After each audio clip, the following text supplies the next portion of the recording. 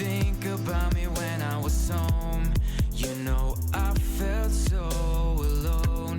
I had to drink my sorrows gone, and now I am moving on. And I've been thinking about you and everything you do. This time I won't let you go.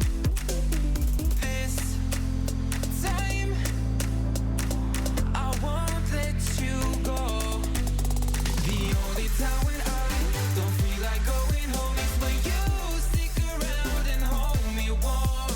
I just wanna be with you, even if you don't want to, girl. You promised you would never let me go. Do you remember all the times we stayed up all night and dreamt about what we could be? You told me it was you and me, but now when you are gone, you won't pick up the phone. So tell me, girl, how could you do this to me?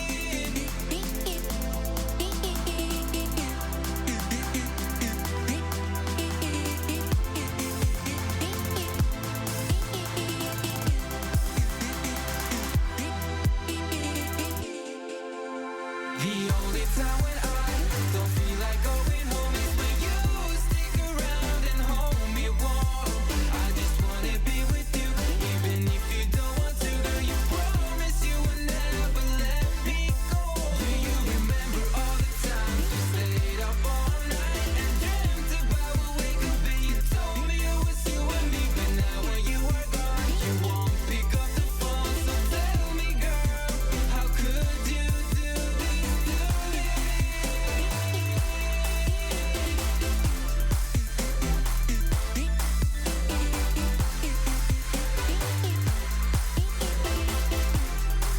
How could you do this to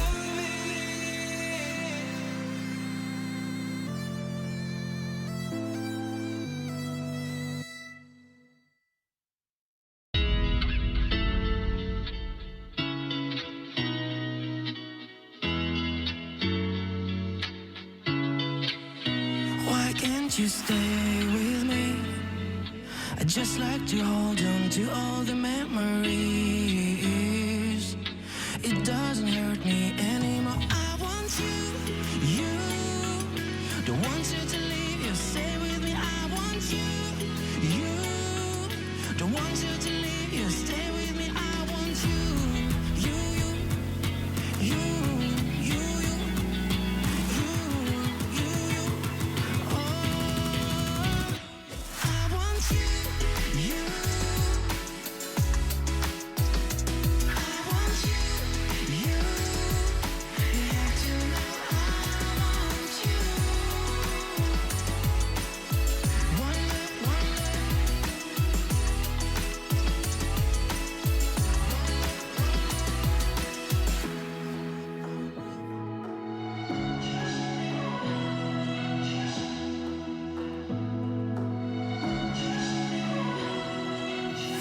I try to get to your love, but you say it's too late. You got inside my head, my head.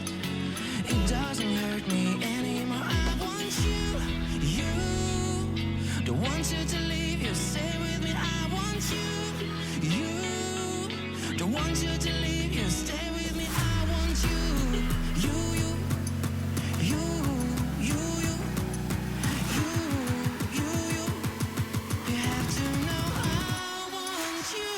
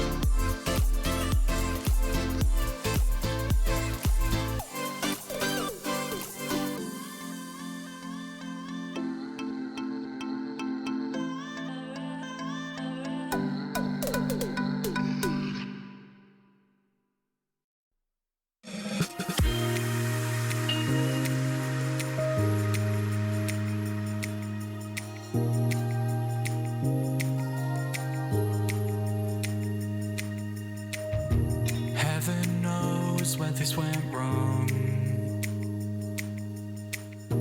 telling me to just move on, holding on to regrets we made. Now it's time to walk away. Oh, you don't know my scars, but ooh, it's not who we are. Oh, you don't know my scars, but ooh, it's not who we are, who we are.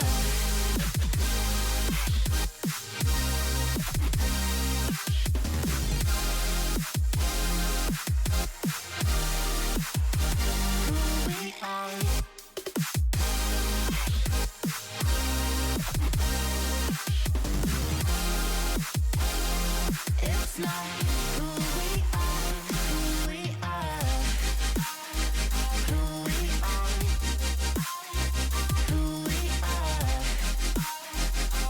It's not who we are. Why don't we start again? Take this back to times we went far away from everything. It's all I need, yeah. So tell me lies, fantasize. We don't need to justify what you need. Ain't hard to find, but you won't find it here. Oh, you don't know my scars, but ooh, it's not who we are. Oh, you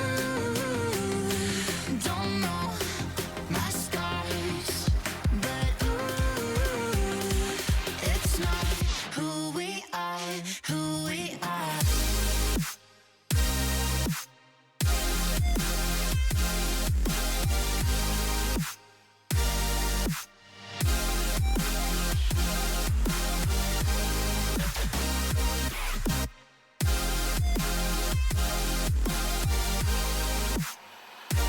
It's not who we are,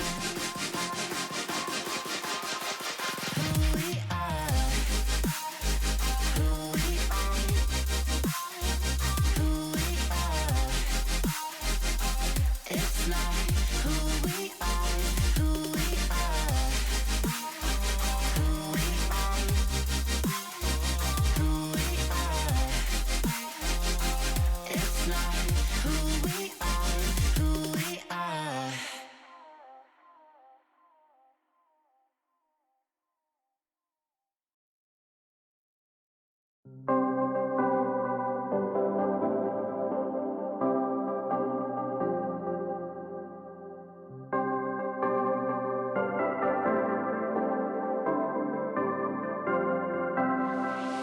Sometimes you gotta leave the past behind just to find out where you're going.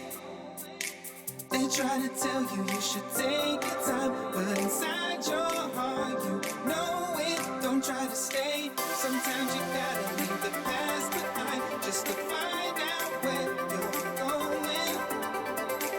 I know you're scared to take a chance to find, but the wind will keep you soaring. Don't try to stay. Sometimes you gotta leave the past behind just to find out where you're going. No need to waste my brother precious time. Don't get back on that. I'm on my way to love today. I'm on my way.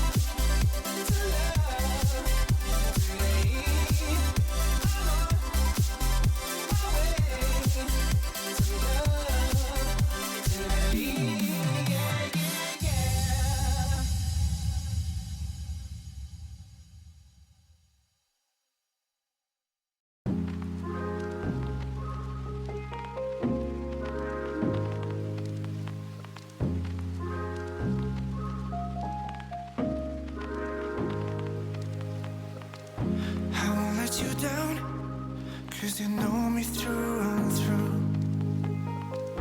When you are around, I see the stars come out for you.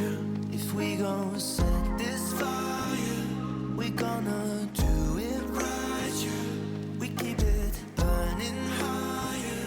We're gonna light this whole place up. And you know, when I'm with you, I am alive, alive. You make me feel you all the night, the night.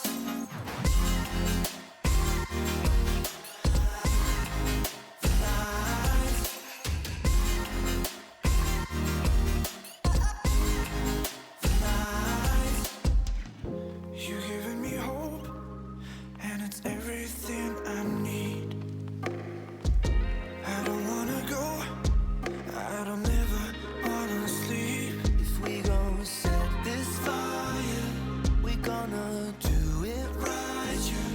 We keep it burning higher.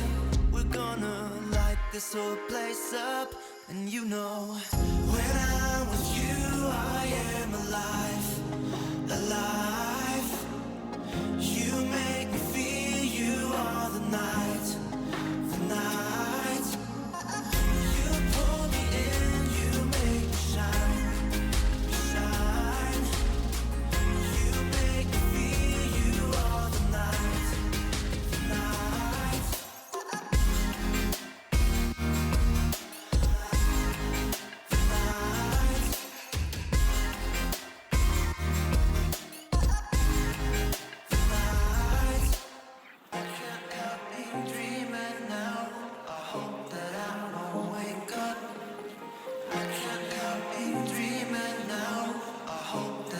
Before the sun goes down, I can't help me dreaming now. I hope that I won't wake up. I can't help me dreaming now. I hope that before the sun goes down. When I'm with you, I am alive, alive. You make me feel you all the night, the night. You pull me in, you make me shine, shine. You make me feel you all the night, the night.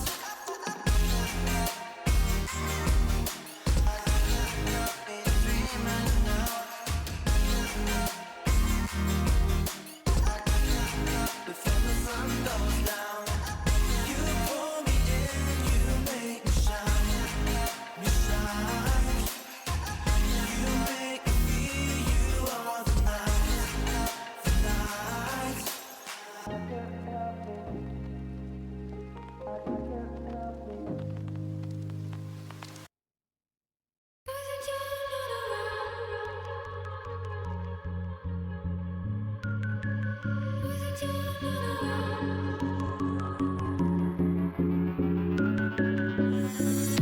I didn't plan it, you know that. I didn't mean to hurt you, darling. I wasn't ready, we both weren't. But look at you, you're everything I want. Just give me another chance to show you. Please hear me. I'm just trying to tell you, come with me. And we'll be everything we want to. Just give me another chance. I know I should've known better.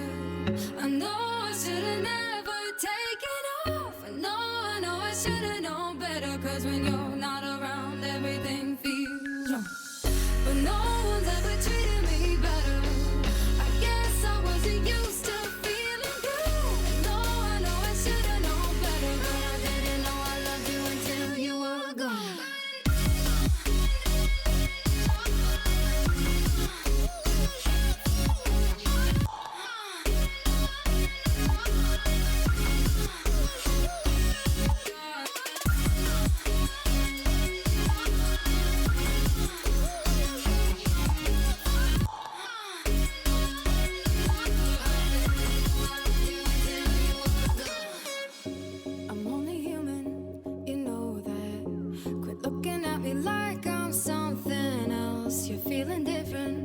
both are.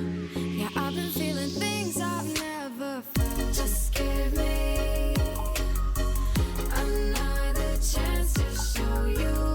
Please hear me. I'm just trying to tell you, come with me, and we'll be everything we want to. Just give me another chance. I know I should've known better. I know I should've never taken off. I know I should've known better. 'Cause when you're not around, everything feels wrong. But no one's ever treated me better. I guess I wasn't used to feeling good. No, I know I should've known better, but I didn't know I loved you until you were gone.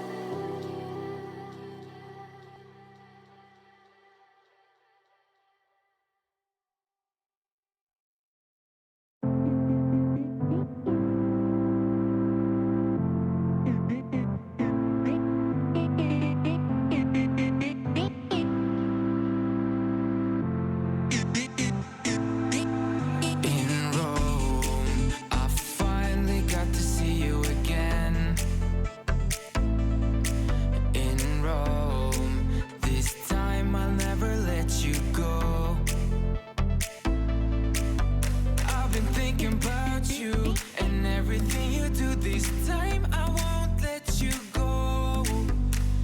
This time, I won't let you go.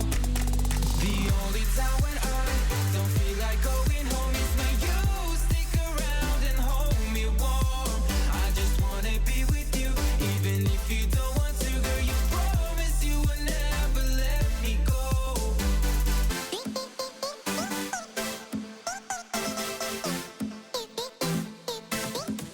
In Rome, did you think about me when I was home? You know I felt so alone. I had to drink my sorrows gone, and now I am moving on. And I've been thinking about you and everything. Mac, and welcome to Sinai Live. I am so excited for this streamathon, which is going to extend past midnight. I am hosting the first 5 hours, but then there are other co-hosts who are stepping in. I wanted to introduce Faisal Kamisa, who is the host after me. Hello there. Hi, Amber. Thank you so much. And like Amber said, my name is Faisal Kamisa, and I'm just as excited to be holding down the second half of this event a little later on. It's a long one today, Amber. We're here for a long time, but obviously for an incredibly good cause, and I couldn't be more excited to be taking part in this as well. So this is a streamathon, and it's all about raising money. So wherever you're watching this right now, you'll be able to see that donate button to donate to a really important cause. We know, of course, that the frontline workers are doing such a wonderful job right now, but of course they need help. And that's why we're depending on all of you who are watching right now to donate throughout this broadcast. So, Faisal, before I let you go, I just wanted to get a little bit of a sneak peek at what you'll be doing a little bit later on. Yes. So the day is kind of divided into two parts. You're going to be holding down a lot of really good interviews and good content and good things that people can do while they're at home. And the second half of the day is dedicated to a thing I've been doing a lot during this time and playing video games. And we've got some of the best esports players holding it down in a bunch of different games as well. We've also got a couple really great athletes that I'm going to be talking to and interviewing. We have Ryan O'Reilly of the Stanley Cup champion St. Louis Blues, and a couple Toronto Maple Leafs as well, Tyson Barrie and Zach Hyman, who's kind of the crossover between professional athlete and esports athlete and owner as well. So it'll be really fascinating to get his perspective on the crossover between gaming and sports. And really, we're here to have a good time as well. So I'm really looking forward to that. And that part of the program starts at 7 p.m. Eastern time, exactly where all of you are watching right now. All right. So I will see you at 7 p.m. Eastern as I do the handoff. And I know it's going to be an exciting night. I hope you get some rest before then, because you have the late shift. We're good. Awesome. Okay, so we'll see you a little bit later on. Yes, have fun. Good luck. Enjoy, everybody. All right, so I know a lot of people are wondering during this difficult time, during COVID-19, what you can do to help. So to start with, watch our streamathon today and donate. Please also share the link with your friends and family. We are going to be live all night long past midnight.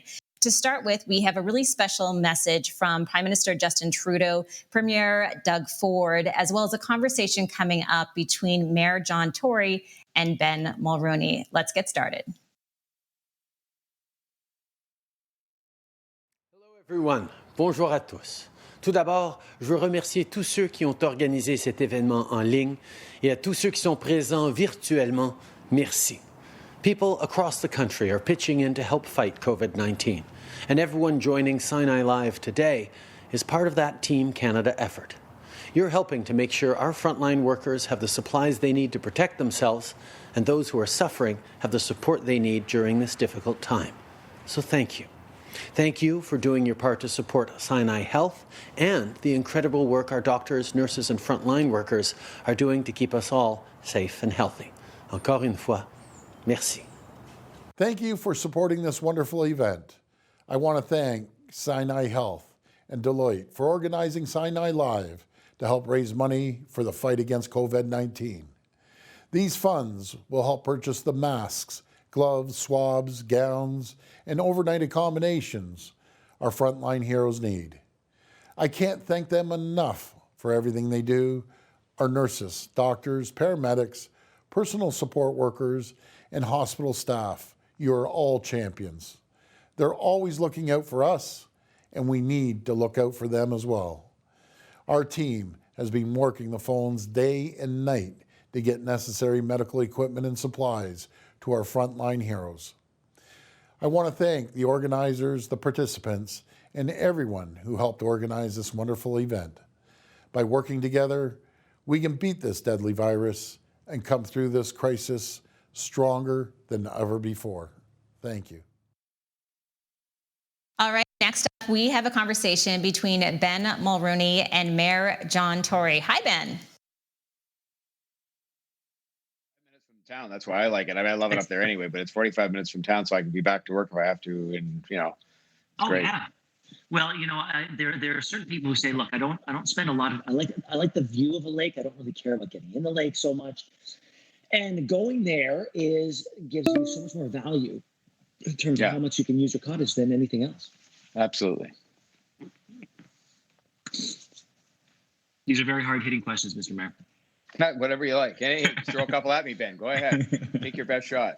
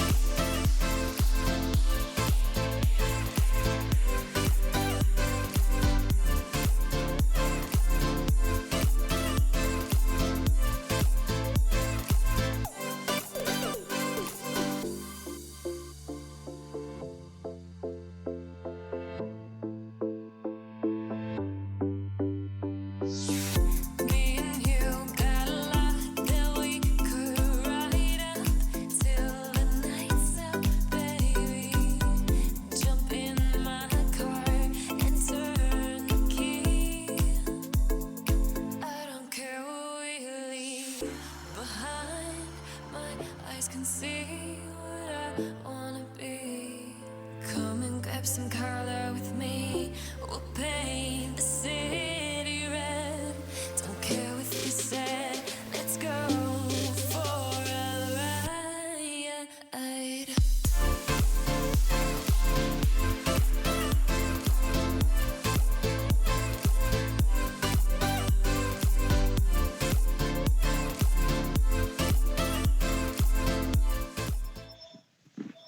Well, hello to everybody watching on the live stream. My name is Ben Mulrooney, and I am so pleased to be here with the Mayor of Toronto, Mr. John Tory, a man who, as the Mayor of the city, has been making decisions and working with groups that affect the lives of millions of Torontonians on a daily basis, and it has never been more true than it is right now. So let's talk to the man in charge. Mr. Mayor, first of all, great to talk to you. How are you and your family doing?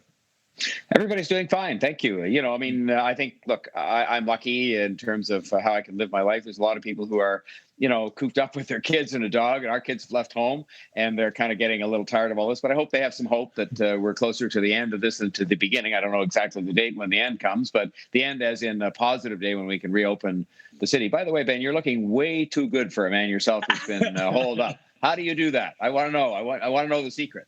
I've got a yoga mat over there. I have a ring light and makeup. The makeup. That's what it is. Yes, I don't have any of that. Okay. All right. A lot of mayors probably have certain things in common.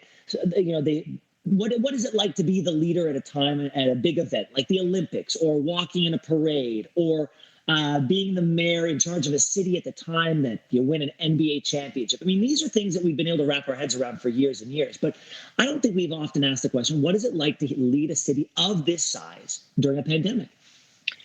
It's a bit scary because, when they make a projection to you, as happened to me maybe 6 weeks ago on a Saturday, maybe 6 weeks ago today, that tells you there's a possibility thousands of Torontonians, thousands, could die. I mean, we have no concept of this in Canada, where we don't really have earthquakes and floods and hurricanes and all those terrible things. So they tell you something like that. It certainly focuses you.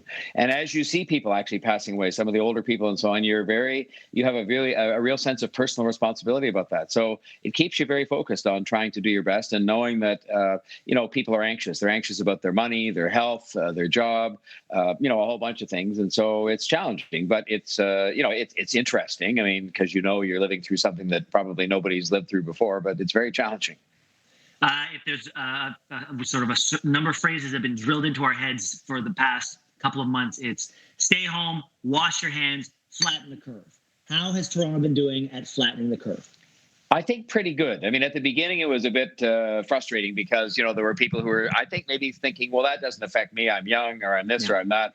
And I think then they began to realize, as everybody kind of knew somebody who'd had this or, that sort of thing, and they started to read about the increasing numbers of people who had it, I think they realized, and this was also a virus we didn't know much about. Everything else has a cure, pretty much. And so I think that people are doing much better now, and they're staying home. And as unpleasant as that must be for a lot of people to sort of be home all the time and be able not to go to a bar or restaurant or not even to really go for a walk in the park without being careful. But I think people are doing much better now. And guess what? As they're doing better, the numbers are getting better. And as the numbers get better, we get closer to the day when the city can be opened back up and people can enjoy the things they enjoy, especially as we get to this time of the year. Yeah. Well, and I do think you're going to have people feel, we've seen it at Queen's Park a little bit with these oddball protests of opening up the economy. But I think for the most part, the city seems to be growing in the same direction. We are locked down and we're going to do this to flatten the curve. But what's the most difficult part in enforcing a lockdown? Is it a comms issue? Is it something where you have to explain to people why they have to do it? Where's the choke point?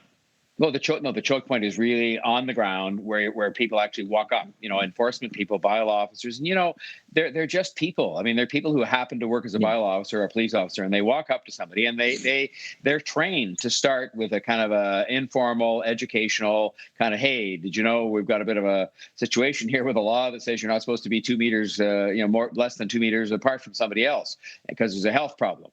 As if no one had been watching the news for the last 3 months. And, then some people, of course, react, unfortunately, very badly to that, saying, well, look, why don't you just mind your own business? Or they flip them the bird or something like that.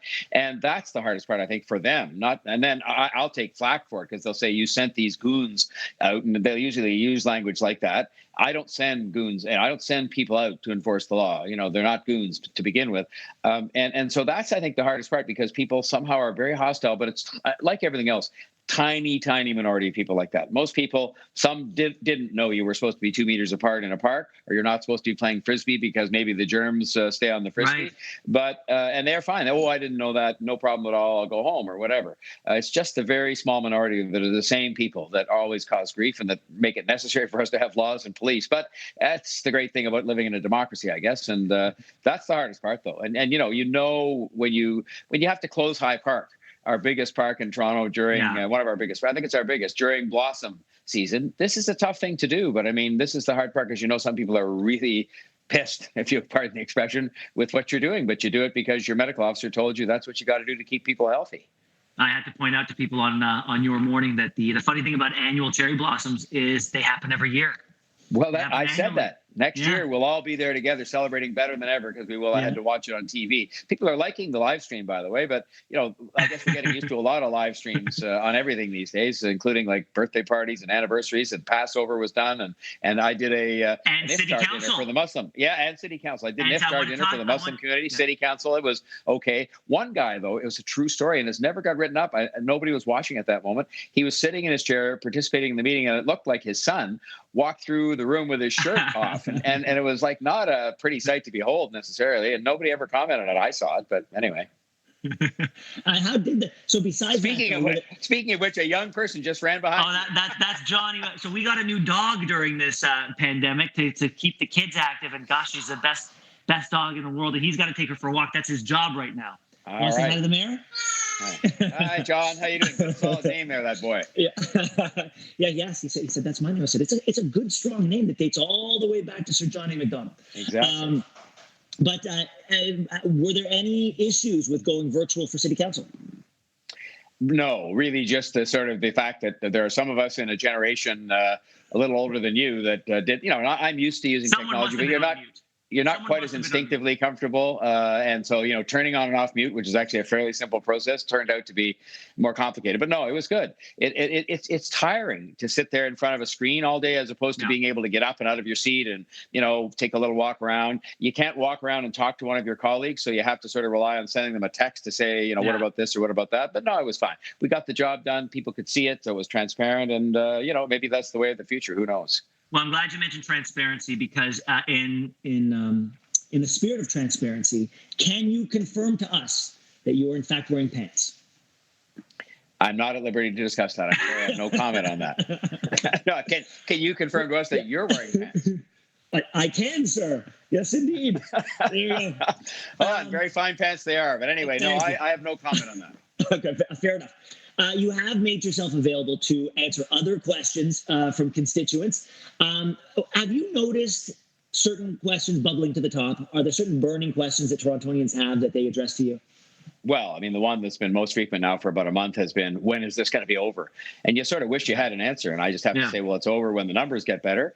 After that, it's been kind of a myriad of things that people, want to know, most to do with their own safety. I mean, I think they are concerned, if I do this, will I get the virus? If somebody doesn't wear a mask where I go to, get on the transit or whatever. And it's questions like that that really have to do with people's own sense of personal security. And I think that's going to be a real guide for us in the opening up of the city, as people are still going to be worried about their health. And if I go on the transit, if I go to a restaurant, even though you've got every second table open, if that's what they do, or if I go for a walk down the street. So I think it's been mostly questions to do with what how can my behavior influence my own health in terms of the chances of getting caught up with this virus. It's been mostly that. You mentioned transit, and a question just popped in my head because I was watching Governor Cuomo today on CNN doing his daily briefings, and he said that the MTA in New York is taking the unprecedented step of spraying down every single car in their subway every single day between 1 a.m. and 5 a.m., which they've never done before in an effort to stop the spread. Is that something that we're considering in Toronto? No, we've been doing it since back at the beginning of the pandemic. We started doing that early on, spraying the cars all down at night. We're actually doing the platforms more than once a day, platforms in the subway. And we're doing that again so that people will feel comfortable. But nonetheless, and I'm sure that's true in New York as well, the ridership has gone in Toronto from 1.6 million passengers a day to 600,000. But that's only because most people are staying home. But we're disinfecting the cars overnight, same thing when they're not in use, and the buses and streetcars. And we're disinfecting the platforms more than once a day, just so that people will know that we're going to the greatest length that's practical and achievable to keep them safe. When you talk to people, do they get emotional when people talk to you or send you texts or send you emails? Is there an outpouring of emotion, or is it more? Are they more reserved? Well, it's both. It's both, Ben. I mean, the people who are emotional, and some of the stories are very sad, are small business people, for example, who are really struggling. They really are. These are people who will tell you the story of building up a business, a restaurant, a shop over 10, 12 years, and then seeing it just almost vaporize in front of them. And so I hope some of the help the government has done, and the government, I think, has been quite responsive to all this, will help. The other emotion you see, and I say it because it's true. I mean, I was in front of Mount Sinai, where you're trying to help with this whole venture today. I went there with the police chief, the fire chief, and the paramedics chief, just to pay tribute to the healthcare workers. And I tell you something, they were emotional at the fact that we showed up together with all the gear, the fire trucks, the police cars, and the ambulances, and all the sirens going. And they were very emotional about that. And well, they should be, because we were just paying tribute to them as so richly deserved. And what you're doing to help as well with this whole thing is fantastic as well. So I've seen emotion on that front. And I've seen emotion, of course, from people who've lost loved ones. I mean, these tragic stories of people who, couldn't go to see their grandmother or father or mother when they were passing away, and they knew it, but they couldn't go inside the long-term care home because of the shutdown on visitors, which I think they understood rationally, but they emotionally, how would you understand that you can't be with your parent when you knew they were, about to pass away? So there's been a lot of emotion involved in this, and I get that. I've often said, I believe people are innately good, and you can find examples of that goodness every day, but that goodness really stands in stark relief when you have a background of a global pandemic. All of a sudden, it's so much, those moments of goodness, they stand out even more. What are you most proud of about this city during this pandemic? The degree to which people have stepped up to help each other. So we have, for example, a program, we told elderly people, meaning 70 plus, I don't think that's sold anymore, but we tell elderly people that they should stay in, like no matter what, like whether you had the virus, tested for it, stay in because you're much more vulnerable. And that's left a lot of them who would be used to getting their own groceries and maybe don't have any family here, and their family really can't come to visit them in the same sense, left a lot of them kind of really stranded. And we've had volunteer programs that stepped up to deliver food to those older people. That's just one of of many, many examples.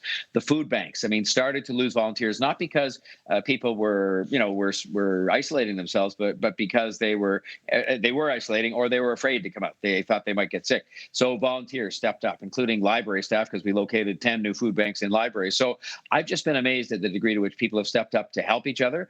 And that includes our own city public servants, by the way. We asked some of them to volunteer to redeploy themselves, if you can imagine, into the hotbed of the virus outbreaks, like shelters and long-term care homes. Hundreds of them said, yes, I'll go. And that's really putting themselves, like the hospital workers that you're honoring today, it puts themselves at risk, because it's just riskier when you're in a place where the virus is present. And so they've done that. So I'm just very proud of that set of Canadian values that are even held here in Toronto, where some people doubt that sometimes, I think. But, the Canadian values, they say when things get tough, we line up to support each other. And I think that's been fantastic. Mr. Mayor, true or false, you cut your own hair? Well, just now I've started in the last 40 days. Can't you tell? I mean, I'm sure it's got sort of holes and bumps in it. But can you give us a side look? I sure. I mean, what I did was I bought a pair of scissors, those thinning kind, and I just, each time that I sort of wash my hair, which is frequently, I just take a little bit, because I'm so afraid that if I take anything much, it'll be some huge sort of hole on the side of my hair. I almost cut my ear one time too. I felt the scissors closing on my ear, and I just fortunately let it go, because it would have been hard to explain why my ear had a big sort of scab on it. See, I'm letting mine naturally feather like Don Johnson in the 80s. Yeah, you look. I was just going to say you looked a little bit like him. Yeah, except better looking. You're very kind, sir. Any hobbies that you picked up? Any hobbies? Any hobbies? No, cutting my hair. But it's ridiculous. I can tell you the honest truth. In 7 weeks where I've been by myself, and I have not. I kept saying, well, I must get caught up. Like, I want to watch the next season of Ozark, which everybody's watched all of it. I have not watched 1 half hour of television except the news, and there's no sports to watch, of course. I've watched like 10 minutes of a couple of the classic games that are on, because I haven't had time. I mean, which is good, though. I've had no time to become sort of lonely, because I've been busy, and I have some friends and of course, family that keep me amused on the phone a bit, but I've been very busy. So I've had no time for I had to what's the word I'm looking for? Relearn the skill I picked up when I was much younger, which was ironing.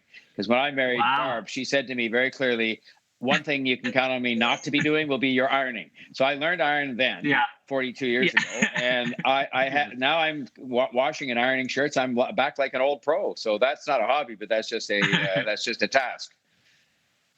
What about cooking? Are you cooking anymore? No, I'll confess, Ben, I'm going out shopping once a week, which is what the instructions are for everybody, and I'm buying prepared food. And I have a wonderful sister who, on Sunday night, and I go pick it up with appropriate physical distancing and pick up dinner Sunday night that she prepares. But otherwise, I've been eating prepared food, and so that's great. Thank goodness that we have a lot of that now, and so I've been making do with that, which is fine. How do you predict day-to-day life is going to change when we ultimately get back to something that more closely resembles life before the pandemic? Well, I think the concept of physical distancing is going to stay with us for some time. And so that's going to mean a lot of changes at work. If you were used to working 2 feet away from somebody, you won't be, probably. If you are used to, somehow we're going to have to work out the transit thing, because if everybody went back to work tomorrow morning, we'd be back to 1.6 million passengers. And of course, the subways at rush hour were crowded. So I don't know how we're going to deal with that, whether that's through a change that might come, like staggered work hours that are mandated. I think we're going to be much more conscious of hygiene. And by that, I mean, that we're going to continue to disinfect things on the basis that, at least until a vaccine is found. And I think in some cases, there'll be more permanent changes than that, to do with how we get around transportation, and, even more reliance, as was growing anyway, on bikes and on feet to get around. And so there's going to be a lot of changes. I don't think we'll ever be the same again, but normal, I hope, will actually be better. I mean, we'll have to see. Do you think the handshake is done? No, I don't. And I don't think the hug is done either. I think we will have to wait till people are healthy and until this pandemic has completely passed in terms of a second wave and all that. But I don't think so. I think human beings crave a little bit of physical touching like that, whether it's your relatives or your friends or your family, of course. I mean, it pains me. And then you have younger children, but I have grandchildren now, and it pains me to go visit them and stand 10 feet away and not be able to give them a hug. What is more, I don't know, just warm and fuzzy than giving your grandchildren a hug? So I think that will come back. It'll come back when it's safe to do so. Based on what you just said in the previous question, I'm assuming that my next question, you would answer it this way. That the question is, what are the most challenging aspects? What will be the most challenging aspects in going back to work for Torontonians. I'm guessing that it has something to do with transit. I think so. I mean, I think that, I mean, the work will be the same, more or less. I mean, hopefully some of that will have improved, because I think that, the use of technology, even to do things like what the chat we're having today and to be able to raise money for Sinai without anybody actually being there, this is a new thing, and it's going to change how we work. But I think the biggest adaptation people will have to make is with the physical distancing and remembering, because I still instinctively will put my hand out sometimes, and then I pull it back as I remember. But I think that we're going to have to remember that we're going to have to be careful for some time to come. This will not be an instance when the reopening of the city and the country happens, where all of a sudden a light switch is flicked and everything's fine and you can go back to living the way you did before. So I think that's going to be the hard part, is changing habits, and that's going to make it hard for business and hard for people, and then I think the other part of it is that it's going to take a while to clean up sort of what I'll call the mess. I mean, the financial mess that people have had created in their own lives through no fault of their own. So there's going to be a lot of adjustment to make, but people will still be happy when you can go to a patio and have a beer, even if the table next to you is empty, and even if the server's wearing a mask, or if you're wearing a mask, or any of that kind of stuff. They'll still be happy to be at a patio having a beer. You got to remember to pull the mask down, though, Ben, just as a tip, before you take a sip of the beer. See, Mr. Mayor, always coming with the high-level tips. I'm just trying my best for you, trying to help out. Who else are you looking forward to seeing on this live stream today? Oh, I've seen, well, you know what? I mean, I'm looking forward, when I get off, I'm looking forward to seeing my friend Amber, because I did a wonderful podcast with her about the future of technology, and she's a very talented broadcaster. But you've got a cast of fantastic characters coming on, and I'm looking forward to watching quite a bit of it. So I hope that everything goes off according to schedule. We've got these things down to a science. I think we're doing so well on. I think we're doing so well on time. Oh, are you back from the? How was it? Yeah. Okay, go away. Well, that's. Any words? We've got some rapid fire questions we're going to get to soon. So before we get to those, do you have any words of encouragement for the people of Toronto? The floor is yours. Well, just to say, have hope. I mean, we're first of all, I mean, the most important thing to remember is the city that was one of the most livable in the world, the city that was a top 10 global financial center, the city that was, a film center for the world, the city that was a tech hub for North America. It's still all here. The talent is here. The people are here. Some of the businesses have struggled, but the fundamentals are there. We're part of a great country. We have had a terrible series of weeks, but the fundamentals are still there. We're going to come through this, and I think we will emerge stronger, coming out the other side. But we're just going to have a little patience and a little hope, and know that the people in government are making the plans necessary to make sure we come out as best we can and as quickly as we can. But you can't rush it. You got to get it right. And so I just hope people will have some hope. And this very nice weekend, for those who are watching this in Toronto and Southern Ontario, the weather is nice. It is no time to slack off on the rules. You got to, keep at the physical distancing and, try and stay close to home, just because it's going to be better in terms of really killing this virus, wrestling it to the ground and moving on. By the way, I forgot to mention one person that I really want to see, and I don't know what time he's on, but he's a very funny guy, and I saw him at a charitable fundraiser he was kind enough to do, is Jerry D. He's a funny man. My goodness, he is a funny, talented guy. Yeah. So I'm so happy for all of his success. Yeah. Anyway. Hey, Mr. Mayor, what is the first thing that you want to do when we can finally do what we want to do? I don't know. It's a tie between, I'd love to just go and have a restaurant dinner, because to do that is, I think, a pleasure, just to have somebody else do some great cooking. And we have so many in Toronto. I'd like to go to my cottage up on Lake Simcoe, which that I love it there. And it's only 45 minutes from town. I'd like to give my grandchildren a hug. I talked about that earlier on. There's a whole bunch of things that are pretty normal that I'd like to do when we're able to do so. And I don't think it's that far away. So people should just, keep their fingers crossed and stay on course. I'd like to come over to your place for a haircut. That's what I'd like. But that's just me.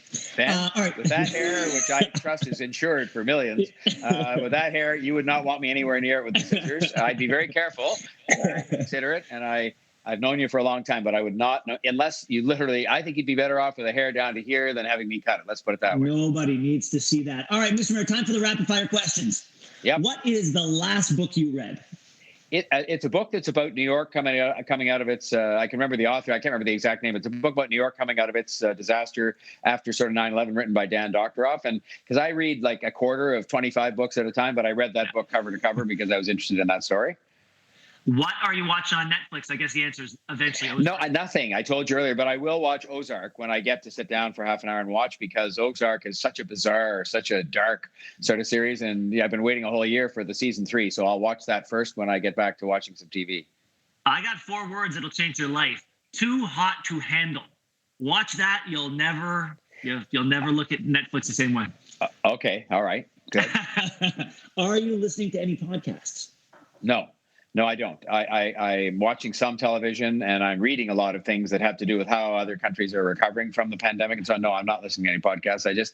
I don't have time. I mean, I don't mean to sound, sort of self-important in terms of how busy you are, but I'm busy sort of 15 hours a day and I have not been listening to podcasts during the pandemic. Does that mean you haven't had time for virtual drinks with friends, family, or colleagues? I have made time only because I would get in trouble if I didn't. But for example, we have quite a few American friends, and we had a wonderful sort of Zoom cocktail party with them, and it was really quite fun because we hadn't seen each other for a while because of all the travel restrictions. And I've on a couple others. One of my sons called me the other day and asked me to join a bachelor party that he was at. And it looked like a pretty tame affair when it's done on Zoom. But I joined in there and just kibbutzed with the guys for a bit. But, so I've done a few of those. And I've done a lot of virtual events, like, the events I would normally go to in person. I've done a lot of those. But as for cocktail parties, just a couple and some drinks. But still, it was kind of fun. Mr. Mayor, are you a gamer? Do you play video games? No. Where is your favorite place to spend a sunny day in the city of Toronto? I would have to say the waterfront. I mean, to me, there's nothing like walking, which we now can do compared to 20 or 30 years ago. You can walk right along the edge of the water. And when the sun is out and there's a lot of people down there during normal times, or you can sit down in one of those Muskoka chairs and you can have a drink. So I would say the waterfront. I mean, I have lots of places I love in the city, but I think the waterfront would be my favorite because I just love being near the water. I find it very calming and, very nice on a summer day, anytime at all. But I'd say the waterfront. And you can go anywhere on your first post-COVID-19 vacation in the world. Where do you go? Well, I'd say Lake Simcoe because in the summer, our summer is so short here. So if you're fortunate enough, which we are, to have a place, I'd go there because I miss going there now. And I'd go there. If it was somewhere outside of the country, I would say maybe, Paris or London. I mean, those are big cities that I find interesting, and you can walk for miles and hours and, find it interesting no matter where you walk. We sometimes will just walk without a map, like just walk. And you sort of end up in interesting places. So, but I think Lake Simcoe would be a good start. If we could just go there, I think that'd be, if we could go to the waterfront for goodness sake. If you could get to the waterfront, you'd be happy. Yeah. Hey, Mr. Mayor, thank you so much for spending part of your Saturday with us. We really appreciate it. We know how busy you are, so this means a lot. Thank you so much. Well, can I say thank you to you and all the team that put this together because, it's fine for us to drive by and kind of, get out and salute the workers in front of Mount Sinai and all the other hospitals on Hospital Row. Mount Sinai, the last time, in fact, that my wife, Barb, had to go to the emergency room, it was to Mount Sinai, and they took absolutely great care of her there. And it is a wonderful hospital that does miracles, especially with like tiny newborns and stuff like that. It's an amazing place. And the workers, of course, the healthcare workers are people that are just our heroes every single day. We have no idea the stuff they're doing and the courage they have to go to work. So thank you for honoring them by doing this. And thank you all for giving up your Saturday, because I think it's fantastic. And hopefully it's entertaining some people who are staying home like they're supposed to be. Remember that? It's been a lot of fun, Mr. Mayor. Thank you much. I guess you're going to get back to work now. Yes. Regardless, hope you enjoy your Saturday. We'll see you soon. And you too, Ben, and all the crew there too. Thanks a lot. All right. And on that note, we're going to send things over to Amber. Hi, I'm Gary Newton, CEO of Sinai Health. On behalf of everyone at Sinai Health, thank you to those participating in today's event in support of the Sinai CEO Fund. From every corner of our organization, our team is working tirelessly to provide compassionate care for the patients we serve and to support each other. And we have the most brilliant research minds working hard on stopping the spread of this virus. We will get through COVID-19. Perseverance is at the heart of Sinai Health, and when we are given a challenge, we rise to it. But we could not do this without you. We are deeply grateful for your overwhelming support. To our communities and supporters, thank you for staying home and flattening the curve. And thank you for supporting our frontline workers during this unprecedented time. We're all in this together, and thank you again for your support. Hello everyone, I'm Louis DeMello, CEO of Sinai Health Foundation, and welcome to Sinai Live Champions of Sinai. We are thrilled that you can join us today. I want to start by thanking all our partners and Deloitte Canada for the amazing amount of work they put into this event to make it a success. So thank you to all of you, and thank you to you. Thank you for joining us, for sharing of your time, your wonderful talent to make this a reality. Why are we doing Champions of Sinai? We're doing Champions of Sinai to thank our amazing frontline healthcare workers who day in, day out are going out there and helping saving lives. They've been doing a tremendous job during COVID-19, whether it's at Mount Sinai Hospital, Bridgepoint Active Healthcare, or the Lunenfeld Tannenbaum Research Institute. Thank you to all of them. And they've been taking care of us for so many years. It is our time to take care of them. And so in addition to you sharing your time, sharing your wonderful talent, we also ask you to consider making an online donation to Champions of Sinai. So once again, we're thrilled that you're tuning in. Enjoy the programming. It's going to be a wonderful day. And thank you once again. Hello, I'm Anthony Veal, CEO of Deloitte Canada.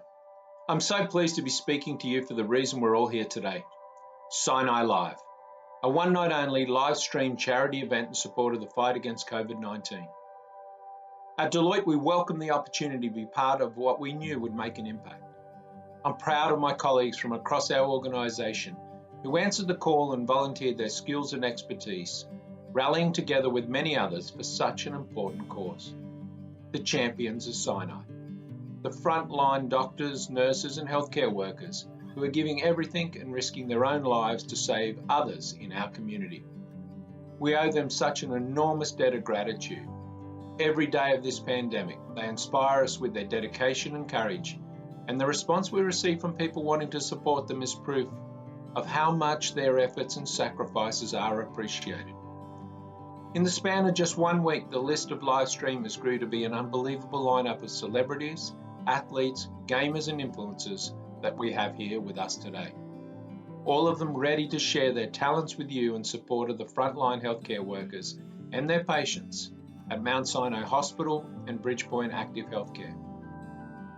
As you may know, funds raised will go towards personal protective equipment, food and beverages, simulation training and overnight accommodations for frontline staff, communication devices for patients to stay in touch with their loved ones, and support for a new COVID antibody test developed by Sinai health scientists that's capable of testing 10,000 people per day. On behalf of everyone at Deloitte Canada, thank you for tuning in to support the Champions as they strive to meet and exceed their fundraising goals. We're all in this to win the fight against COVID-19. Take care of yourselves, take care of each other, and enjoy the show. Watching those videos, and I love the conversation between Ben and Mayor Tory, and I'm glad that Ben stood up and showed us that he did have pants on. I'm still a little skeptical about the mayor, but fingers crossed, hopefully he did. So I wanted to announce a couple of things before we get into our next segment. First of all, if you're watching online, of course, we encourage you to donate. Please donate. If you are watching on Champions of Sinai, you can donate. Click the little button on the top right-hand corner, and you can donate there. Joseph, you're good to hop out of the exciting news. We are so thrilled to have a generous donation made by longtime donor and board member Tony Cohen of Sinai Health, who has very generously offered to match the first $18,000 we raise. First $18,000. Now, the good news is that we have just surpassed $10,000. So I encourage you as much as possible to donate. This is just the beginning. We have an exciting day, a long evening, so lots of time to donate, but really excited to get this milestone of the first $18,000, which will be matched. So keep up the donations, keep up the conversation, and share this video with your friends and family so they can join today. All right, next up, we have something very cool. It's from a group called Kululim, which is a social music initiative that brings people together from all walks of life to do one thing: stop everything and just sing together. Let's take a look. Hey, brave heroes at Mount Sinai, we just wanted to send you our love, thoughts, and prayers for you. We in Kululam believe that music can bring some comfort in these challenging times. So we have joined to create this beautiful video, and we hope to inspire and maybe give you some strength. So just for you, at Sinai, we might be very far away, but you are so close to our hearts.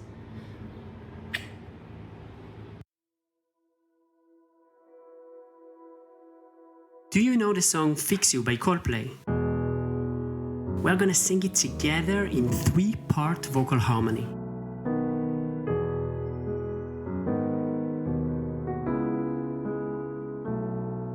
So please set your phone to record mode. I'll give you a few seconds and then we're gonna start together.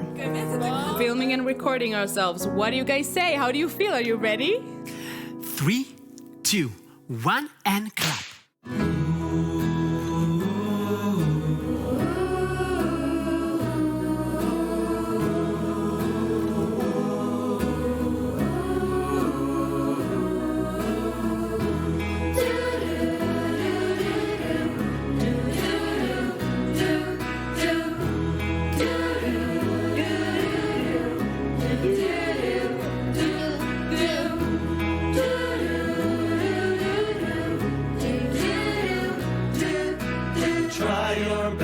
You don't succeed. When you get what you want, but not what you need. When you feel so tired, but you can't sleep. Stuck in reverse. Stuck in reverse. Stuck in reverse. Stuck in reverse. Lights will guide.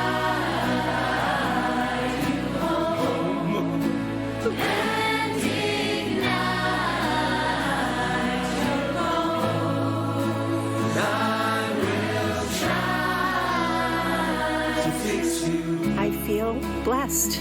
I feel scared. I'm only going to look at the positive things. We can learn from this and make this world a little better. I'm taking the opportunity to get to know myself and become a better person. We will be better people. We will value more the simple things of life. Everybody can make a difference. We hope this passes soon. We are unbeatable. Can't wait for the day that I can hug my family again. Stay strong. May we never stop helping each other and being there for each other, even after this corona is over. Things will get better. Take good care. We will see the light really soon. Amen for peace in the world. Let's celebrate our humanity. We're going to come out stronger and better. We will get through this together.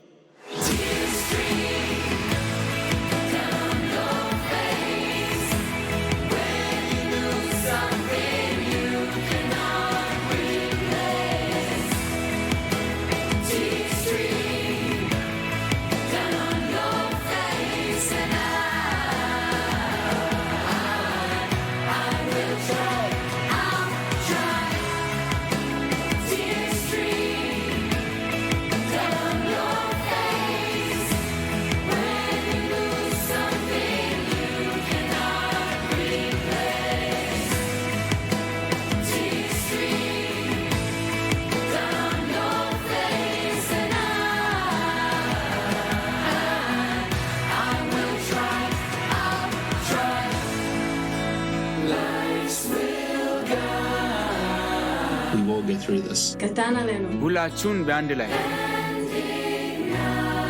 Nós conseguimos isso. Podemos con esto.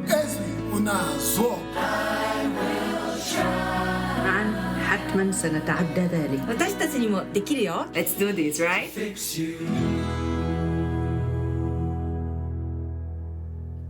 Don't stop it. Stop it. Stop it.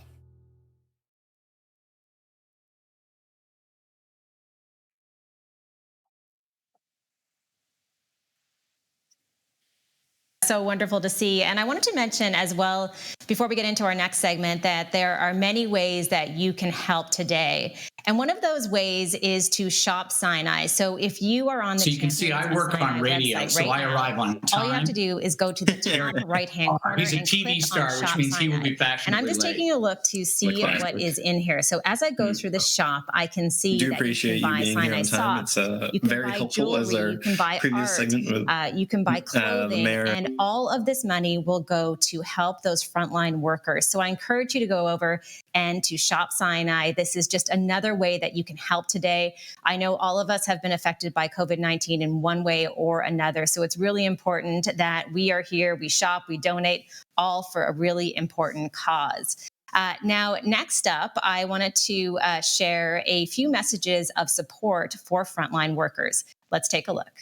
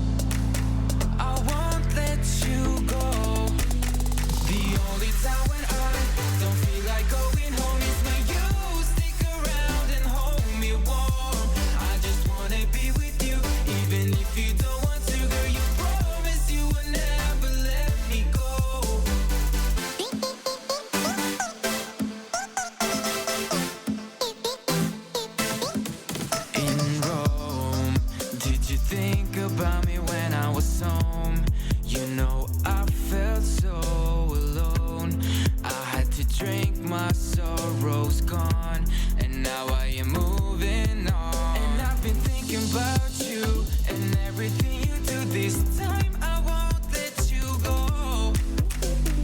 This time I won't let you go. The only time when I don't feel like going home is when you stick around and hold me warm.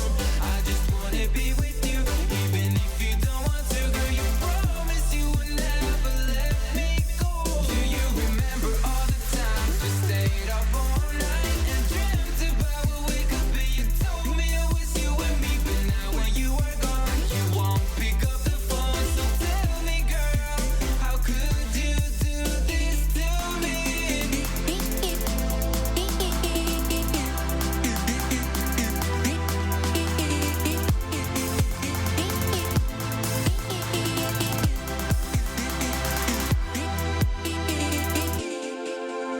The only time when I don't feel like going home is when you stick around and hold me warm.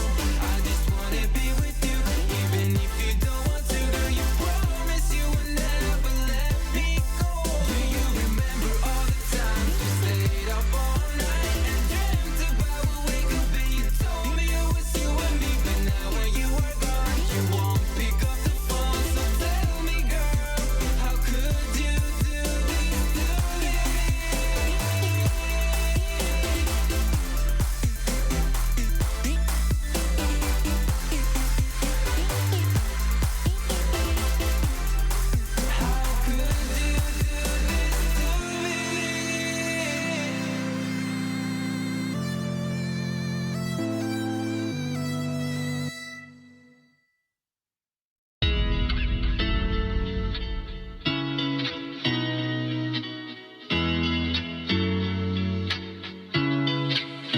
Why can't you stay with me?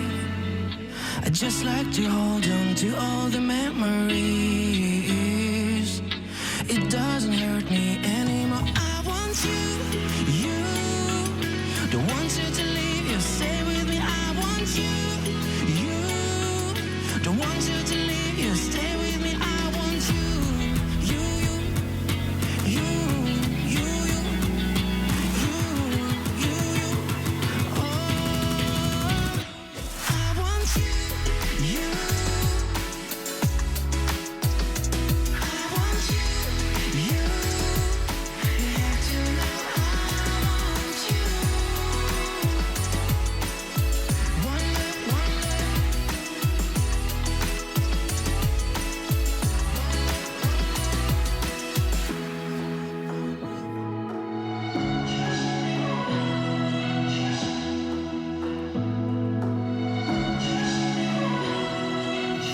I try to get to your love, but you say it's too late. You got inside my head, my head. It doesn't hurt me anymore. I want you, you. Don't want you to leave, you stay with me. I want you, you. Don't want you to leave.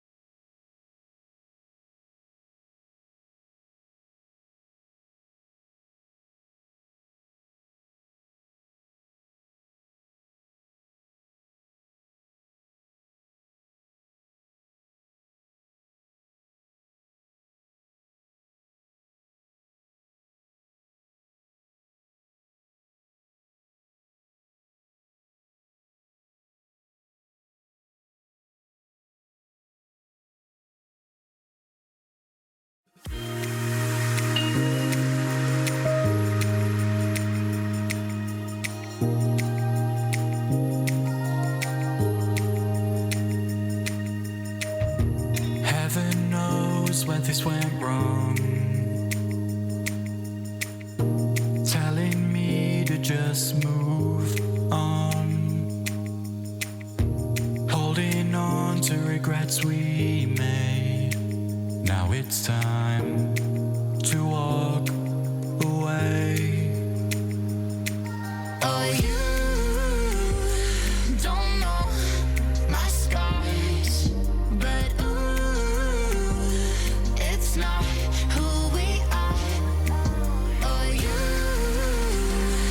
don't know my scars, but ooh, it's not who we are, who we are.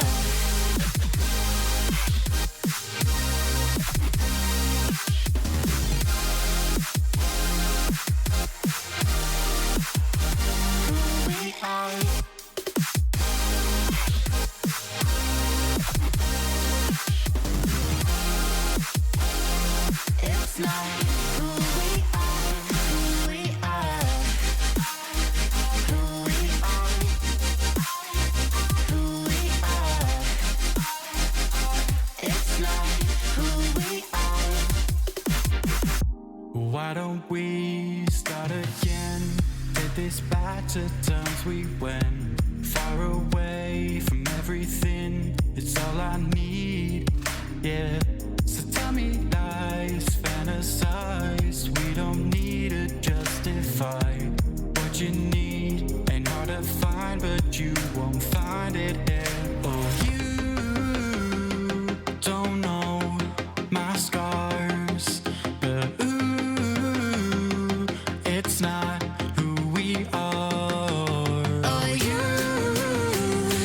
don't know my scars, but ooh, it's not who we are, who we are.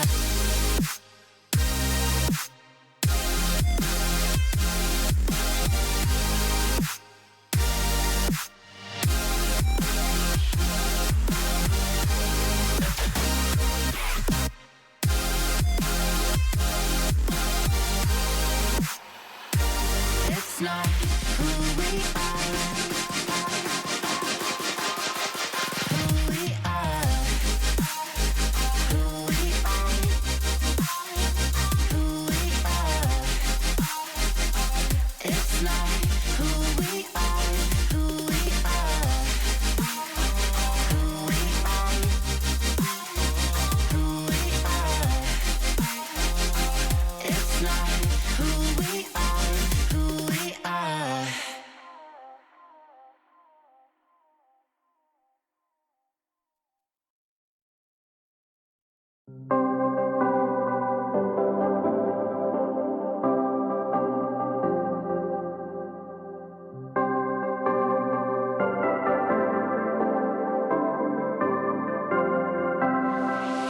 Sometimes you gotta leave the past behind just to find out where you're going. They try to tell you should take your time, but inside your heart you know it. Don't try to stay. Sometimes you gotta leave the past behind just to find out where you're going. I know you're scared to take a chance to find, but the way will be you soaring. Don't try to stay. Sometimes you gotta leave the past behind just to find out where you're going. No need to waste no precious time.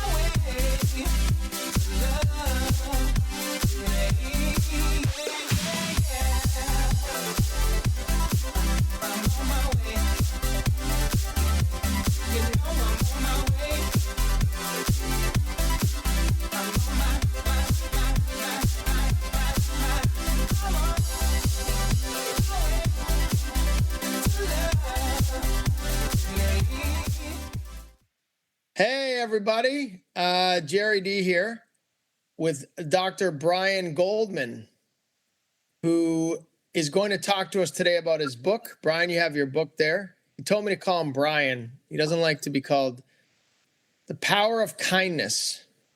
So we're going to chat about that and then just anything else that you can guide us through this pandemic time and how we're feeling, and people are dealing with anxiety and stress and, a lot of mood altering things, that substance abuse. There's a lot of things going on. So why don't I pass it over to you?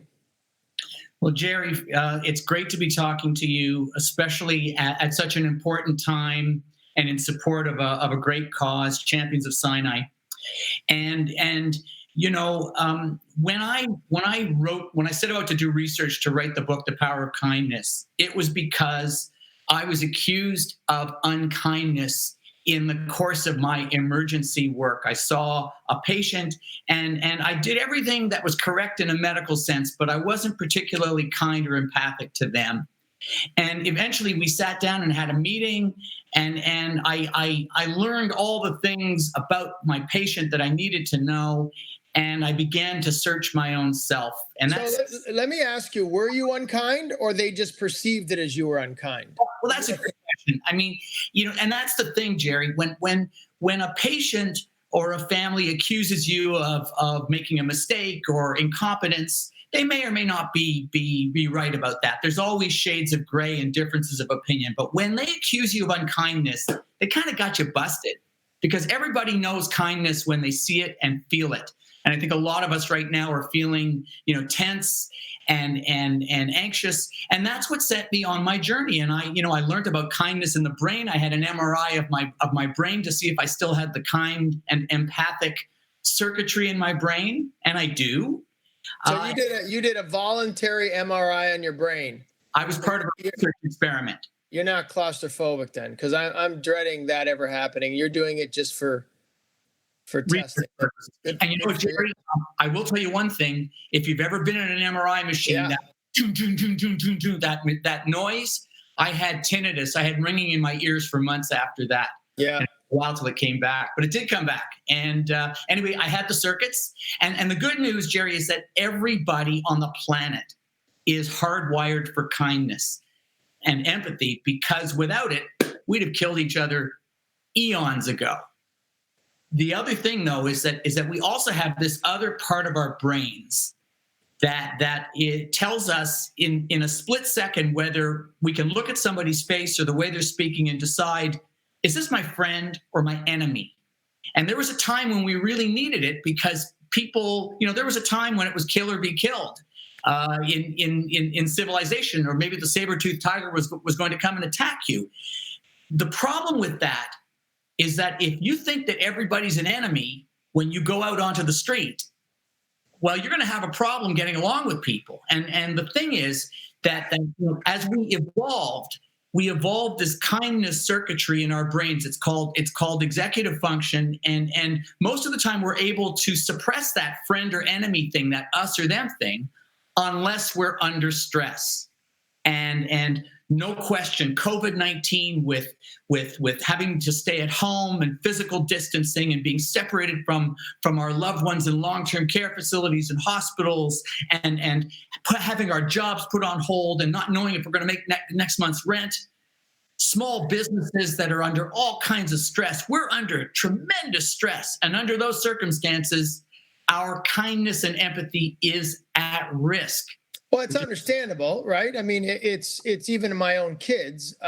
You get some bad news, or you get a little bit claustrophobic living in these times, and you can't go anywhere. Guess it would be harder to be kind there. So what do you suggest people do? Because people are losing jobs. They're struggling to find income. They're struggling to eat, a lot of people. So I guess it's nice to say we should be kind all the time, but how do you do it in these stressful times? So those are there's good questions. And even before I give you the tips, because I think there are some things that you can do, lots of things that you can do.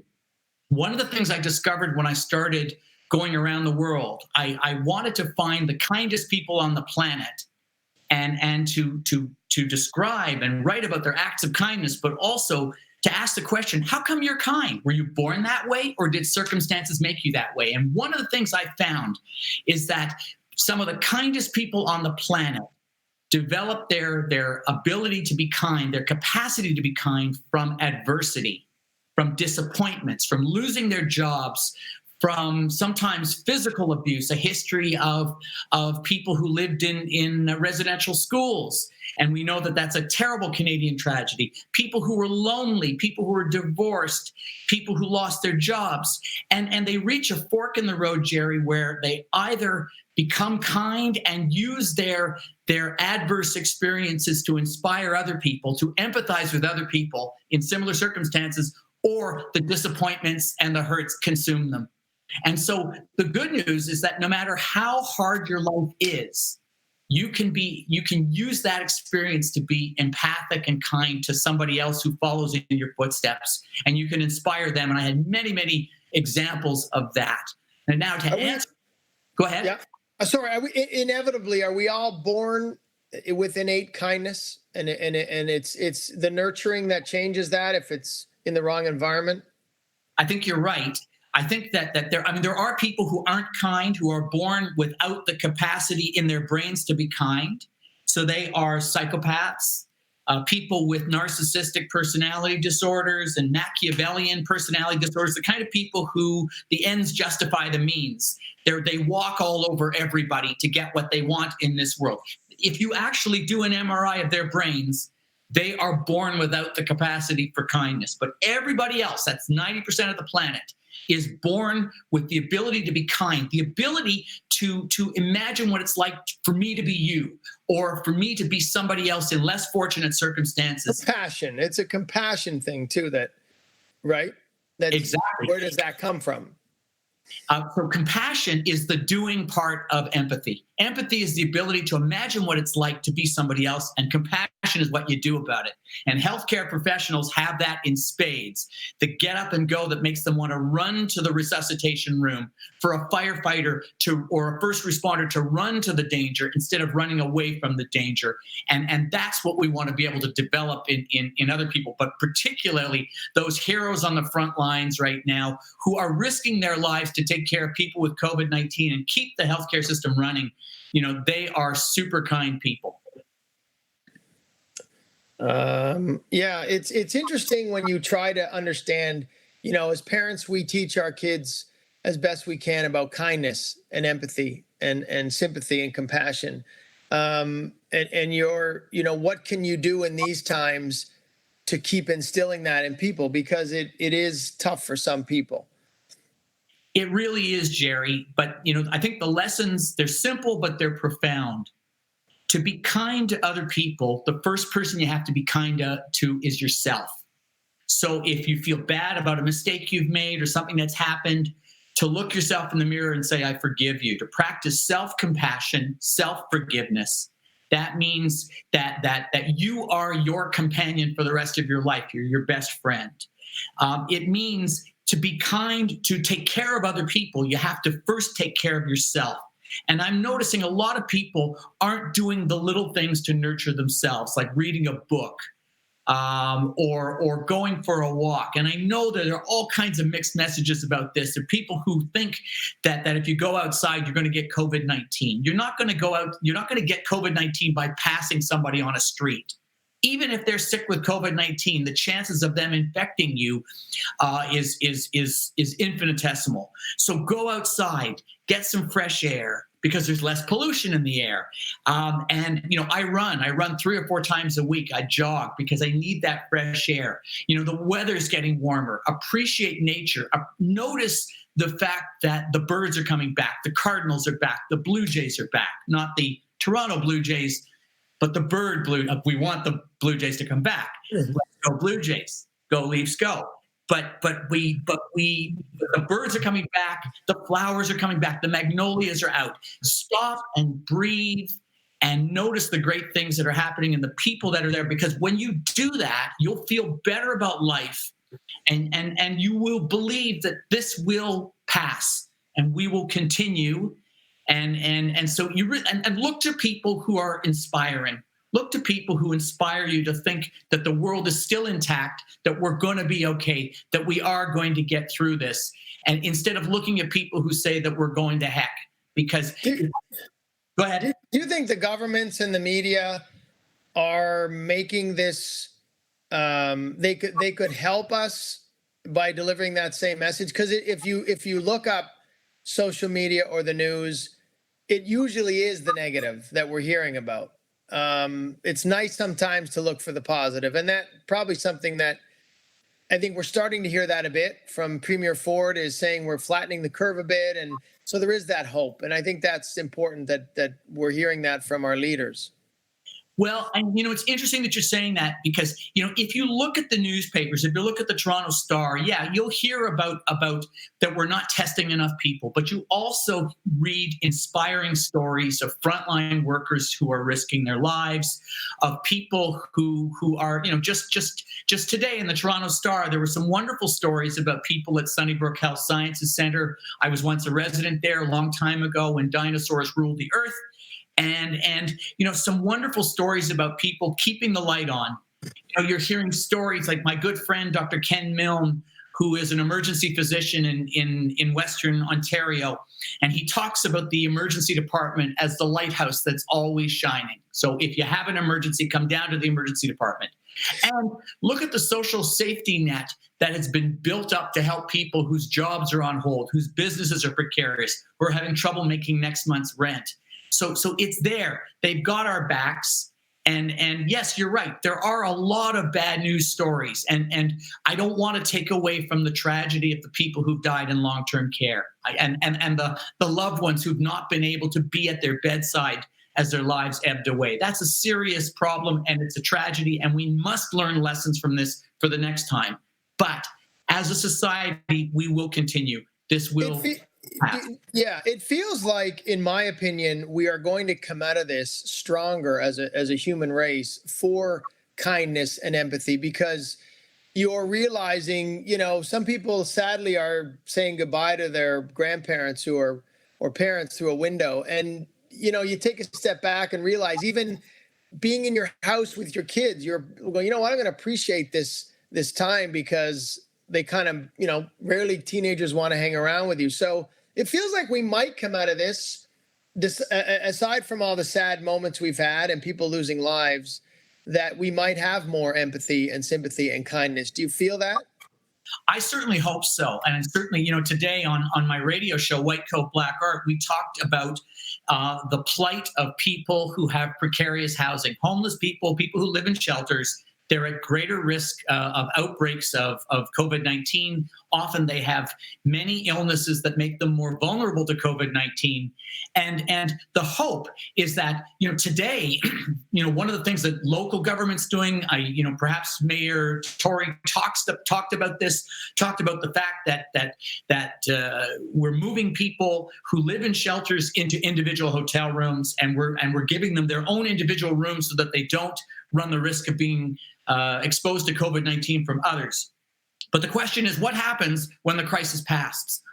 Will we kick them out of the hotel rooms and send them to the shelters, or are we going to do something? Are we going to be enlightened? And I certainly hope, as a frontline healthcare provider, that we take care of the most vulnerable people in our population, that we learn the lessons of long-term care and learn the lessons of people with precarious housing.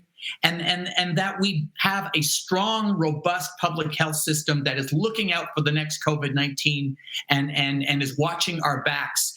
I think that a wiser person than me once said that if you don't learn the lessons of history, you're doomed to repeat history.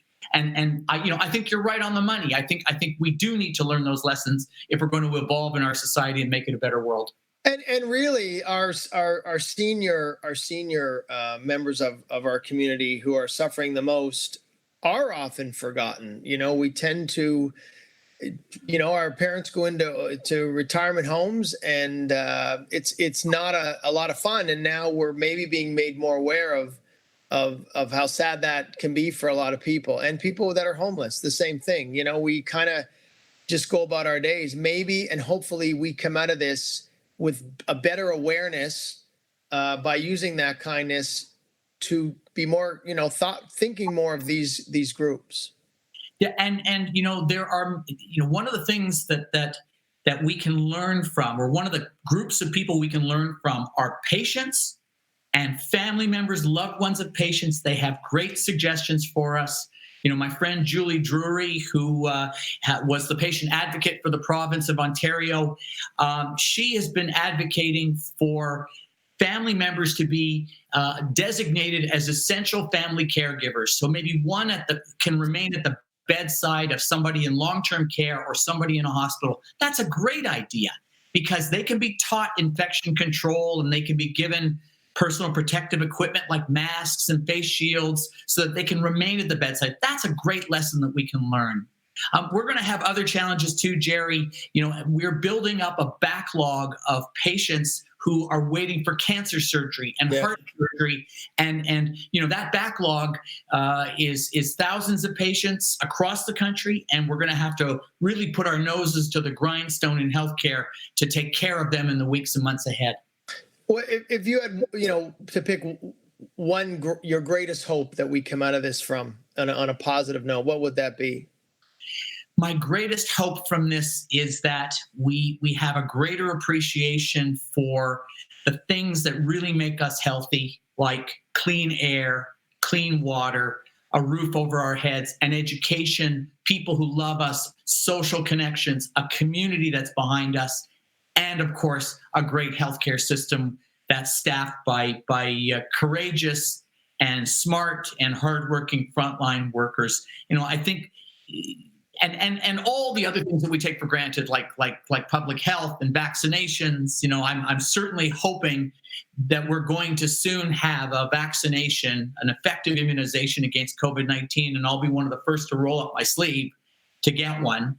And I can't wait for that to happen, and I hope that we'll see more cooperation and more people who are looking out for other people, looking around the community to make sure that somebody who's lonely or ill is being looked after, maybe letting people know that they're not alone, maybe helping them with groceries and other things like that. These are some of my hopes that I think about as we emerge from COVID-19 in the months ahead. Yeah, and so thank you for doing this, Dr. Goldman, and tell us a little bit quickly about your book and where people can get it. So my book, The Power of Kindness, is available on Amazon. It's available at Indigo, wherever you buy your books, and you can buy it in ebook fashion or soft cover, or you can go to Amazon.ca as well, and you can pick it up there. That is great. Well, thank you so much.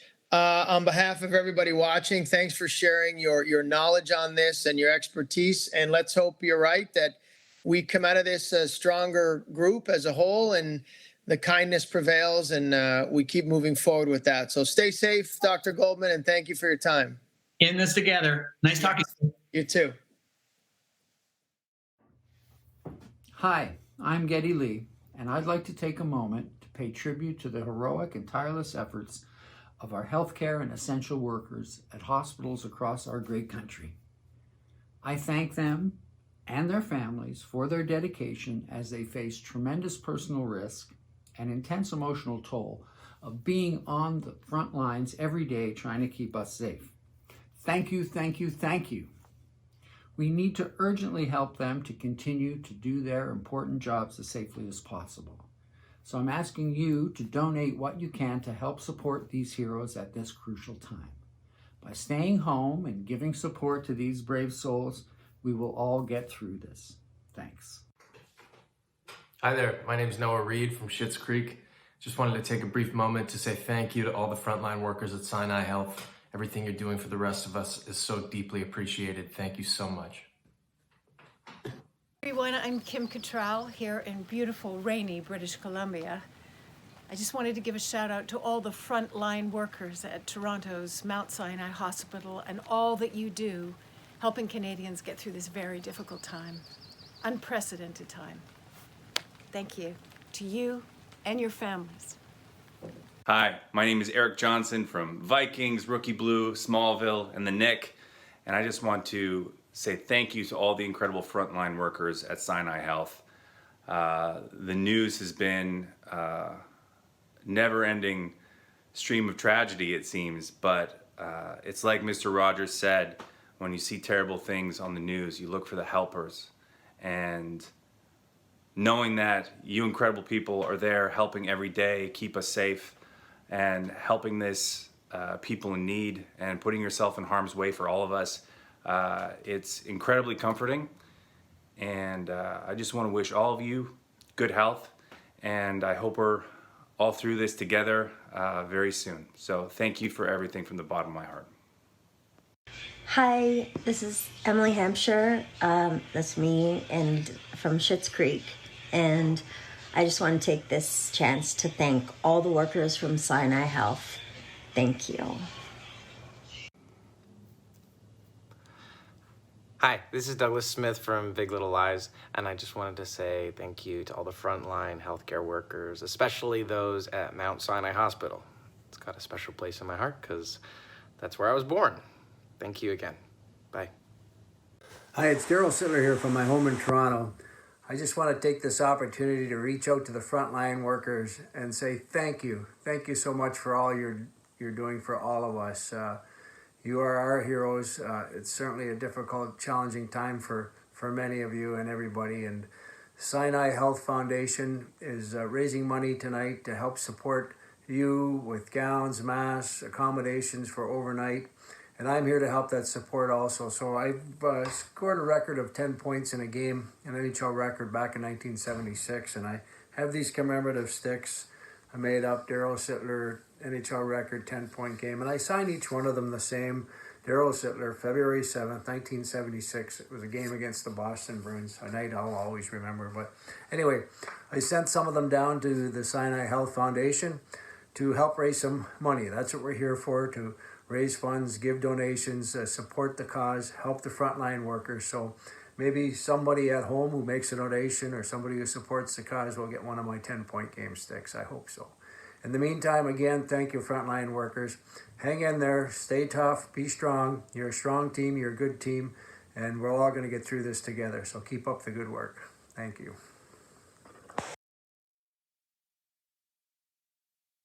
Announcements, and I want to say thank you to everybody who has donated so far. I can see the number inching upwards every few minutes, which is great news for all of the frontline workers. I also wanted to mention, speaking of kindness, we are actually giving away some $200 gift cards to Baskets, and you will have a chance to win one of these cards if you donate. So it's not just about donating. Once you donate, you will also be entered into a draw for a chance to win a $200 Baskets gift card. So they are going to be doing a draw every hour until 7 p.m. So please donate, and you may also win a $200 gift card thanks to Baskets. I also wanted to mention as well, and I had talked about this before, but I think it's really important to understand the different ways that you can help. One of those ways, of course, is to donate, but you can also head over to the Sinai pop-up shop. So all you have to do is go to sinaipopup.ca, and you can check out all of the things for sale there. They have jewelry, they have t-shirts, they have socks. In fact, I just clicked on the socks and I noticed that they have one pair of socks that is already sold out. So that is great news, but there are other socks as well. So these really beautiful socks, $20 a piece. So that gives you a chance, another opportunity to give back to frontline workers. So again, it's sinaipopup.ca. And you can go over and check out the shop for all of the great items there. Now, we saw that interview with Jerry D and Dr. Brian Goldman. In that interview, they talked about the importance of kindness. And something else they spoke about, I think, is really important right now, which is that many people are going through a lot of stress. They're stressed out because they're inside. They're not able to see their families. They're not able to go to work. And so we have more stress and anxiety than we've ever had before. And that's why it's so important today during Sinai Live that we introduce this segment for you that is all about meditation. Samantha Cutler will be guiding us through a meditation session, and we hope that you'll be able to follow along with this meditation and incorporate it into your daily routine as we fight COVID-19. Let's take a look. Hi everyone, I'm Samantha Cutler from the Fit Fatale, and during this difficult time where we face COVID-19 together as a community and as a nation and a world, we are able to unite through meditation, prayer, and mindfulness. It's with joy that today I get to bring you a live guided meditation. So wherever you are at home, if you feel like joining me, please do. If you feel like just tuning in and listening and understanding the thought process and the guided meditation, please do so as well. I invite you in whatever state, wherever you may be, whether alone, at home with loved ones, or potentially battling with COVID-19, maybe personally or through your family. I invite you to take this time to tune in and realign here today. If you're joining our meditation today, please find a comfortable place to be seated. It can be on a bolster or a pillow, or just cross-legged on the floor. If you want to lie down and that feels like it resonates more with you today, please do so. I invite you to do exactly that.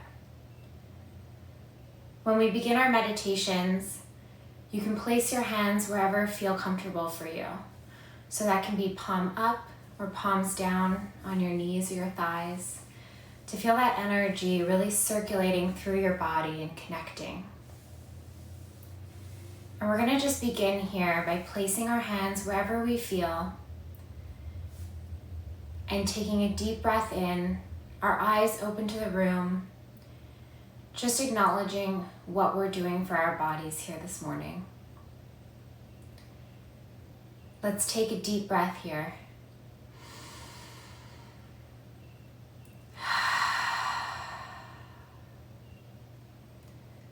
As many of us might be coming from somewhere else in our day, or joining in the middle of whatever is going on for you at home, let's just take those first few deep breaths without forcing our body to go anywhere or do anything. Just finding that inner breath inside of us.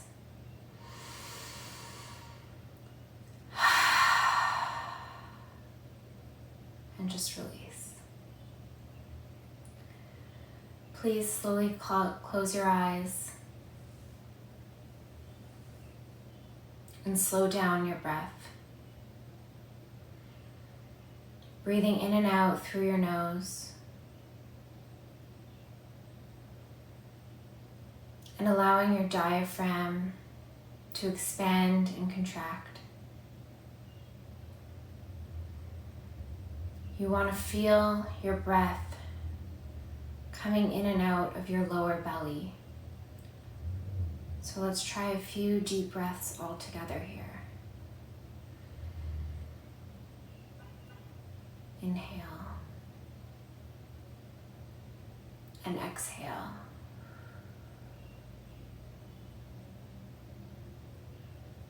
Another one. Inhale. And exhale.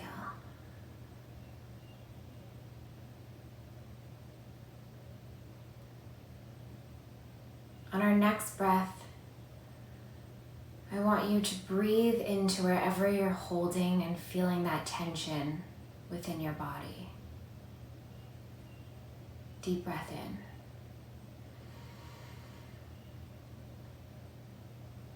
And release.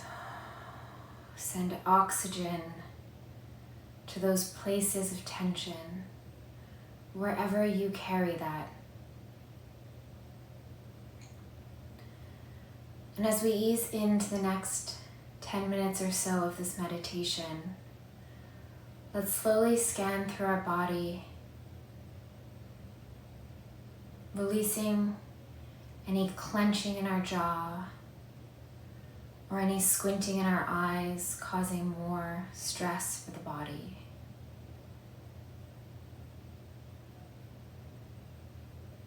And with each inhale and exhale, let's soften more and more into our seat here today.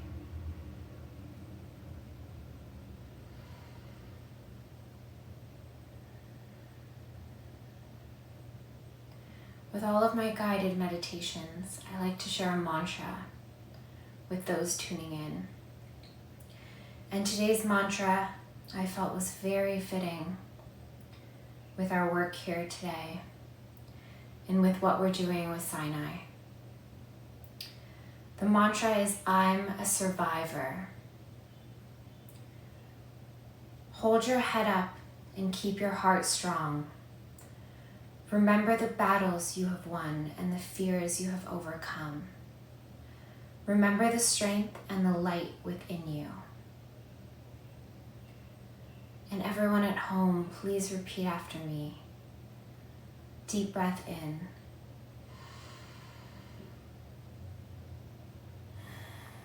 I am brave. Deep breath in.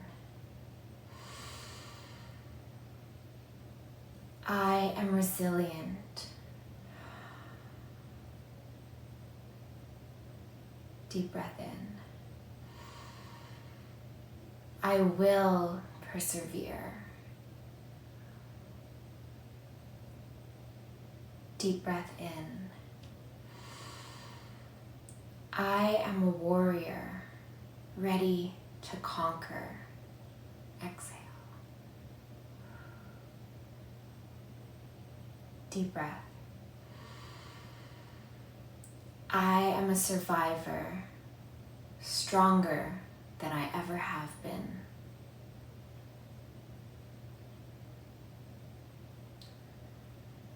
Let's take a few more deep breaths in, repeating that mantra together.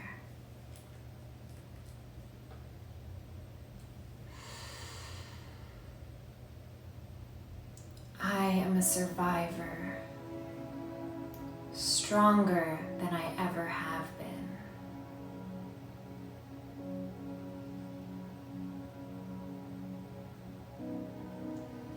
And just slowly acknowledge what that feels like.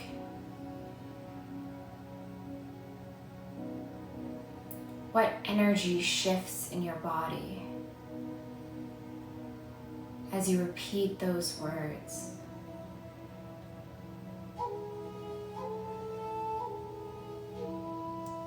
I am a survivor, stronger than I ever have been.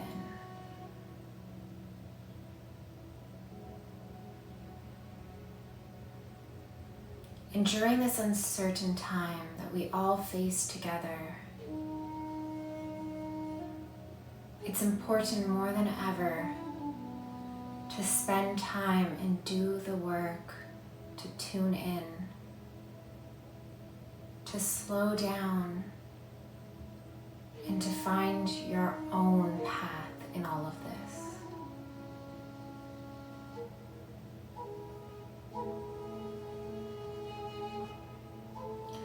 Today we are here to unite together, to send love to those around us, to those suffering right now, to those impacted by the COVID-19 pandemic.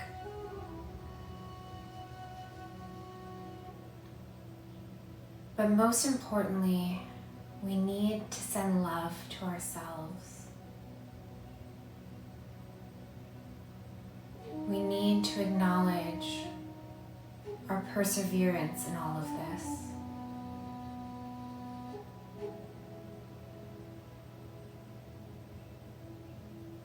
I want you now, as we come down from this meditation,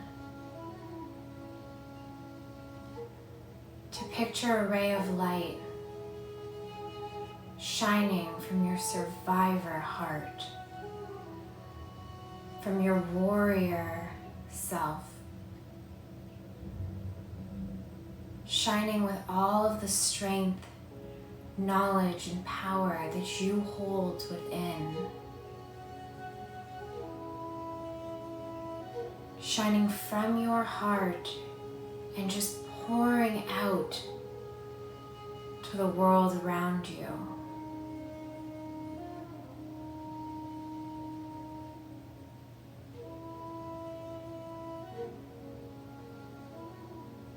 Visualize that light filling the room, filling the space of your loved ones that you may not be able to reach right now, that you may be separated from physically, emotionally,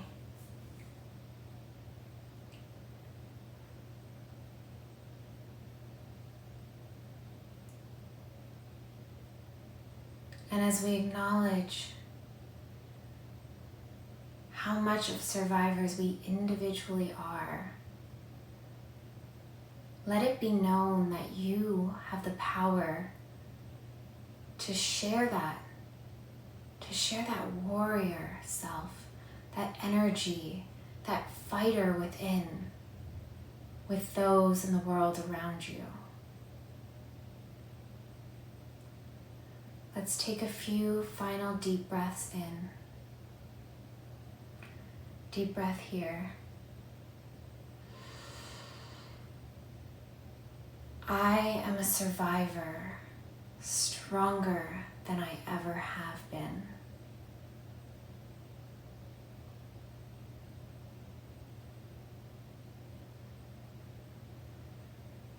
Deep breath in. I will use my survivor powers to send love to those around me.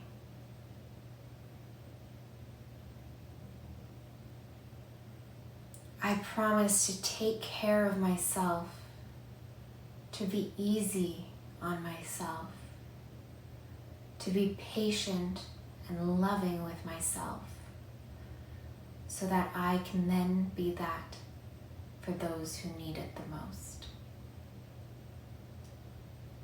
And with our final deep breath in, let's bring our hands to heart center, just thanking that heart that just poured out its own light and energy and powers to those that need it most right now.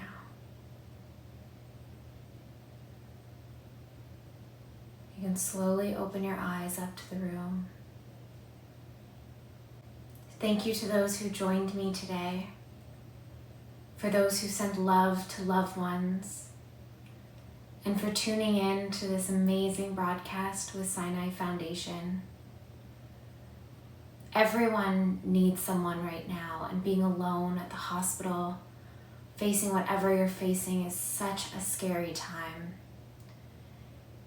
If you're healthy, be grateful for that. Continue to take care of yourself. And if you or any of your loved ones are fighting through this pandemic, our love and our thoughts are with you today and for the rest of this battle. Thank you all for tuning in. I'm Samantha, and I hope this helped you find a little bit of peace in your day. My love is with all of you. All right, I hope that everybody is feeling it nice and relaxed. I wanted to mention that we have a winner already. It's Sharon Ball, who won a $200 gift basket, and I'm sure she's going to absolutely love it from Baskets. Also wanted to mention that we now have some family activities. So if you have family at home, you can bring them all together right now. We have story time as well as a science experiment. First up with story time, we have famous Toronto drag artist Faye Slift, who's joining us to share her love of reading with kids. Now, parents and caregivers, while this story is being read, you can go to the kitchen and grab any Gatorade or sports drink bottle, dish soap, and a glass jar, because you're going to have a chance after that to do a science experiment. After story time with Faye, we'll have researchers from Sinai Health's Lunenfeld Tannenbaum Research Institute to show us how to extract your own DNA at home. So first up, let's check in on story time. Hi friends, how are you today? I'm so excited to be here joining all of you. And you're probably wondering, who is that beautiful person? Well, give me a minute and I'll tell you. My name is Faye Slift, the Lady Bear Extraordinaire. I am one half of the dynamic reading duo of Faye and Fluffy Storytime. I'm also a teacher. I have been teaching for 22 years with the Toronto District School Board, currently teaching kindergarten, which I love with all of my heart. So you can imagine how much I miss being in the classroom with my children right now, but we're staying connected. We're using all this different technology to keep us together. And one of the things that I've been doing is sharing stories, which you will find out is one of the most exciting parts of my day. I love sharing stories. It brings us all together and builds our community. And us being all together today to raise money for the frontline workers is such an important cause, and I'm so honored to be a part of that. But this story is for you. Now, I'm sure because things are so different in our lives compared to what we're used to, and that can be hard sometimes. That can overwhelm us with different feelings. Who's a caring adult in your life that you can rely on? Someone who you trust, someone who loves you, that you can talk about those feelings. It can be really hard to feel that you can, but it's so important that you do. So make sure that you find someone that you trust, that you're able to express yourself and communicate so you're not carrying those feelings on your own. Today, the book I'm reading is called I'm Worried by Michael Ian Black. Now, the thing that's great about books, as I'm sure you've already discovered, is that you can take the cover off to reveal another cover. How many of you have felt worried before? Where do you feel that in your body? For me, I feel it in my tummy. It's almost like I have butterflies. Sometimes it's in my brain, and I can't stop thinking about it. I'm worried. What are you worried about? The future. Why are you worried about the future? Because what if something bad happens? Like what? Like anything! That's quite the imagination. Please tell me nothing bad will ever happen, ever. Well, I wish I could, Potato, but I can't. Why not? Because nobody knows what's going to happen. Now I'm worried. It's okay, you two. Sometimes bad things happen. Like, Potato, remember that time that you rolled off the table? I was bruised for weeks. And Flamingo, remember when you got your beak stuck in that peanut butter jar? Peanut butter is the worst. And that time I fell off the monkey bars and I broke my arm? All of those things were bad at first. But over time, they turned out okay. I got a sticker at the doctor's office and it was scratch and sniff. Power to the potato. I put bologna on my sandwich and it was delicious. You both doodled all over my cast and it looked awesome. I'm going to wrap myself in bubble wrap just in case. That way nothing bad can happen again. Guys, it's getting very warm in here. I can't move. We were trapped in bubble wrap. Another bad thing happened. See, worrying doesn't help. Since we don't know what's going to happen in the future, maybe we should just enjoy the now. Enjoy the now? Am I doing it right? Yep. How about now? You got it. Hey, Flamingo. Yeah? Boo! Enjoying the now is way better than worrying about the future. And peanut butter is still the worst. And that, my friends, was I'm Worried by Michael Ian Black. Just a reminder, please make sure that you don't carry the worry with you. Please make sure that you have an opportunity to talk to somebody that cares about you. Because the minute you start to talk about it, you might find out you're not so alone in it. And when we don't feel alone, it means that there are other people that understand those feelings.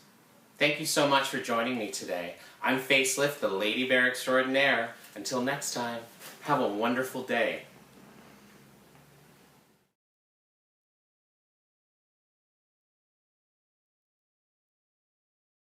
Hi everyone, my name is Krista. I'm a PhD student in Dr. Daniel Schromick's laboratory based out of LTRI. I'm also a Sci-Hi coordinator for the Sci-Hi program, which is run out of both LTRI and Sinai Health.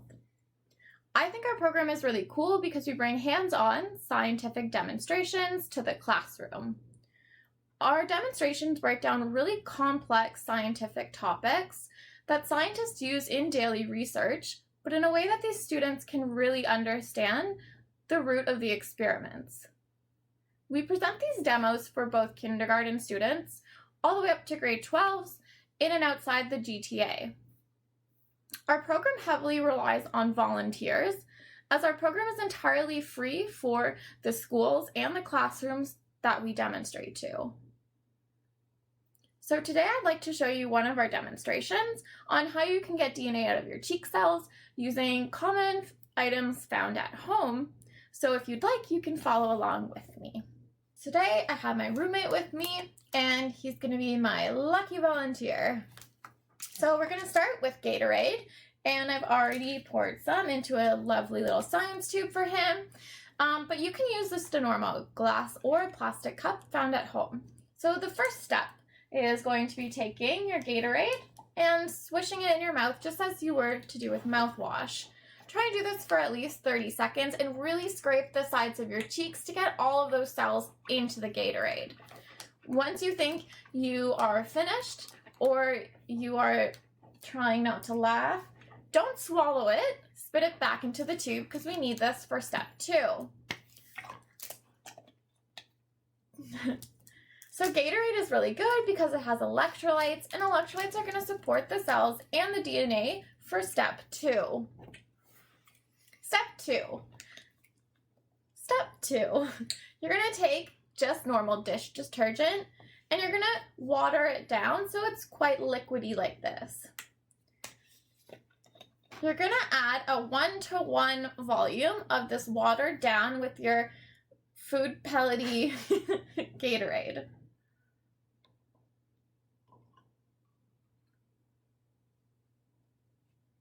You're going to put the lid or use some saran wrap to cover a cup if you're doing it at home, and you're going to invert this up and down. Try not to go vigorous inverting, but just enough that you want to basically break open all of the cells. So similar to how soap works on washing your hands and getting the germs out of there, what the detergent is going to do is it's going to break open your cells, or the scientific term, lyse your cells, and bring the DNA out into the solution, where Gatorade is going to welcome it with open arms and hug it and stabilize it. Which brings us to step 3, how to get the DNA so that we can see it. What we're going to use is alcohol, but a scientific alcohol similar to the one used in a first aid kit to disinfect wounds, rubbing alcohol. Once we put the alcohol into our tube, we're going to have to hold it really still because the alcohol is going to bind to the outside and make the DNA precipitate.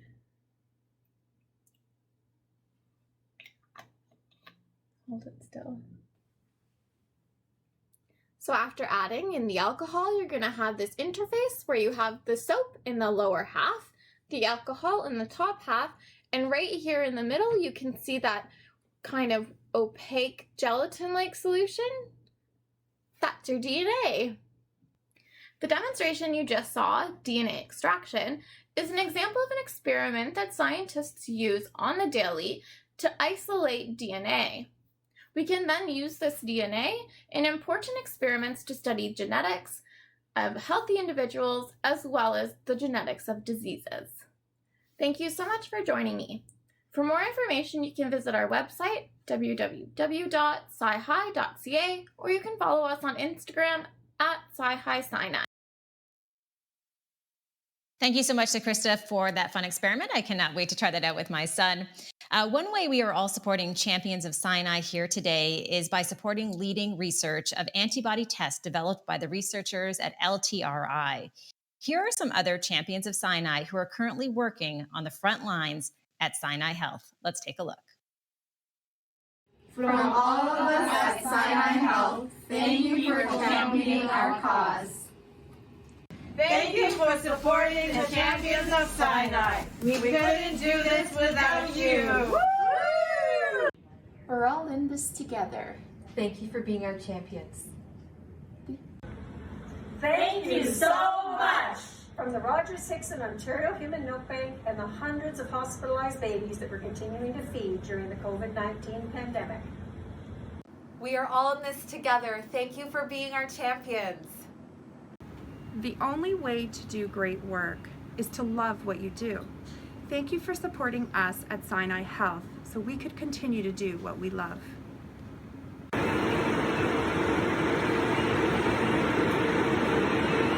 Thank you so much.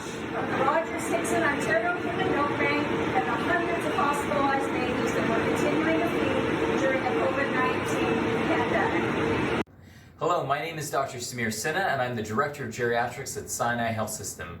I want to thank all of you from all of us at Sinai Health for helping to champion our cause, and especially for helping us to protect the frail and vulnerable older people that we love amongst us. Thank you. To the healthcare professionals, cleaning staff, and volunteers, thank you for being our champions. We are all in this together. We are all in this together. Thank you for being our champions. From all of us at Sinai Health, thank you for championing our cause. Thank you for supporting us as we support you to get through this healthcare crisis. Thank you for supporting the Champions of Sinai. We couldn't do this without you. From all of us at Sinai Health, thank you for championing our cause. We're all in this together. Thank you for being our champions. Thank you again to our frontline workers. And just a reminder to all the people who are watching right now to donate, to check out the shop. There are so many ways that you can help today. Next up, I want to introduce a friend of mine who is just an incredible entrepreneur, and he is the COO of Shopify. It's Harley Finkelstein, and many of you may have seen him across social media. Shopify, of course, is really a shining star in Canada and around the world in terms of how it empowers entrepreneurs and helps entrepreneurs to get their stores online. Harley, I could go on forever, but I'm going to throw it over to you. How are you doing?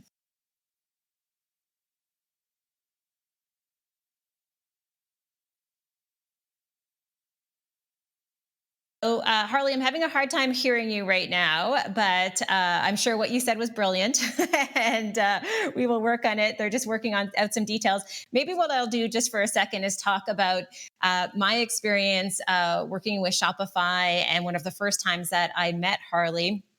So many years ago, I interviewed Harley while I was working and doing articles for Fast Company magazine. And at the time, Shopify was a relatively new company. And still in that interview, I knew very well that this was a business that was going to do phenomenally well.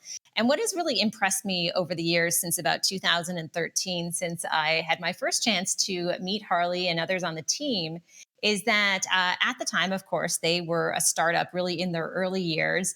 And as time has gone on, what's been really interesting about them is that they have grown to be an enormous company with a massive impact all around the world. But one of the things that I think is really special is that they still operate as though they are a startup in many ways. And so what I think is great about that right now during this time of COVID-19 is that so many entrepreneurs really need help at this moment. There are small business owners from all across this country and all around the world that are trying to ensure that their businesses survive. And for many of them, there would be no help really if there wasn't a Shopify in our world today to enable them and allow them to get online and get online quickly. Now, You may think with a company the size of Shopify that it took them a while to respond to what was happening with COVID-19. But as a fan and a follower, what really impressed me over the past few weeks is how quickly they were responding. One of the amazing things was even just going to their website, you could see that they had resources for small business owners to help small business owners to get online and to figure out how to get their stores up and running on the internet, or more importantly, how to do things such as enable curbside pickup, which is a reality for many stores that, of course, have shut down and aren't necessarily able to operate in a way that they used to operate.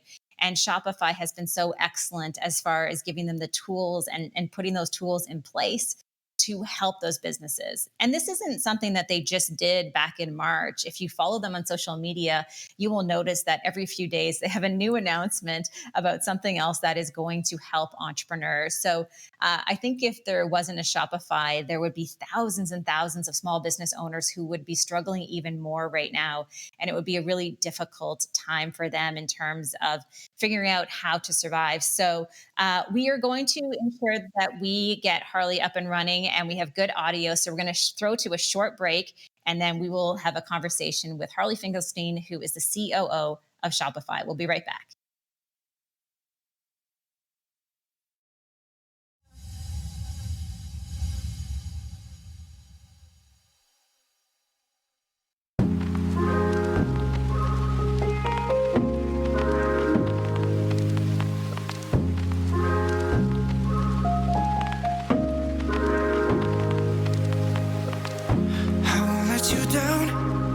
Cause you know me through and through. When you are around, I see the stars come out for you. If we gon' set this fire, we gonna do it right, yeah. We keep it burning higher. We're gonna light this whole place up. And you know, when I'm with you. I'm so excited to finally have a chance to chat with the COO of Shopify, Harley Finkelstein. Hello, Harley. Hey, Amber. How you doing? So great to be here. Thank you for inviting me. Thank you so much for being here. This is such an incredible cause. We are doing this live stream until 1 o'clock in the morning, so it's going to be a long Amazing. and important day. I just to ask you before we get into some of the questions about Shopify and how Shopify is enabling and helping entrepreneurs. How are you doing and how's your family? This is a trying time. Just to be totally candid, I've been referred to as a power extrovert before. You may have even called me that, Amber. So I derive a lot of my energy from being around people, and usually it's people that it's the Shopify, it's the 5,000 people that I get to work with. And to be honest with you, when I was younger, I had elevated anxiety, something that I always knew that I had. And I felt that I had managed it really well as I got older and had kids through things like meditation and coaching. And I'm finding ever since the crisis started, my anxiety has been higher than it's been in a very long time. And so I'm sort of working through that right now on my own. And certainly, you know, I just participated in this Samantha Cutler meditation. That was really cool. But it's a trying time, and what we're trying to do. My wife and I, as you know, are both entrepreneurs. Lindsay has an ice cream shop called Sunday School in Ottawa, and myself with Shopify. And so we're trying to direct as much of our time and attention and care to helping others, and particularly to small businesses right now. And that has actually been a really effective way for me to manage my own anxiety through this crazy crisis. Absolutely. And I'm really glad that you brought that out because I don't think enough people are talking about the stress and anxiety that we're experiencing at this moment. I mean, it's really difficult. And I think it's fair to say that everybody is impacted differently. You know, there are some people who have family members in long-term care facilities who are impacted in one way. There are other people like us who have kids at home. And that's, of course, challenging as well while you're trying to run a business. One of the things that I do want to say, though, in terms of Shopify, and I talked about this a little bit before we got you back on here, is that Shopify has been doing some incredible things. So to your point about enabling entrepreneurs and helping entrepreneurs, you were very quick to react and put resources in place. So maybe you can walk us through that reaction, because we don't see, I think, big companies able to move and pivot in a way that Shopify has to be there for their small business owners. Yeah. I mean, look, you've been a part of the Shopify story since very, very early on when no one even knew who we were. No one cared who we were. Amber, you have been covering us since it's almost day one, which is incredibly meaningful to us and on a personal level to me. So thank you for that. But I like to describe Shopify as the world's largest startup. And the reason I use that term startup is because I think startups are able to do things that larger companies can't. They can pivot very, very quickly. When we began to realize what was happening in very early March, we shut down our offices and moved entirely to a remote kind of work setup for 5,000 of us across 17 locations all over the world.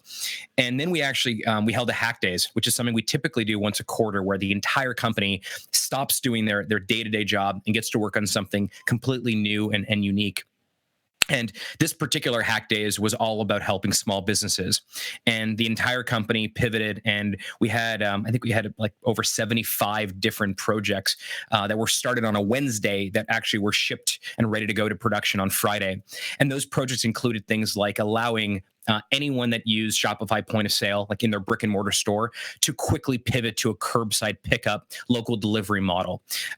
We created a way for service-based companies like barbershops or hair salons or dry cleaners or cafes or anyone or yoga studios to very easily set up a very simple online store with Shopify and then offer gift cards so that they can go to their most loyal and their best customers and say, buy a gift card right now, which means that the business, they get money, they get cash flow right now, which is so incredibly needed. And then they can redeem it at a later date. And then lastly, we usually Shopify has a 14-day trial. We blew that up to 3 months. And so now we're giving people 3 months to get set up, to try their hand in entrepreneurship. And that's the way we felt we can have a really meaningful impact. And the cool part is we're seeing merchants and entrepreneurs emerge all over the world during COVID, leveraging Shopify. When we play a very small part in their success, but leveraging our technology so that they can get through this crisis. And I think, one of the things that I feel strongly about is I think one of the things that COVID has done on the retail side is that it effectively has fast forwarded the retail industry to 2030 in the year 2020. And what I mean by that is, most people don't know this, but as a percentage of total retail, e-commerce in Canada is less than 15%. It's still very, very small. But the pace of change right now is really fast. And actually, I think that it is showing entrepreneurs that are resilient, that are being creative. They're not only going to survive this, but frankly, some of them are going to thrive because of this. And there's some local heroes. I spoke to Joanna from Knixwear in Toronto a couple days ago on Instagram Live, and she was telling me that Knixwear was supposed to have a warehouse sale, an actual in-person warehouse sale last week. And instead of just canceling it, she pivoted to a virtual warehouse sale. And then Ben from Cotton, KOTN, which is another great Toronto entrepreneur. They have 3 physical locations, Montreal, Toronto, and Vancouver. They changed their physical stores to be fulfillment centers for their online business, to be places where they can create content, and for places where they can do customer service. And so in many ways, I started by saying my anxiety is elevated and I'm trying to work on this, go through this on a personal level, do the best I can. But one thing that has been incredibly inspiring to me is watching small business and entrepreneurs simply step up in a way that they haven't had to in the past. Absolutely. I have to kind of chuckle because I saw a post that Joanna put on Instagram where she had said that she was supposed to be in Tulum, Mexico for a photo shoot for their bathing suit line. And now she was in her backyard in the freezing cold trying to do it. So I think pivoting is the right word. Harley, before we let you go, because as you know, I could talk to you forever, but we do need to wrap up. I do want to say that you have an announcement of how you are going to support Sinai Live today. So before we go, let's get to that. Yeah. So my wife, Lindsay, who's with our 2 daughters, Bailey and Zoe, just behind here somewhere. I think they're watching some sort of cartoon. Lindsay and I, as you know, Amber, come from very humble beginnings, and we feel very fortunate that we're in the position now to help out. And so Lindsay and I would love to, I know we're about $14,000 right now, I think, on the site. We'd love to kick in $5,000 from Lindsay and I to this campaign in hyper real time. So as soon as we get off this call, we're to go and donate $5,000. And my hope is that that to the entrepreneurs that are watching, or those that sort of self-identify as being entrepreneurial, I'd ask you to do the same. Give as much as you can. Our frontline workers, they are the real heroes here, as we all know. They're the ones that are really being entrepreneurial more than a lot of others, and anything we can do to help is so I think is so damn important. So so we're in, and we hope others follow suit. Thank you so much for being a champion of Sinai. It is good to see you. I can't wait to give you a hug next time we're able to do so in person. Take care of yourself, and I will see you online. Thanks, Harley. Thanks, Amber. Say hi to Chris for me. See ya. I will. All right, so we are going to check in a few minutes with Yannick Bisson, who is from Murdoch Mysteries. But before we get to that interview, we have some celeb shout-outs. Hey, what's going on? Theo Tams here. I just wanted to take a quick moment and shout out all the doctors and the nurses and the cleaners and all the staff at Mount Sinai Hospital for continuing to put yourself on the front line of this pandemic. You are all heroes. Thank you so much. Hi guys, it's Sharon from Too Hot to Handle. Just wanted to give a quick shout out to the frontline workers over at Sinai Health. I want to thank you guys for risking your lives every day to make sure that we're safe. We love you guys, we appreciate you guys, and it doesn't go unnoticed. Thank you. Hi, this is Sarah Gadden from Toronto. I want to thank all the frontline workers at Sinai Health. What you're doing is incredible, and we are so grateful. Hi, my name is Peter Mooney from Burden of Truth. I just wanted to take a moment to thank the frontline workers at Sinai Health and to remind everyone out there, please don't try to cut your own hair.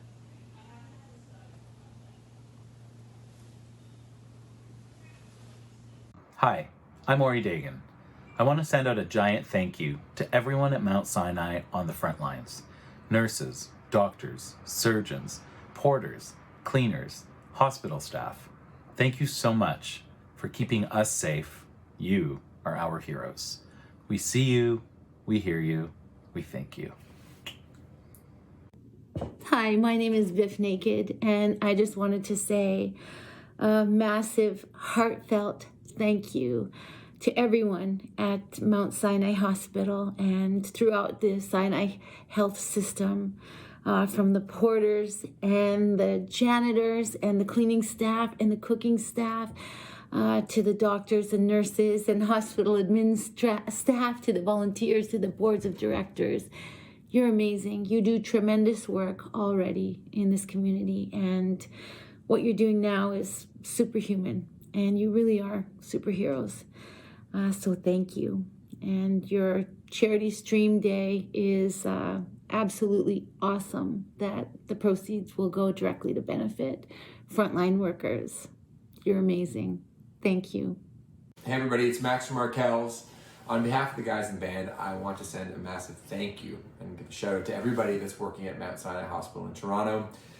We know you've put in years and years of hard work to get to this point, and the one thing that brings us comfort is knowing that we're in your steady hands. So thank you for going above and beyond. We are in your debt forever, and I'm going to sing a little song that is, in a way, I think about all the time and effort and sacrifice you put in over the years to be prepared for something like this. So, thank you very much.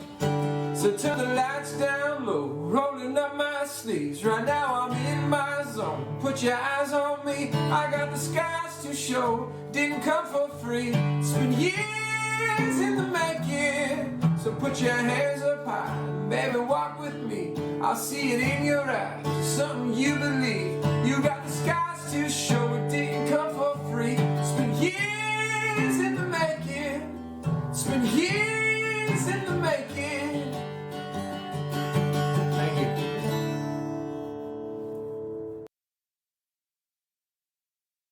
Speaking of celebrities, I'm really excited to have a conversation with Yannick Bisson, who is joining us now, and you will, of course, recognize him from Murdoch Mysteries. Hello there. Hi, how are you? I should maybe do a little Murdoch face or something. I think that That was perfect. Thank you so much for spending some time with us. We are just over 2 hours into this live stream. It's going past midnight. We are really excited about all of the celebrities who have stepped up.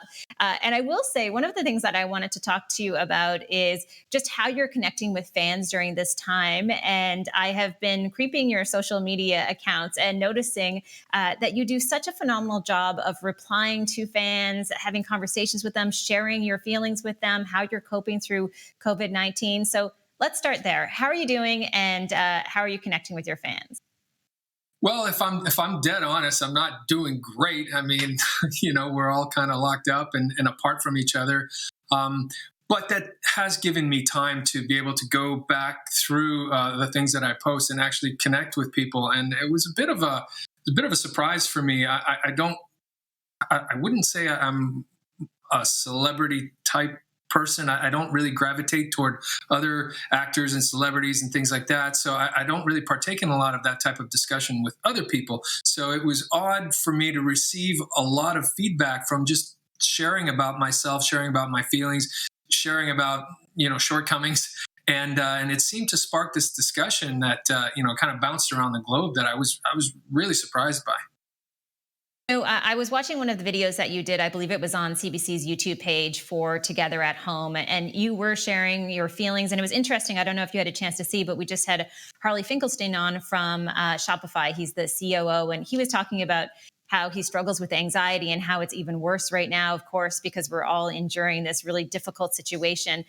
So have you found through that process that people are reaching out to you? And, is there any silver lining in this, that at least because of technology, we can kind of come together and listen and learn from each other?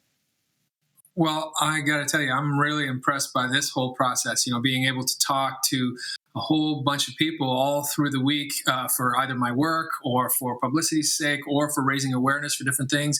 It's really incredible. And I'm actually having FaceTime chats with personal friends that, you don't do throughout the year. So it's really, it's really lifting my spirits. But yeah, I can get down real easily if I'm not very physically active. And, I started to notice it being a little more intense when I was in my early 30s. So I've had to really work hard to make sure that I don't sort of dip. And especially during this time and these conditions and having to travel, time zone changes, and then daylight changes and all that, I'm really feeling it. But it doesn't go to the side of anxiety as much as I just get like, I don't really want to get up, and that's just not me. I know that's not me, so it's a battle every day. Absolutely. I mean, I think you bring up a really good point in terms of physical fitness. Just earlier on, we went through a guided meditation. I know from following you on social media as well that you love biking. Can you talk a little bit about how that has helped you? Because you touched on it, and I think a lot of people would enjoy hearing that, because I know people are afraid to go outside. Mayor Tory touched on that. We've had these conversations, but it's so essential right now that we do exercise and stay as healthy as possible. Absolutely. In my case, I like to mountain bike, trail bike, whatever you want to call it. And what that allows me to do is do something that I can progress at, something I can tinker with, something that gets me out in nature, something that gets, the blood pumping, your fitness levels higher, and so on. And your adrenaline and those types of things. It's so important.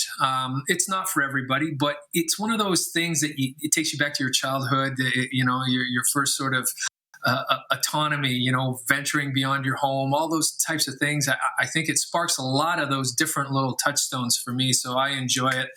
I have been biking alone for months now, so it's not quite the same as being with some buds, which is an added bonus. And there are certain groups that get together on a regular basis, and I know a lot of people are missing that connection. But you can ride with one or two people, but still apart. That's one thing that's different than, say, walking. You're not necessarily talking. You can be together, but you're nowhere near each other, really. So there's a little bit of a workaround there if you want to try it. Absolutely. I think that's great advice.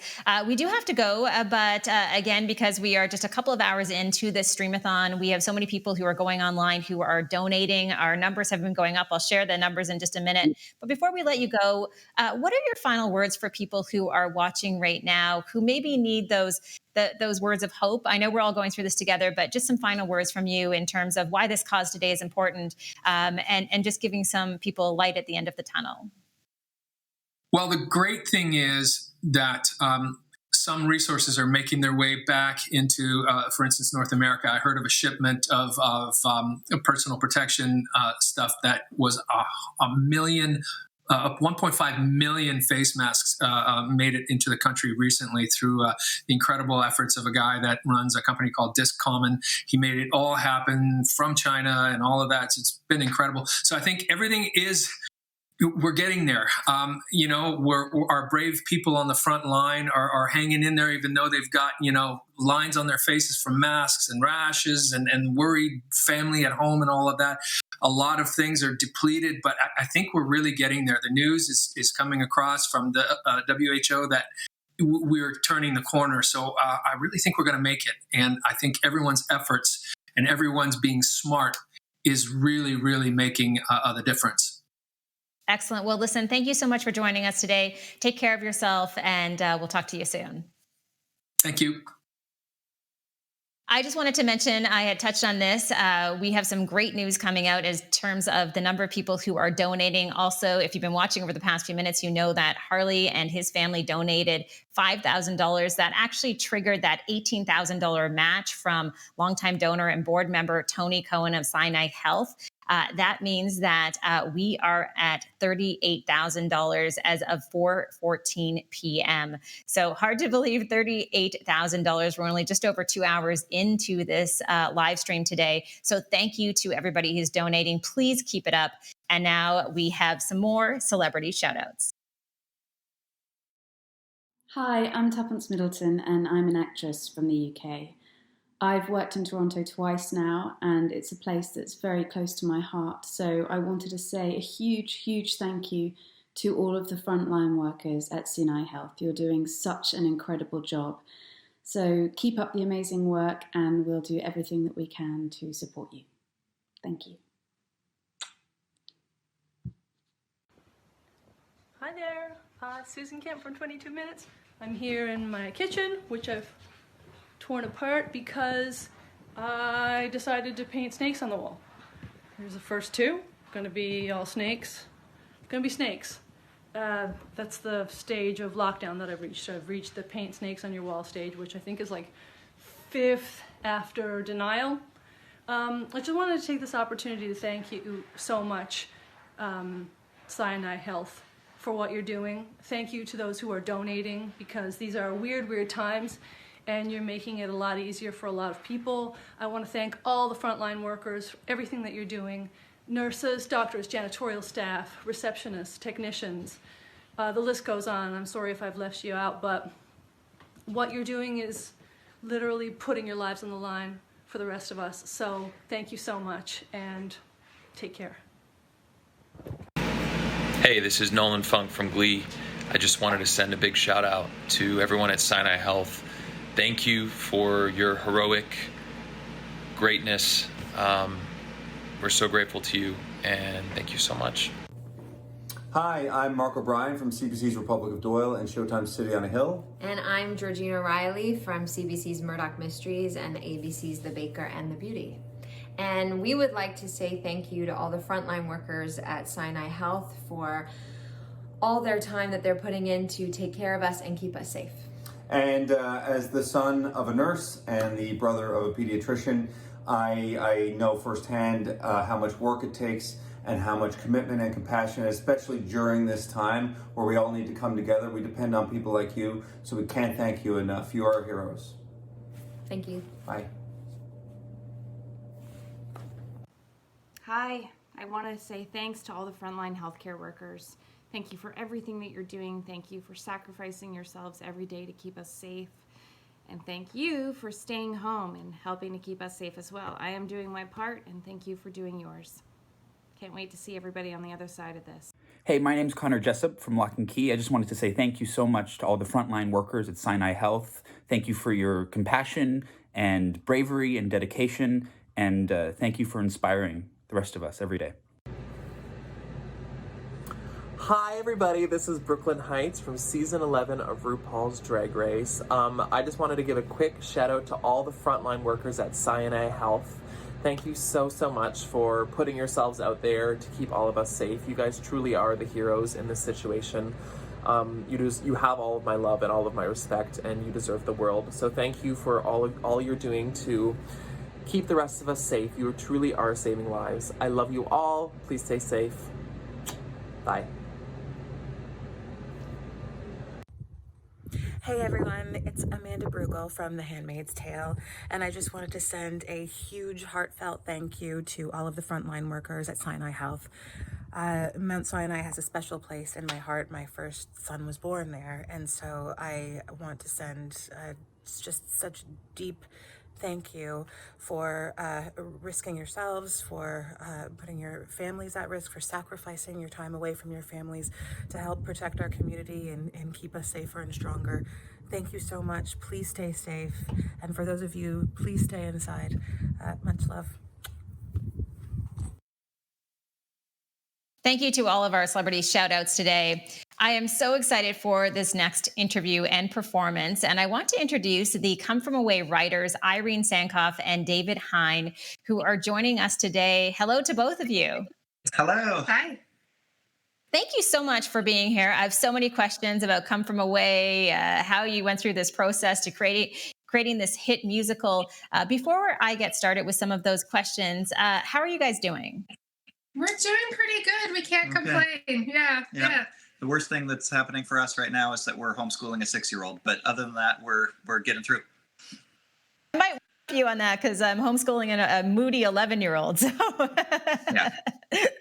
I totally, I totally get that. I will say, I was explaining to my son about Come From Away and about the musical, which I fortunately had a chance to see here in Toronto with my husband and absolutely loved it.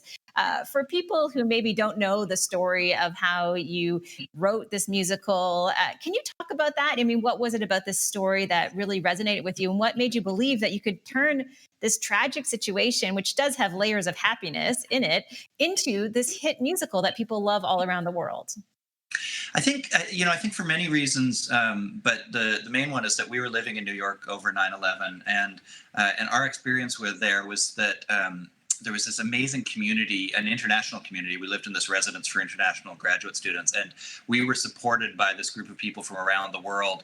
And in many ways, we saw a lot of the kindness in response to that. We saw theater coming back to support people then, and we saw people reaching out to anyone across any divide. So when we heard about the story of what happened in Newfoundland, it resonated with us. It reminded us of our experience. And when we went out there, we just fell in love more and more with the people and every single story they told. And we couldn't wait to tell it. And that's why it's less a 9/11 story and more a 9/12 story. It's a story about how people respond to a tragedy. And I think, more and more, especially with what's happening right now, we're reminded of that story about how you can respond with kindness, how you can reach out to others and find a community in times of need. I think you're exactly right. Irene, in terms of the people you met in Newfoundland, I mean, one of the things that struck me throughout the musical and watching a documentary on the musical is that it must have been difficult to pick the people you were going to profile because there are so many great, wonderful characters and acts of kindness. Absolutely. And I think that's why some of the characters are an amalgamation of people. But somebody like Bonnie Harris, who is the leader of the SPCA out there, she definitely, we wanted to profile her. Captain Bass, we wanted to profile her. There were people who definitely stuck out for us, but then sometimes there'd be more stories that would stick out and they would kind of resonate in another character's track. So we kind of like amalgamate them together to make a cohesive story. I know we want to get to the performance, but I just have one last question for both of you. And that question is this: how does this change the lives of those people that you profiled in this musical? Because I imagine it had quite the impact. Yeah, I mean, it's changed. I mean, in many ways, the people of Gander is still the same. And with a big influx of tourists last summer. So it's like the right time to go. Well, not right now, but going out to Gander right now, you'll still be invited into Beulah's Kitchen. You'll still be taken for a tour by Oz, but in other ways, we've discovered this amazing family. They both adopted us, and then the show happened because there was this reunion on the 10th anniversary. That's when we went out to Newfoundland, and so now every time a show opens, the real people come with us to these openings, and they come on stage, and we introduce them, and we have these amazing audiences cheering them on, and so it becomes reunions, and they get to travel the world, and they become our extended family. It really is. I mean, we just had a Gander happy hour last evening, so I was just texting or Zooming with Bonnie and Oz and Brian Mosher. Beulah wasn't there, unfortunately. Claude couldn't be there, but Nick and Diane were there. Yeah. So it really is this extended family that keeps supporting each other through whatever is happening. Definitely a special place. I had a real life Gander happy hour years ago at the Albatross Hotel in Gander. We've stayed there. I remember that night very well because I was speaking at a conference, and then the event organizers asked me to go to the hospitality suite, which was a small room in the hotel. And it was just actually someone's guest room where they were staying. And we sat on coolers until 3 a.m. and watched hockey. So you can appreciate that. That's very comfortable way. Yeah. All right. So we do want to get you into your performance. So why don't you guys take over? Let us know where you're going to perform and take it away. Sure. So this is a song that we wrote for our first musical, My Mother's Lesbian Jewish Wiccan Wedding, which is another true story, but this time about my mom. This is a song that I first wrote for Irene, which we then incorporated into the show for my moms to sing to each other. And our first musical was the first time that the Toronto community had come out to support us as writers. And so ever since then, we've been trying to give back, and we've been trying to do good in this community. So this is a song about us all being connected and about sending out love to everyone on the front line.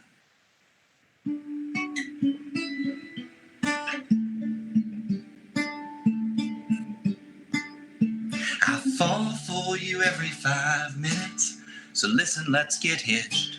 In front of our family and friends. In the end, we'll regret it if we don't. So don't sweat it, just let it. And let's take this ship round the bend. It's just you and me, and that's all I want, and that's all I want, and that's all you and me, and that's all I want, and that's all I want. And that's all I need. Love you and cherish you. Promise I'm there for you. Hold you and care for you. Show you and share with you. I promise to listen, to always let life in. I promise to give you all that I've ever been. No matter what happens, what stops and what starts. No matter where I go, there you are, you and me. And that's all I want, and that's all I want, and that's all you and me.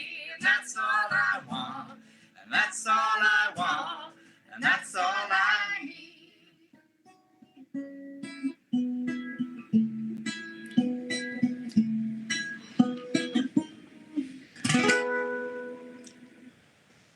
Hey, awesome, guys. Thank you so much. It's like a real Atlantic Canadian kitchen party right here on the live stream. I so appreciate you guys joining us and being with us here today. It's such an important cause in terms of what we're doing for Champions of Sinai. Take care of yourselves, and thanks again for being here and for performing. Thank you, and thank you to everyone at Sinai. Our daughter was born there, so it's a special place. Absolutely. My son as well. Thank you for being here, guys. Nice. All right. Now we have more messages of gratitude. Hi everyone, I'm Sarah Hanlon, and I'm so glad to have this opportunity to thank Sinai Health for all you do. During normal times, you guys are superheroes. You've taken care of my own mother and my grandmother, and so I know firsthand of your kindness and your dedication. And the way you're stepping up during this pandemic is truly the most selfless act I can think of. You're keeping hope alive for the rest of us, and I can't imagine how difficult and stressful this has been on you and your families. For the patients affected, stay strong. I can't imagine how scary this must be. I hope you all know that so many of us are doing our part staying home, and we're all thinking of you. When we all can finally come together, I hope the first thing we do is rally to give you all the proper appreciation you all deserve. From the bottom of my heart and from my family's heart, I thank you so much. Hi, I'm country singer Kelsey Main here, and I want to speak on behalf of all Canadians to say to our heroes, our nurses, our porters, our cleaners, our doctors, you are amazing, and you inspire us every day to be better. And we thank you, we love you, and we appreciate you. Hi, I'm Katie Ditchin. I am so happy to be able to share in saying thank you to all the PSWs and porters, the cleaners, the doctors and nurses, all of the staff at Mount Sinai Hospital. We are truly grateful for all that you do. So stay safe and keep spreading kindness, everyone. Hey, it's Dylan Gray coming at you from Toronto. I am a musician and I couldn't be more proud to be a part of this initiative to honor and celebrate our doctors, nurses, porters, and cleaners across the country who are working tirelessly to fight for our health and to save lives. Let's do our part in honoring their extraordinary courage and commitment by staying home and practicing social distancing. To each and every one of our frontline workers, thank you for everything you do. Hey everybody, Damien Kettler here from Big Brother Canada Season 7. I just wanted to send a huge shout out to all the frontline workers and patients at Sinai Health. To the frontline workers, I appreciate your strength and dedication during these times. And to everybody out there, I'm sending love, support, and prayers your way. Everybody, hang in there and take care. And Sage here, he says thank you too. Take care, everybody. Hey, this is Crystal Shawanda, and I just wanted to give a huge shout out and a big thank you to all the doctors and nurses and all our frontline workers at the Mount Sinai Hospital. Thank you. Chris McCool here from Sultans of String with a huge thank you to all the brave and dedicated people working on the front lines of this pandemic. From the doctors, nurses, porters, cleaning staff, everybody working on the front lines.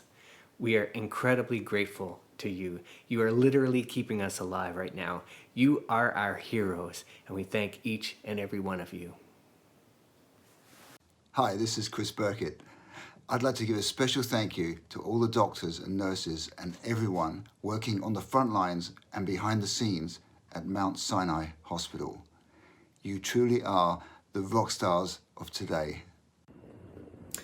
Hey there, it's Ben Lewis from Arrow. I just want to say thank you to the frontline workers at Sinai Health for their incredibly brave and invaluable work that they're doing right now. On behalf of myself and all other Torontonians, thank you for your service, and take care and stay safe. Thank you again to everybody who is participating with these messages of gratitude. Next up, we are going to take a behind-the-scenes tour of Casa Loma. Let's take a look. Hi, I'm Nick DiDonato, President and CEO of Liberty Entertainment Group. I'm here at Casa Loma and happy to be here with Sinai Live. Today, we're going to give you a quick tour of our March break program, Imagine Dragons, and what we're going to do is keep this Imagine Dragons open so the kids and families can come through when we open the castle to enjoy this incredible exhibit.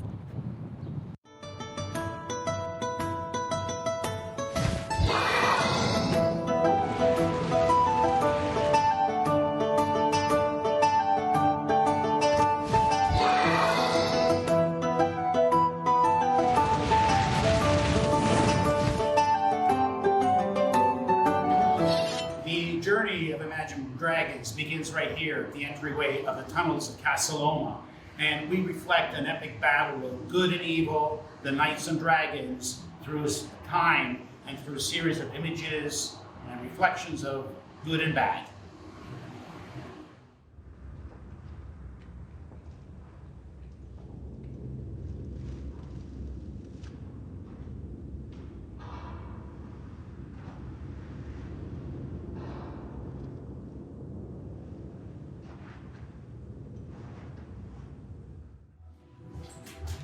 approaching the blacksmith's dungeon, where he actually creates swords and knives and weapons to fight the evil dragons.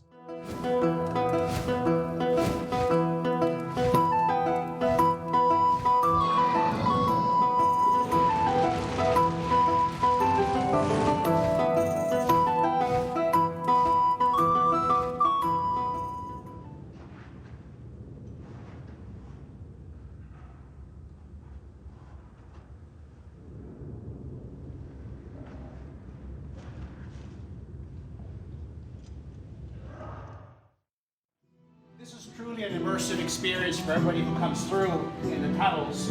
Our creative director produced an incredible showcase of what it would feel like being in medieval times and what it would feel like if there were really dragons that existed at one time. And it's a wonderful tour which will take you an hour to come through.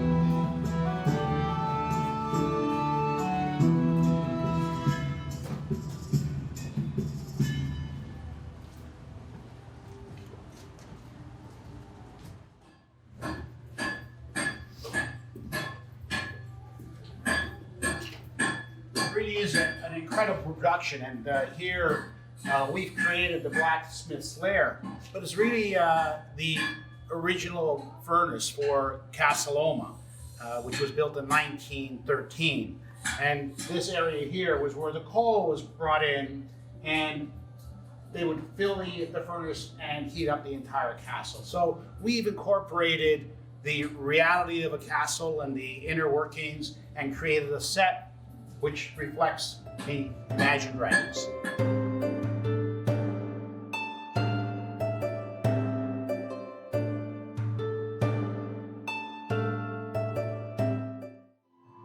One of the great things about this immersive experience is that we provide you the opportunity to take your photos in a castle and take a photo in a throne as the knight. So lots of opportunity for everybody to become the knight and take their picture and share it with their friends when they're here at the castle.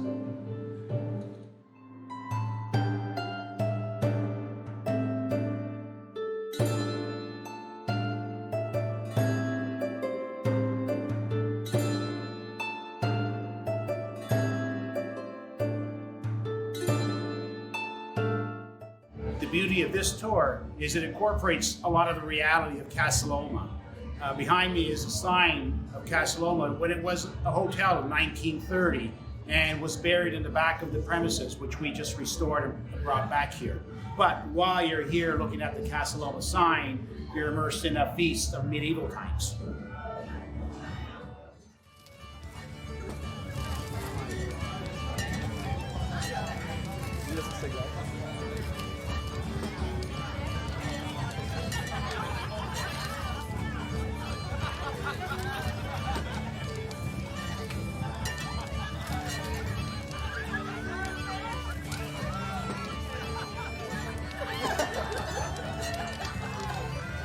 One of the really fun parts of the tour is the hatchery.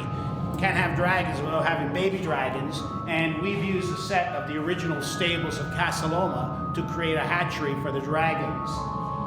Beautiful animated dragons with knights.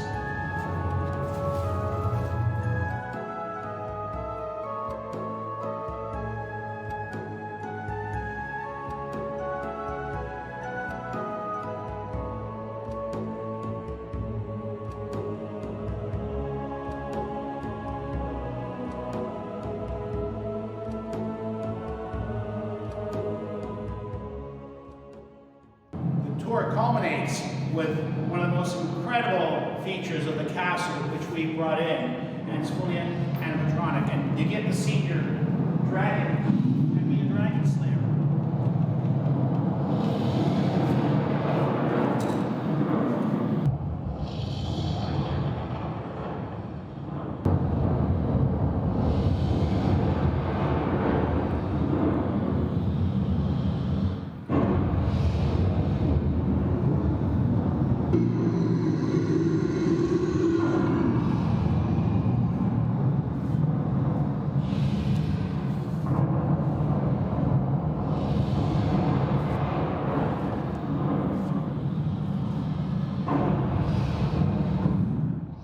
Thanks for joining me in Casa Loma Imagine Dragons for your immersive tour. And thanks for joining Champions of Sinai, an incredible fundraiser for frontline workers.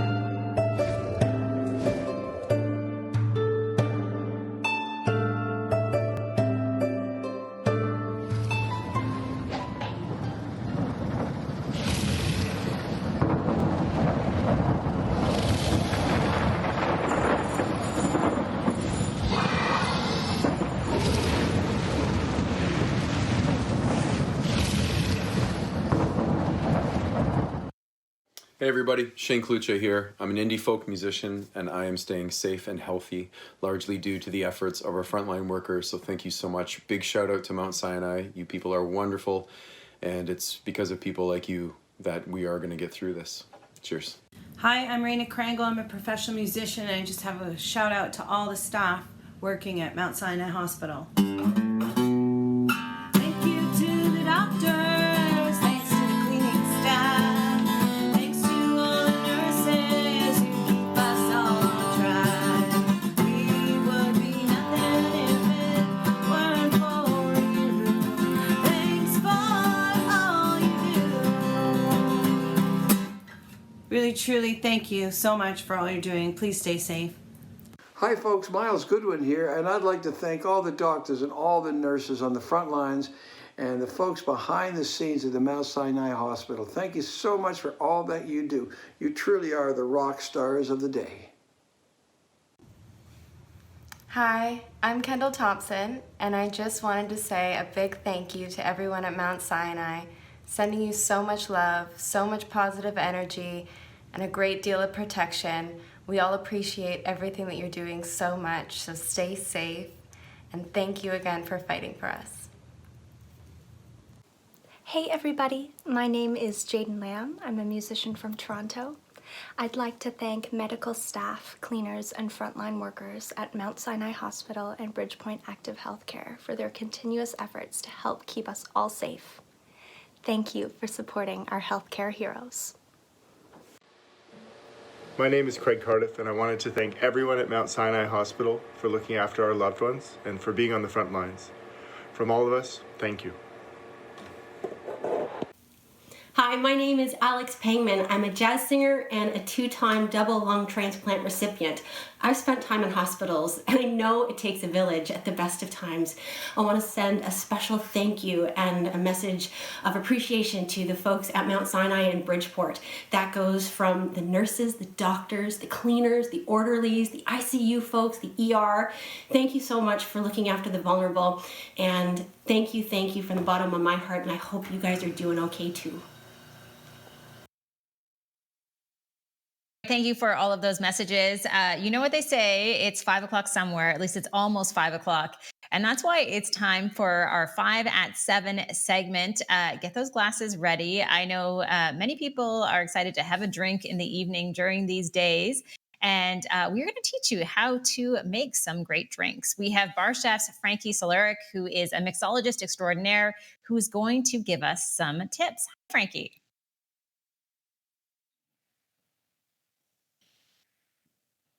Hey, Frankie, can you hear me?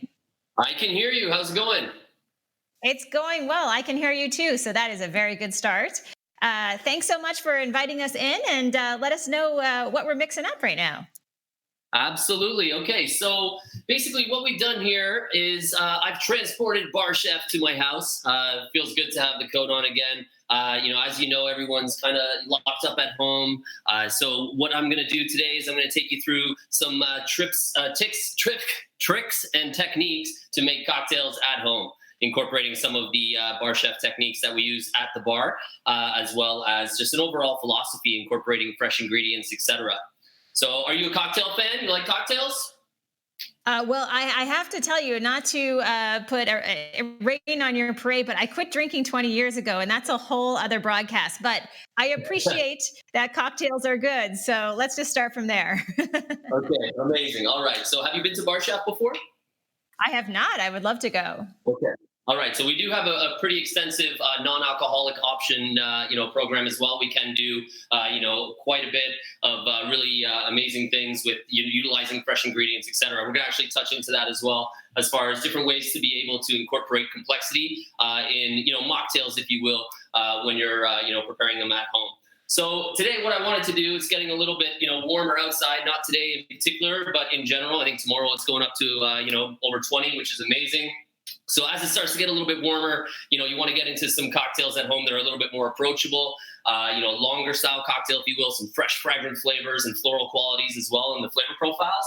So what we're going to do here to start, really incorporating that Bar Chef philosophy, is that culinary technique. So we're actually doing a strawberry-infused gin-based cocktail. This is our strawberry and Aperol Spritz, which is absolutely delicious. So what we're going to do is literally just going to get you to go to the LCBO, okay, to make this gin at home. You're going to go to the LCBO. You're going to get half a pound of strawberries. You're going to slice them up. You're going to place them in a jar, like I've done here, okay? And you're going to let this steep for 2 weeks. So literally, it's that easy. Just half a pound of strawberries sliced with a 26er of gin, which you can pick up at the LCBO. We're all about supporting local right now. So if you pick up a locally distilled gin, that's absolutely the way to do it for sure. And just let it steep for 2 weeks, like I said. So we have it here ready to go. So we're going to do 1 ounce, okay, for the base of our cocktail. So 1 ounce is going to go directly into our glass. Aperol Spritz is a classic cocktail for sure. This is a really delicious adaptation. So Aperol right here, being an Italian bitter, absolutely delicious, very fragrant, very floral, a lot of notes of rhubarb and strawberry, orange blossom as well. So we've got 1 ounce of our strawberry gin in there. Now we're going to do 3/4 of an ounce of our Aperol. And now with cocktails, you're going to generally want your spirit base, okay, roughly between 1.5 ounces up to 1 3/4 ounces to build cocktails at home, okay? And then also what you need to balance that heat from the alcohol base is a sweet component, okay? And the sweet component is imperative because what it does is it actually adds a nice amount of weight and viscosity to the liquid itself, okay? So in this case, what I've done is I've actually made a really delicious thyme syrup. And it's actually really easy to do this at home. You can literally just get a saucepan, okay, with a bunch of thyme, 1 liter of water, and 2 cups of sugar. And you just bring that up to a boil, and you let it simmer for 15 minutes. And then what we're doing with that is we're extracting all those beautiful flavors from the thyme itself, and then we're gonna fine strain it out, okay? And then let it cool, and then you have a delicious thyme-flavored simple syrup. And it's a great way to incorporate complexity when you're making cocktails at home. A lot of the time, people are intimidated to prepare cocktails at home just because there's so many different components. You have to buy, spirits and bitters and all these different things. So what I wanted to do with today is just kind of show you how easy it actually can be. So we're going to get our thyme syrup. We're going to add 1 ounce. And because we're adding, this being a spritz, because we're going to be adding sparkling water to this cocktail, we're going to be incorporating a little bit more sweetness and body into our base right now before we add that soda. Okay, so now what I want to do is I need to add my ice. Being a spritz, it's a longer style cocktail. So we're just going to basically tilt our glass using a wine glass for this particular drink. Reason being is that because there's so many beautiful aromatics happening in this liquid, we've chosen a wine glass because when you bring the wine glass up to your mouth, you get that beautiful aroma of all those nuances of complexity that are found in the bitters that we've used, in this case, which is the Aperol. You get that fresh strawberry, which has been infused in the gin, etc. So by incorporating a wine glass for our vessel, it allows us to really accentuate the aromatics, which is absolutely beautiful. So in this case, longer style cocktail, starting off with spritz. It's hot outside. We want to have a couple of these. So we're going to kind of dilute it down a little bit. So I'm going to add roughly 3 ounces of our sparkling water. And the cool thing about incorporating effervescence in your cocktails is what's happening is it's actually, those bubbles are actually bringing all those beautiful essential oils and aromatics and nuances from the bottom of the liquid up to the surface area. And then you're going to be able to, it's going to make it easier for you to actually smell all those beautiful ingredients. So next up, with Bar Chef being Bar Chef, huge emphasis on incorporating fresh ingredients. That's the key. It's the culinary philosophy and approach to the craft of producing cocktails. So always make sure when you're producing cocktails at home, fresh ingredients. So in this case, I'm incorporating some fresh mint, just because it being in a wine glass, okay, we have all of our beautiful liquid in the base. I'm gonna add some fresh mint right into the center, like so, just for some aromatics. When you bring the glass up to your mouth, you get that beautiful aroma of fresh mint. And lastly, we're just gonna get a little zest of grapefruit. So what you wanna do with this, just grab a grapefruit, okay? And you're gonna slice off a little zest, like so, okay? Making sure you don't wanna go all the way into the flesh. We're just gonna stop right at the pith, like that, and then just over like that in the surface area. So what's happening there is we're actually extracting all those essential oils from the zest of the grapefruit. That's gonna shoot out of the grapefruit zest, land down on the surface area of the liquid, and then that's overall just creating this beautiful, beautiful complexity aromatically, and in turn, increasing the complexity of the actual liquid, because whatever we're smelling is differentiating on our palate from flavor to aroma, right? So that's the idea. So that is how we're gonna start off this session today. Look at that, how good does that look? Wow, I want one of those right now. Okay, so next up, this is actually really cool. I don't know how many people watching are fans of sours. So traditionally you have like whiskey sours, you got amaretto sours, etc. So what I wanted to do was actually create a sour for you today, incorporating that same spirit base that we've prepared, which is that strawberry gin, okay? And then we're gonna add, again, a little bit of a floral quality as well. So again, our strawberry gin, in this case, we're going to build in a shaker tin, okay? So home bar essentials, you literally wanna grab, a gin base, you need some accent liqueurs, we're gonna get into that as well. You need some tools, okay? And these can be found at, restaurant supply stores around the city. There's Cocktail Emporium, which is down on Queen Street West, which has an amazing selection of tools that you can buy. So generally you want your spirits, you need gin, I'd say a vodka, rum, rye, some whiskey, and then you need some bar tools, so like a shaker tin, etc. Okay, a beautiful stirring spoon, which is key, very fancy. This is a nice piece of machinery right here. A jigger, in order for you to be able to actually measure the volume of liquid that you're putting in. And then a mixing glass. And these are for more spirit forward style cocktails, which we're going to be making later. Okay, so let's start with the sours. So first up, let's do 1.5 ounces for this particular cocktail. Like so. Measure that in our jigger. That's going to go right into our shaker tin. Next up, I'm going to add my sweetening agent. In this case, it's a vanilla simple syrup. So again, equal parts sugar and water. And then I've added 3/4 ounce of vanilla extract, natural vanilla extract. Okay, so we're gonna go right in here like so. Like I said, 1 ounce. Bada bing, bada boom. Next up, fresh lemon juice. So again, the key with, and the reason why you wanna be incorporating all of these fresh ingredients is because all of the ingredients that you're using as a chef would in a kitchen all have essential oils and beautiful nuances of complexity the fresher they are, right? So for this particular ingredient with fresh lemon juice, when you're squeezing lemons, you get that beautiful aromatic, all those essential oils that are found on the surface area of the lemon as well. So it just adds that beautiful amount of complexity on the overall flavor profile. So this guy, we're going 1 ounce of our lemon juice, like so. And then we need our bittering agent. Again, so traditionally in cocktails, you need to incorporate a spirit base, you need a sweet component for balance, you need a bittering agent. Bitters are used in the same way that a chef would utilize seasonings, so salt and pepper, etc. So as a mixologist, you would incorporate bitters just to provide that complexity and nuance on the end of the actual flavor profile. And this could be like we used earlier, it could be Aperol, okay, like so. It could be Campari, like we're gonna use in this particular cocktail. It could be Amaro as well, which is an Italian bitter, store-bought bitters like Angostura, etc. Or in the case of Bar Chef, we make everything in-house. So we have a full range of bitters incorporating spices like anything from toasted chamomile and cardamom and caraway and cinnamon and all of these beautiful spices. And that's how we extract those the tannic astringency qualities in our infusions that we use at the bar. So in this case, we're gonna be using Campari, okay? So for this one here, I'm gonna go 1/2 ounce. just like that.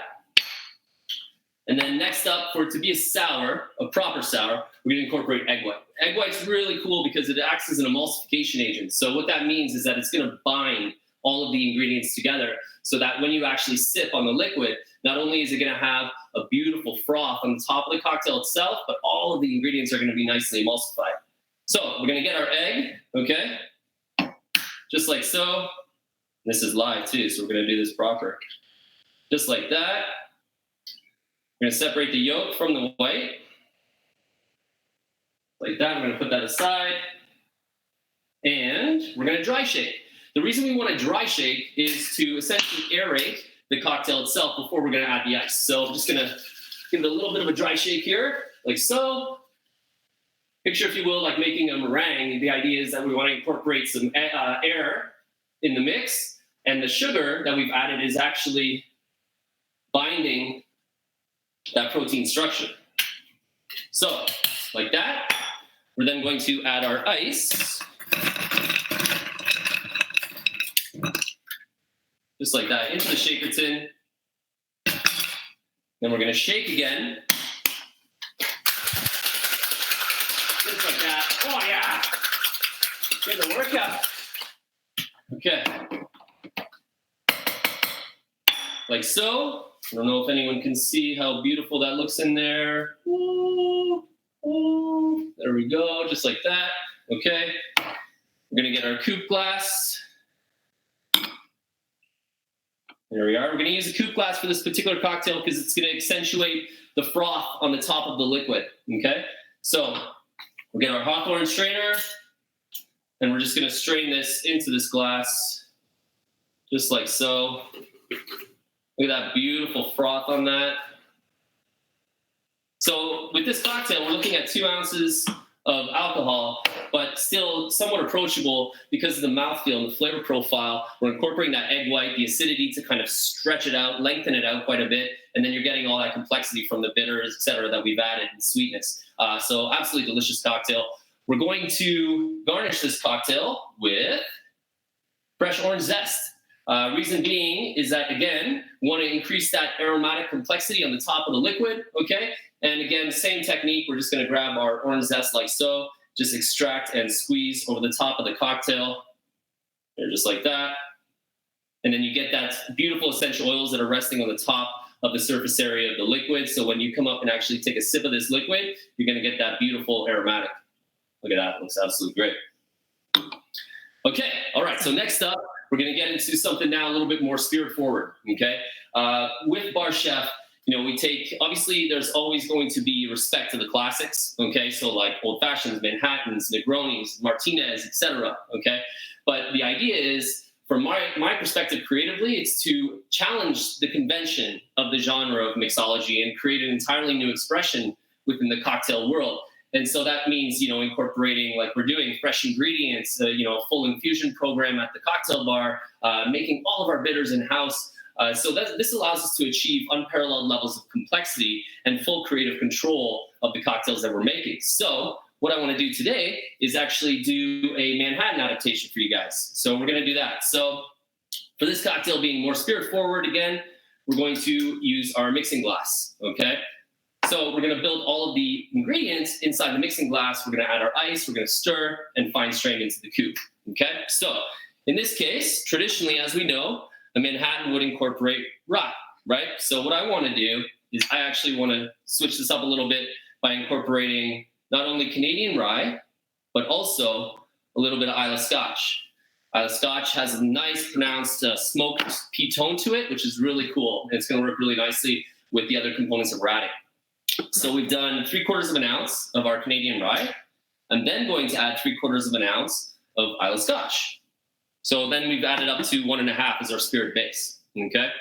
Then we're looking at our, instead of, traditionally you would use a sweet vermouth in a Manhattan, okay? So what we're gonna do here is we're actually gonna substitute into a Madeira. Madeira has like a beautiful kind of caramelized tone to it, which is really, really cool. And it pairs beautifully with the Islay Scotch. So we're gonna go 3/4 of an ounce of a measure of our Madeira, okay? And now what I wanna do, traditionally you wouldn't do this, but it's Bar Chef. We're gonna, you know, up the game a little bit here. I'm going to incorporate an accident liqueur. Okay, just tiny little bit, just for a little bit of increased viscosity in the cocktail itself. Just give that liquid a little bit more weight on the palate. So literally, all I want to do is a tiny little bit. We're talking a quarter ounce, just a tiny little bit. I always say it's the reference of Chardonnay versus Sauvignon Blanc. Sauvignon Blanc is very acidic, kind of flat on the palate. A Chardonnay is big and luscious and velvety and silky. And that's what I want to achieve with the mouthfeel and the weight of the style of cocktail that we do at Bar Chef. Okay, so we've got everything that we need apart from our bitters. So this particular cocktail is going to incorporate our toasted chamomile saffron bitters, which are by far one of my favorite bitters that we use at Bar Chef. The signature flavor profile is actually toasted dried chamomile flower, which is so beautifully fragrant and aromatic. And then we're going to pair that with Spanish saffron. We've got caraway, star anise, green cardamom. There's all kinds of beautiful spices in there. So we're going to add a quarter ounce of that, just like that, and ice to serve. So in this case, we're going to get a nice big chunk of ice. I'm going to place that in there. And we're going to give it a stir, probably I'd say for about 5 seconds. We don't want to over dilute the cocktail. We're not looking to add too much water. I just want to basically incorporate a little bit of water as you would sipping on like a fine scotch or bourbon at home. I just want to add a little bit of water in there just to release all those beautiful aromatics. So, going to get our strainer. We're then going to fine strain this delicious Manhattan adaptation into our glass. And there we go, just like that. So we have a beautiful, delicious, easy to make Manhattan adaptation at home. If you don't have the toasted chamomile saffron bitters, which you probably don't, you can just purchase Angostura bitters, can work as well. You won't be able to achieve the same amount of complexity, but Angostura is a great store-bought bitter. Also an Amaro, like an Amaro Nonino would work really nice, or Amaro Montenegro as well, which is really good. So you can kind of substitute that if you'd like. Now, lastly, super, super, super excited about this one. So as you can see, there's quite a bit of steps involved to make cocktails at home. So what we've done at Bar Chef is we've actually released our own bottled cocktail that's available at the LCBO called the Toasted Old Fashioned.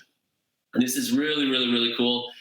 Canadian whiskey-based Ontario maple syrup, so locally sourced Ontario maple syrup, and then our toasted chamomile saffron bitters that we actually infuse at the distillery. And so the coolest thing about this is you literally, to prepare this cocktail at home, is you just need a double old-fashioned glass, okay? You need an ice cube, like so. And then just pour over ice, optional orange zest to garnish. Just like that. That easy, and you have beautiful cocktail bar quality cocktails at home. Just super stoked about it. It's an absolutely delicious liquid, really very proud of it. And so, please, LCBO, Canadian Whiskey Section, it's a great, great, great product. We're very proud.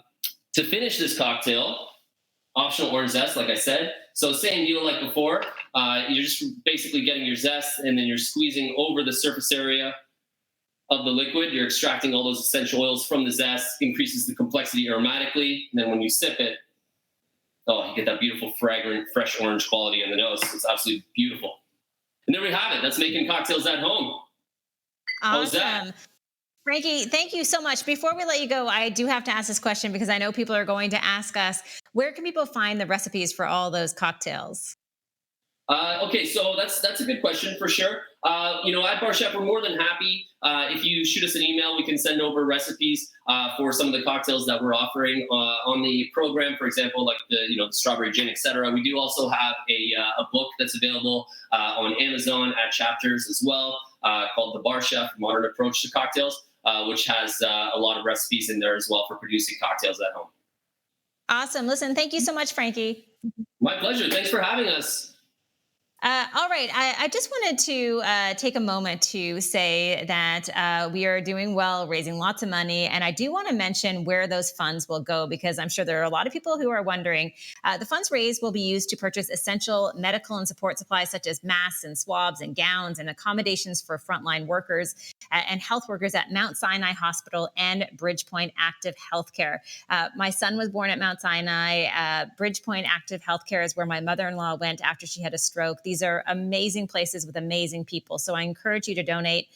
The funds will also support new initiatives to help patients stay connected with loved ones, which is so important right now while everyone is isolated. So if everybody can come together and donate, we will continue to see that number, that amount rising. You can donate money, you can shop within the shop. There are ways that you can contribute this evening. And thank you so much for all of your support. Next up, you already had a chance to meet one of the other hosts earlier on. We talked with Faisal, and right now I wanted to introduce you to a host who is coming up this evening. That's Marissa Roberto. Hi there. How's it going? Thank you so much for having me on, Amber. I'm so excited to be here. My goodness, this is such an amazing stream, taking part in the chat on Twitch if you are too. Thank you so much. Also, like the donations rolling in so far, incredible. Incredible. So tonight, I'm sure you're wondering why I'm here so early. Just checking in. I want to tell you about everyone coming in this evening that I'm going to have a chance to host. Of course, I'm a gamer, so I got to line up these incredible gamers that you're going to be seeing tonight. We have Autumn Rose, who's going to be playing some Valorant, which is Riot's new game. If you don't know anything about these games, that's cool. Your kids will definitely know about them, so it's good to get in before they're actually released. She's going to be playing some Valorant. We've got Methods, who is a professional Call of Duty player. He plays for the Toronto Ultra. He's going to be playing with a YouTuber who has tons of followers. This guy, you might know him as Bagged Milk. That's what he goes as. That's his MO on YouTube. He has over 3 million followers. Insane. They're going to be playing some Call of Duty Warzone. And then we have Esam, who is a professional Ultimate player. So Super Smash Bros. Ultimate. He's won a ton of tournaments. He's got a ton of followers. They're going to watch him play as well. And then Richard Sherman.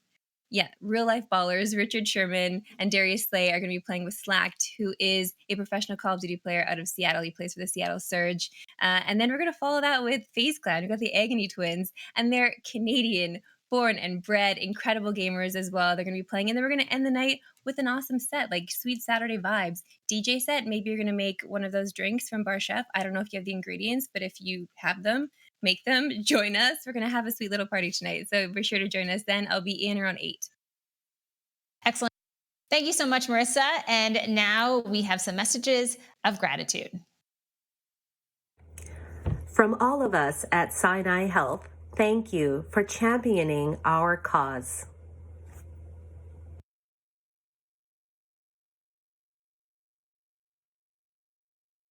Hi, we're Girl Power. You are all strong people, working hard every day and night, trying to make the world healthy, and you won't give up without a fight. You're gonna help those who are in need. Yes, we believe you can succeed. Overcoming obstacles every day, we'll be okay. You'll guide the way. Don't matter big or small, you're gonna do it all. That's who you are, yeah. We'll make it far, yeah.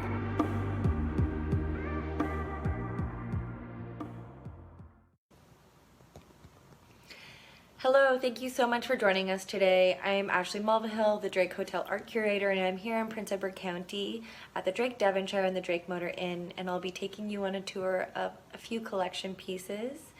I just want to say thank you so much to our frontline workers, doctors, nurses, all the support staff that help keep hospitals operating. We are so grateful for all of your hard work and dedication and sacrifice.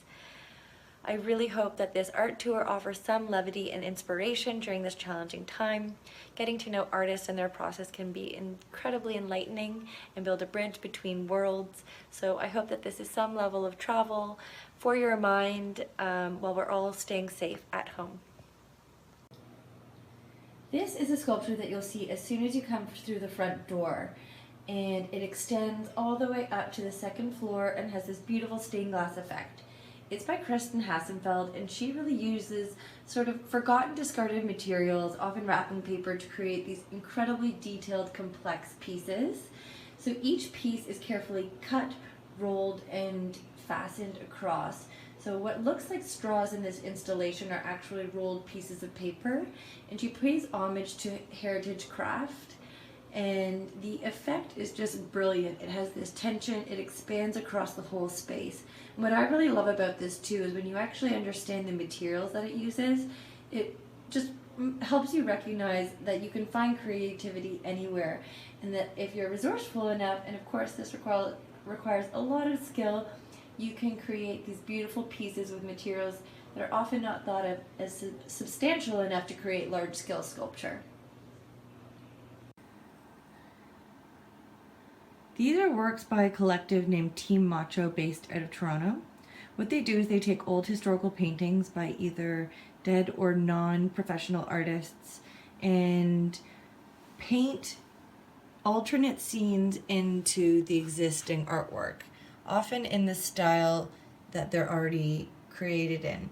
So it seems like this very subtle sort of intervention, but when you look at it, you think that this couldn't possibly be what the original artist intended, and it always has an element of humor. So here we see a UFO beaming down to some sort of figure there, but it's actually set in a very picturesque, ideal setting that was probably painted many, many years ago just as a beautiful, simple, enjoyable landscape.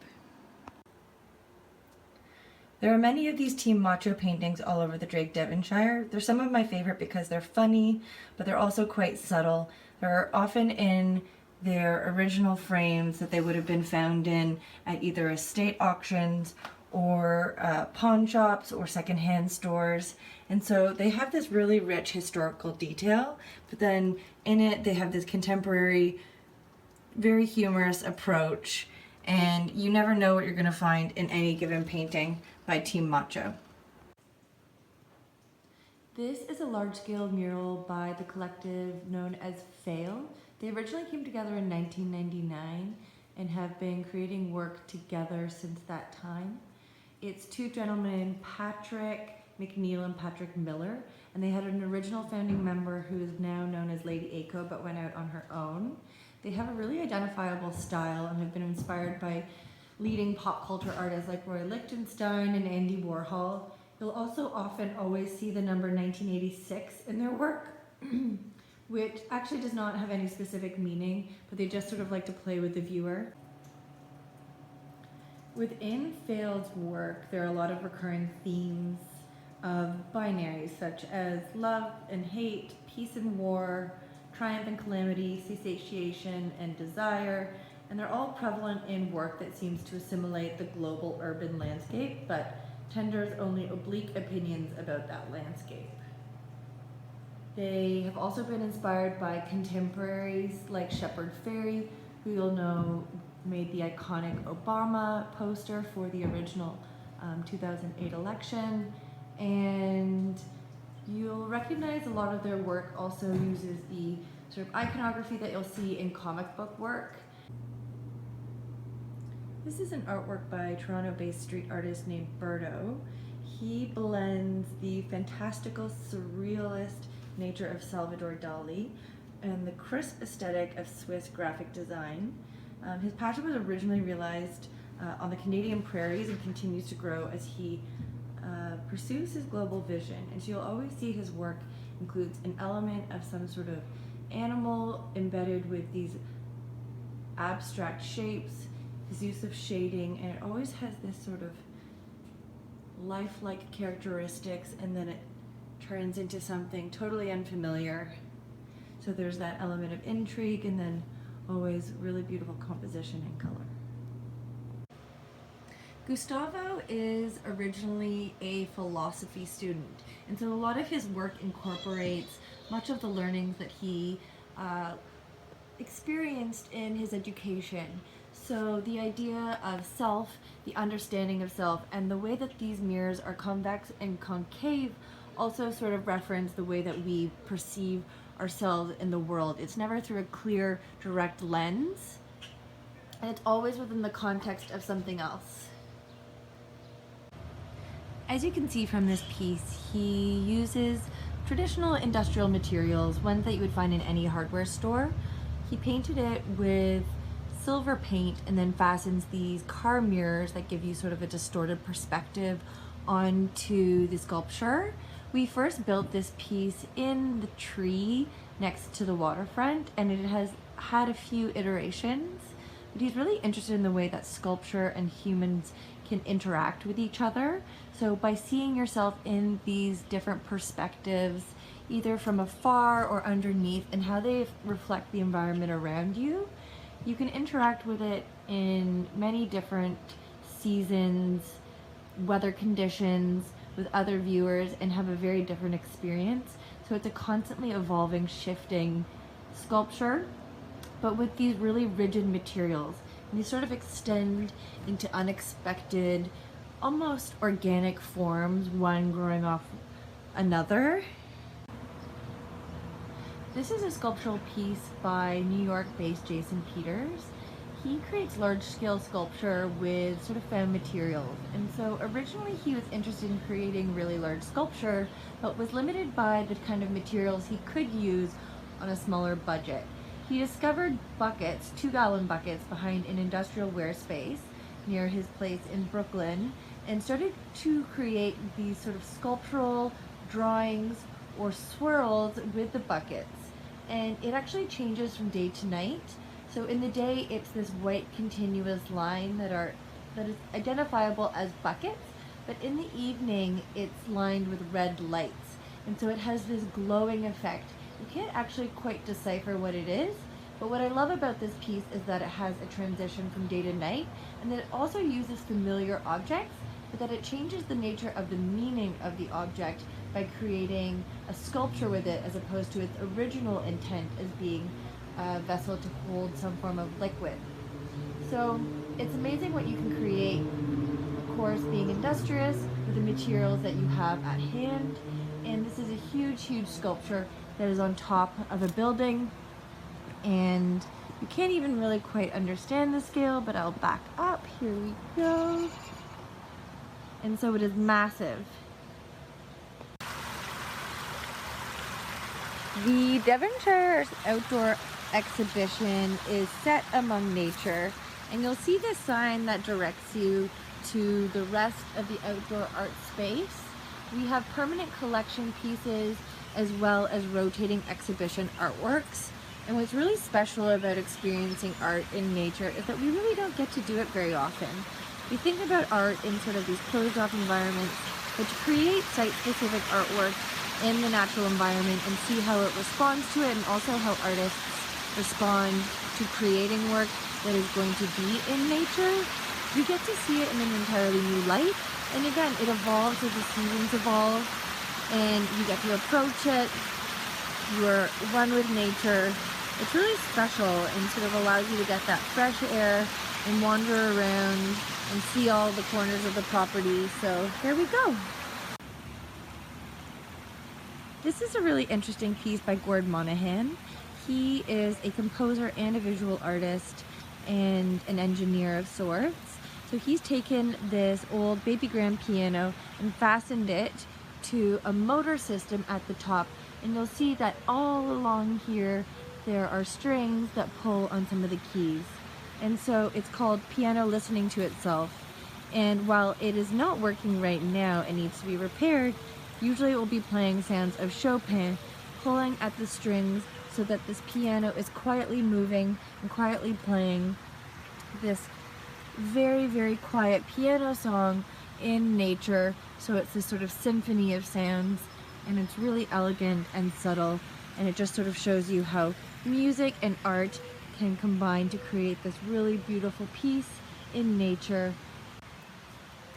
This is a mural painted by Eric Burke. His work blends photorealism and abstract elements. He became really fascinated by the birds that migrated to the Wellington area and painted this goldfinch, American goldfinch, to reference the natural habitat. And then he also included this element that looks abstract but actually references cassette tape that birds often use to put into their nests. So American goldfinches are interested and are often drawn to sort of shiny elements to include in their birds' nests. So he carefully layered that in so it looks like an abstract element, but it's all speaking to the natural world that the Devonshire is located in. This is a large-scale mural by Bryce Weimer. He's based out of New York and incorporates 4 large-scale elements extended along the creek side of the property. His piece references the way that everyone can enjoy nature, whether you want to touch it with your hands, whether you're going to look at it, whether you're going to dig your feet in or enjoy by licking, in reference to the tongue that I'll show you in a moment, the nectar from honey or probably even maple trees, which is... So this is the tongue that I was talking about in terms of enjoying the earth's nectar. And to me, the elements in this mural are reminiscent of fallen statues found in ancient cities. Icons of a forgotten time, but rendered through the lens of contemporary culture. Active elements, eyes open, hands touching. There's movement and vibrancy to it while feeling grounded in history. This is a sculptural work by Jennifer Lefort. She makes abstract work that has a strong focus on color and is often large scale. The lines, colors, and gestures and reoccurring shapes in the work are meant to communicate between each other and create a type of abstract narrative within the work. She likes to explore chromatic and abstract space, and through materiality and process, she likes to create dualities between the elements. So we see the tension of the sculptural elements as well as the jagged lines, and it creates this sort of balance and composition with the work that's extending right out of the ground.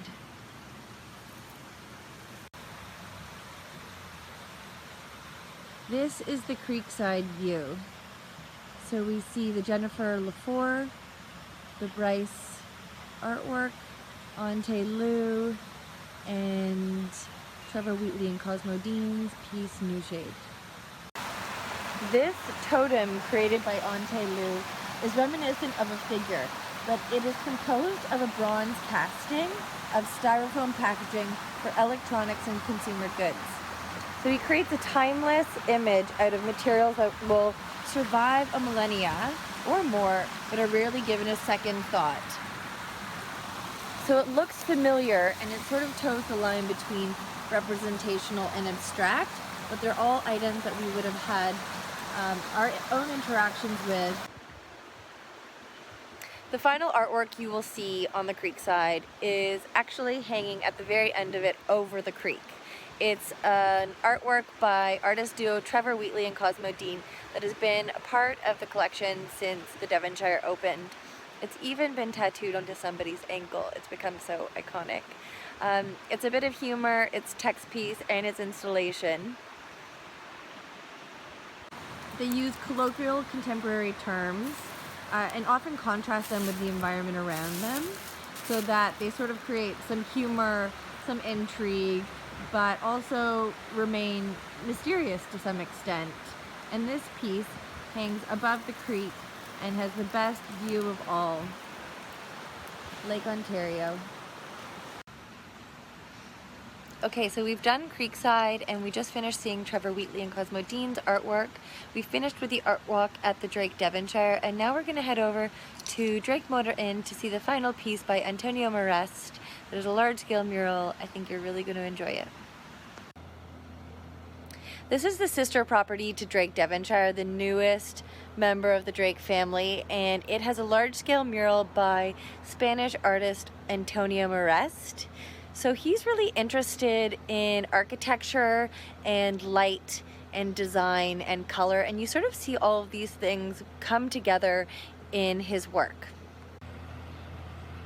So he grew up in a seaside town of Spain, and the way that he understands light and the way that it cascades over buildings and the architecture in the city that is vibrantly painted has really impacted the way that he sees color and shape and texture. And so you actually really see these elements and how it could be referenced to architecture, and then of course he adds in other elements that sort of look like rock texture, and this composition of colors very, very balanced. Antonio is really known for his use of color and composition and sort of these geometric elements that have a rhythm and a continuation so that your eye is always moving across the work. Thank you so much for following along on this art tour. Drake Art is all about making connections between the artist and our guests or anyone that might be interested in their process and their philosophy.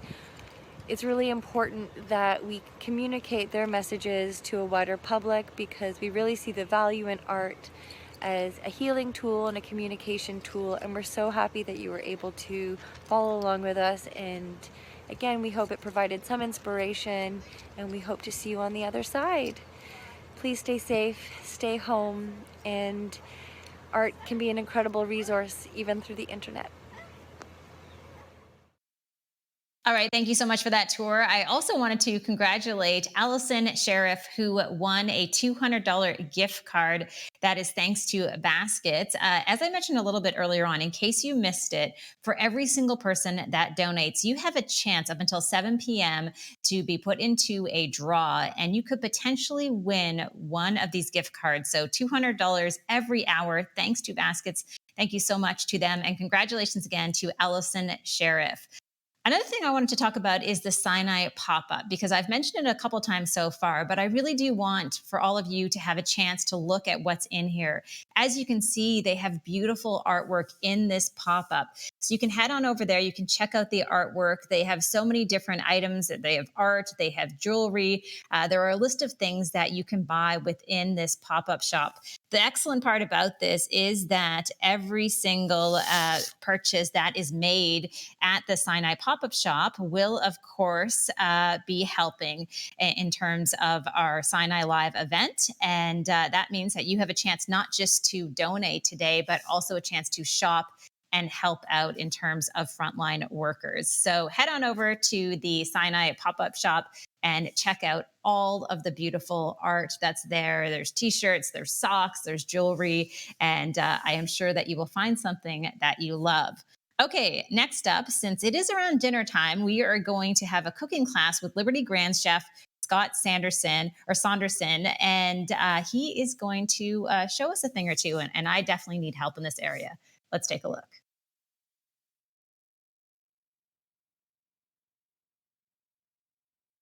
Blue Blood Steakhouse in Casa Loma, and this I'm taking today is a short rib Wellington in support of the Sinai Live Streamathon for our frontline workers.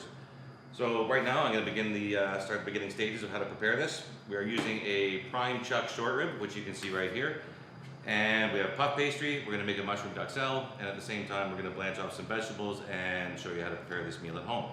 This is available for pickup at our steakhouse in Casa Loma, and it's become one of our most popular dishes. So here we go. I'll show you how to make the mushroom duxelle to begin with. So we have a warm pan going on the stove over here. We're going to add a little bit of butter and let that melt down. We're going to chop up any field mushrooms would be good for this. Okay, you don't have to have specific ones. Going to give them a rough chop.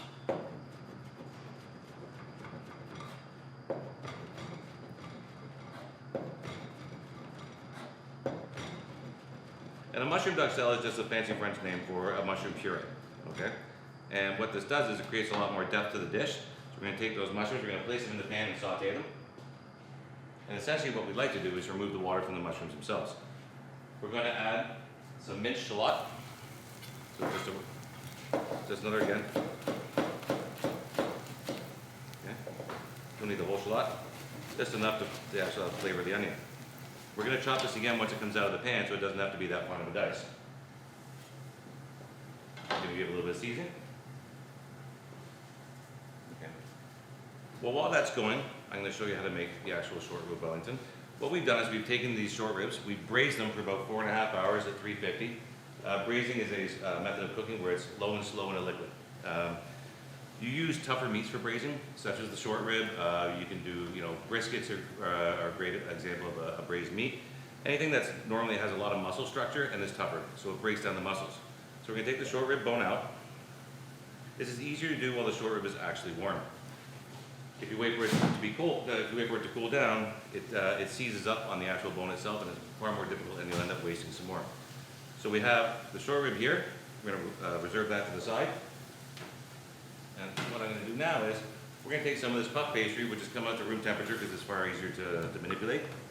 And we're going to roll it out a little bit, just because you don't want too much pastry on the dish itself. It's more about the meat. All right, so give it a quick roll. Okay, we're going to place the short rib with the meat side facing down, okay? And actually, we're going to take out some of the excess flour that's here.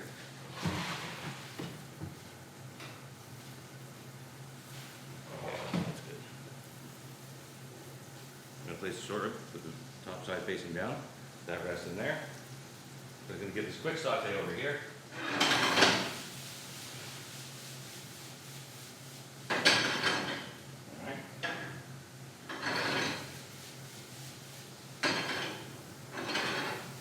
And you can place this on your cutting board. Put the pan back down. And we're going to give this a chop. It doesn't have to be all that fine because normally the mushroom duxelle will be almost a puree like. But this one is going to be held inside with pastry. So we're going to take that. We're going to place this on top of the actual short rib.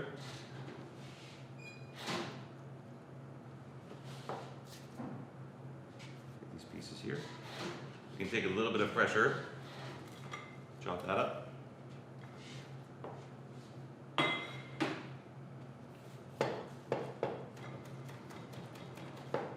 This is just parsley. You can use parsley, thyme, whatever your favorite herbs are. Sage is really nice with it.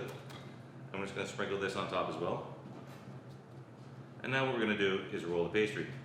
We go on top and roll it away from us. Okay. You're going to pinch down the sides, and then with your knife you can actually just trim off the sides. You can reserve this pastry for later. You can make little dessert things out of it, a little bit of sugar on it and some lemon, roll it up and you can bake it. It makes a nice little canapé or a little sweet for the kids. And then fold this under, okay, and just let that rest there for about 2 or 3 minutes.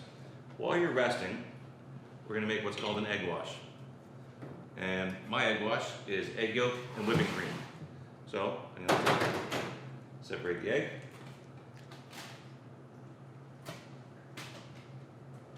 So you just have the egg yolk.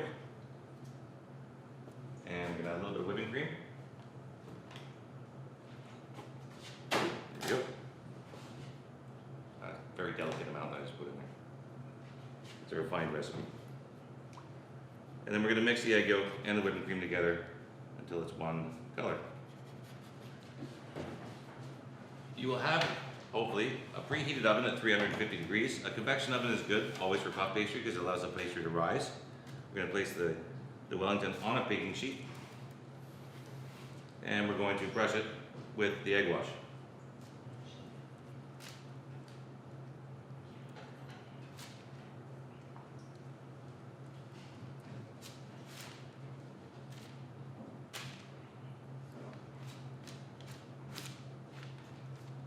Okay. Now that that is done, with the back of your knife, you're going to score the pastry. Okay? And when you score the pastry, use the back of the knife so you don't go through the pastry. And this is primarily for presentation.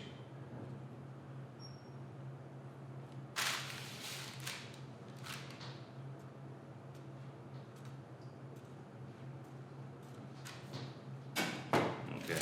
Once that is ready to go, they're going to place it in a preheated oven at 350 degrees and bake for approximately 20 to 25 minutes. Okay.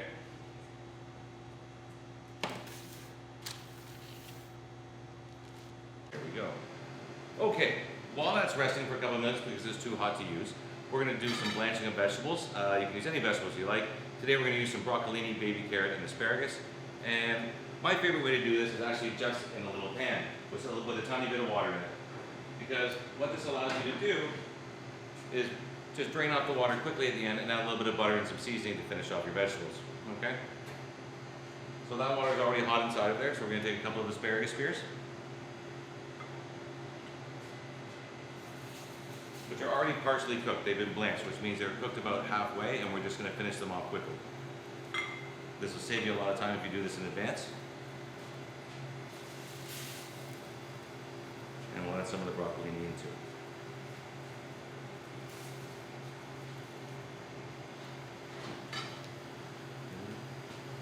Kristen.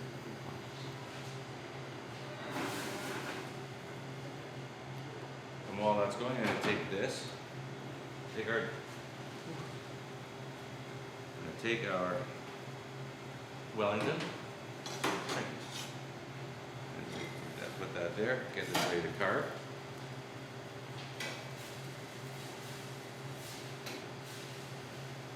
Again, seeing as there's butter in the pastry, I don't see any reason to use olive oil on the vegetables. I think you might as well keep with the same theme and use a little knob of butter to coat your vegetables right before you're done. So we'll just take a little knob of butter here, goes in. Add a little sprinkle of salt. Find it. Nope. So we're just going to add a little sprinkle of salt. Season that quickly. Give it a quick toss. And we'll bring the vegetables over to the side. And then we're going to start to plate the actual dish.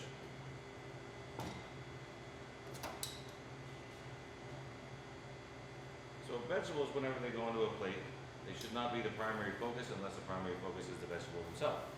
So we're going to use these almost as a little base to plate the Wellington on top of.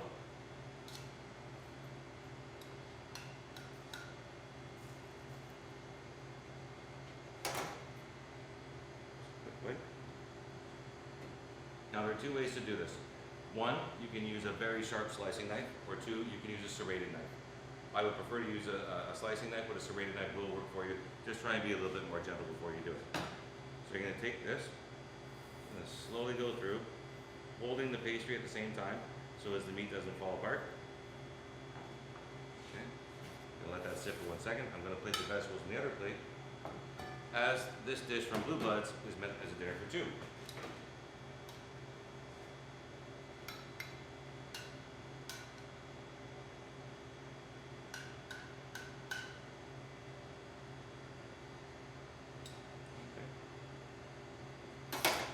Now using your knife again, just to transport the actual dish, you're going to take that, and as you can see, there's the mushroom duck salad layer on top of the short rib. The short rib is lovely braised, and the pastry is nice and crispy. I'm going to sit it just right on top. And we'll do the same thing with the other one. I'll show that to you.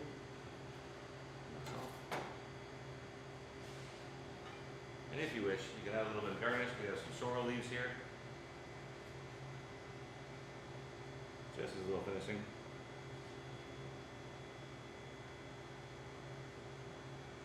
And there you go. You have your braised short rib Wellington with mushroom duxelle, steamed seasonal vegetables, and all of this is in support of our frontline workers.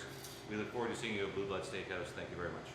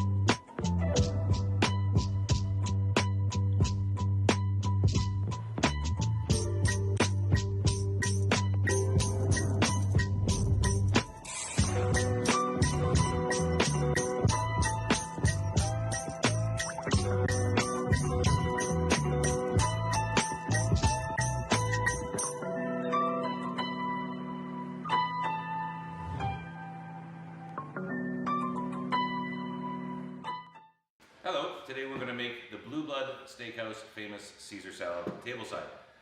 To begin with, the Caesar salad mix is an emulsification of a fat into a protein. Basically, we're making a mayonnaise. So we're going to be incorporating a lot of ingredients together and then finally adding the grapeseed oil at the end in order to emulsify the dish. So here we go. We're going to start off with the protein part of it, which is egg yolk. This goes into the bowl.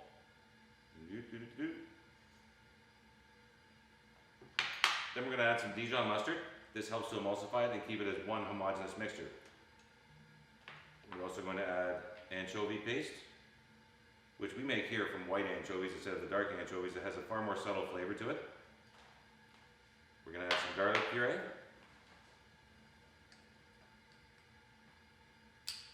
A couple drops of Tabasco.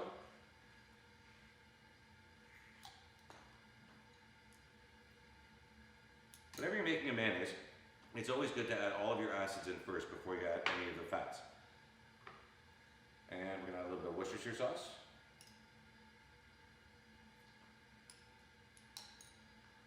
And finally, some lemon juice. Now, we're going to take our fork and our grapeseed oil, and then first of all, we're going to mix together all of the ingredients that we've added in. Then, we're going to slowly, very slowly, add the grapeseed oil. And if you add the grapeseed oil too quickly, your sauce will split or separate. And that means that the fat and the protein have not mixed together properly. So try and pour it in one area of the bowl, specifically, mixing the mixture that you have in there around it.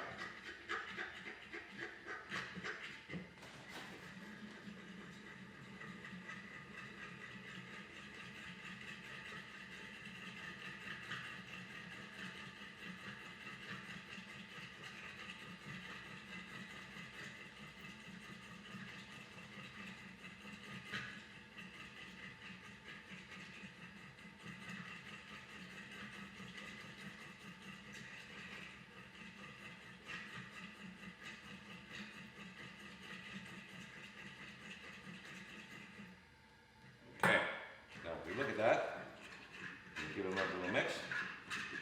It hasn't separated, and it's holding together. And now we're going to take our lettuce, add this into the bowl.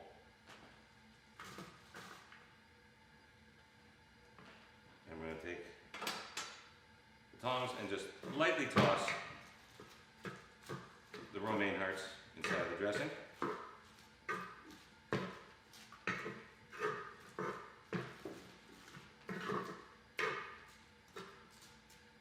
We will add some croutons, which we make in-house from the sourdough bread.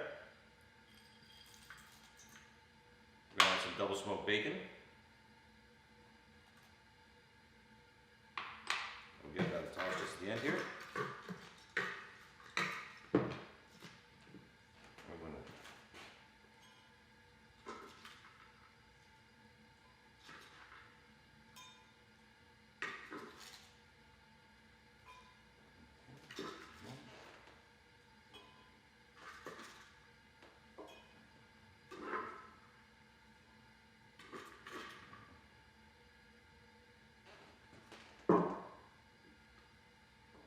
no Caesar salad is complete without the grating of the Reggiano cheese on top.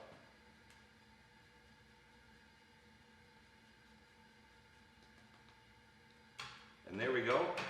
This is the Blue Blood Steakhouse tableside Caesar salad. Enjoy.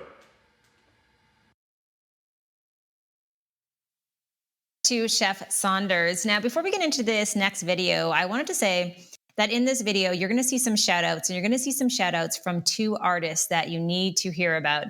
Now, these artists both have work in the Sinai pop-up shop. There's Wayne Rubin as well as Jacqueline Poirier. They both have items in here. Starting up with Jacqueline, here we have this custom plate. In fact, I just got a note that she's known as the Crazy Plate Lady. And Wayne does Honest Ed sign. So you can see here, there's that Honest Ed sign with the great message, we must stand alone to win together. So all you have to do is head on over to sinaipopup.ca, and all of the money raised from there will go to support frontline workers at Sinai. Now let's check out these messages of gratitude.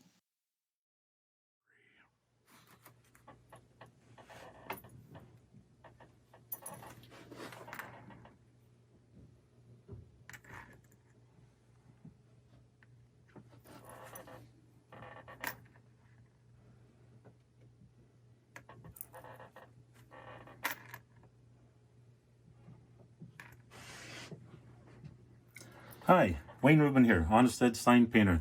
I'd personally like to thank all our frontline and healthcare workers. You are doing an amazing job.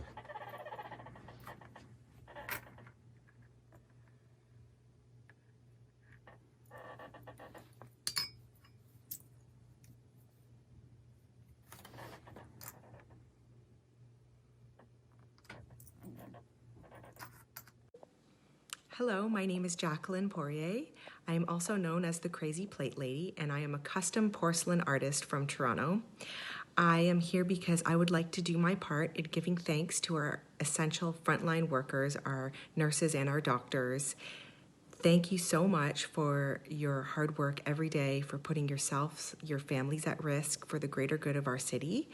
I am here because I would like to do my part, and I have created this one-of-a-kind custom art piece that captures the essence of our city through these trying times. To our healthcare workers, you are the heartbeat, the pulse of our city, and you are keeping us going. So I really wanted to capture that through this one-of-a-kind piece. It will be available for sale in the pop-up shop, so please do your part and support these healthcare workers if you can. And thank you again from the bottom of my heart.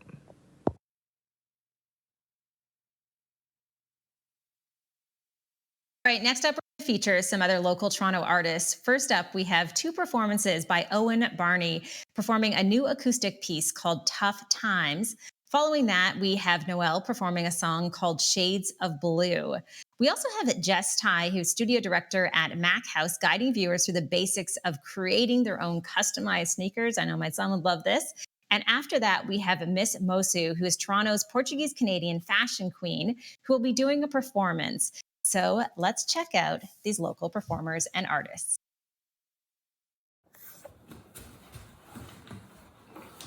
Hey, I'm Owen Barney. I just wanted to give a huge thank you to our frontline health workers. You guys have been unbelievably amazing, and I have no idea where we'd be without you. This song I'm going to play for all you is it's a song I wrote about a week or so ago. It's called Tough Times.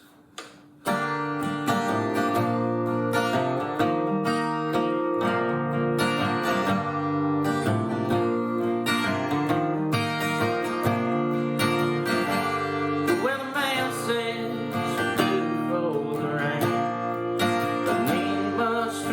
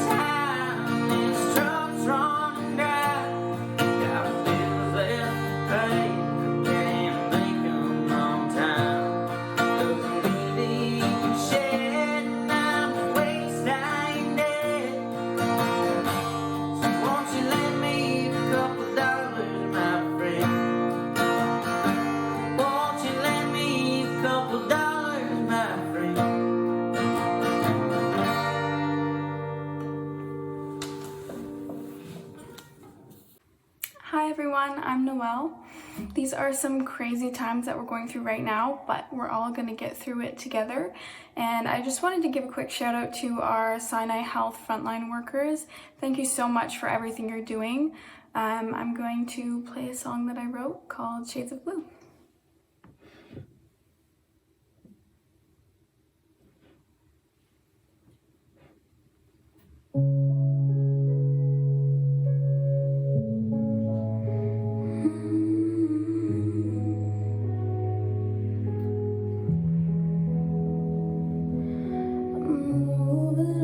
It's been hard to be honest with you.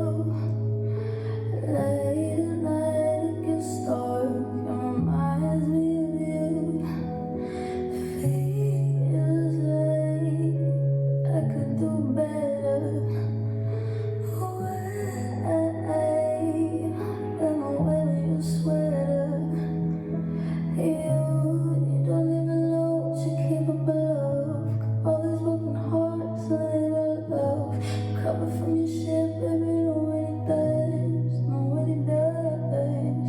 I thought that you were here, but I never knew. I was just a body, nothing more than you. And I'm sitting in this room with the shades of blue, shades of blue. Let the seas see your heart, it's all down with your crew. Getting drunk with your friends, hide away with you. Feels like I could do better.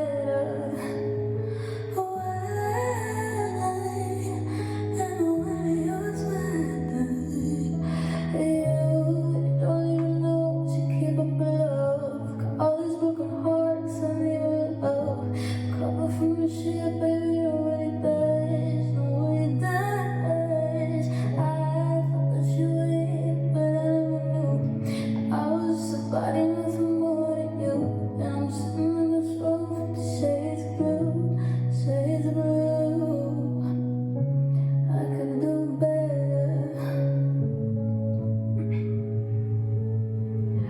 I could do better. You don't even know what you're capable of. Got all these broken hearts I never love. I cover from the ship, baby, nobody does, nobody does. I thought that you were here, but I never knew. I was just a body, nothing more than you.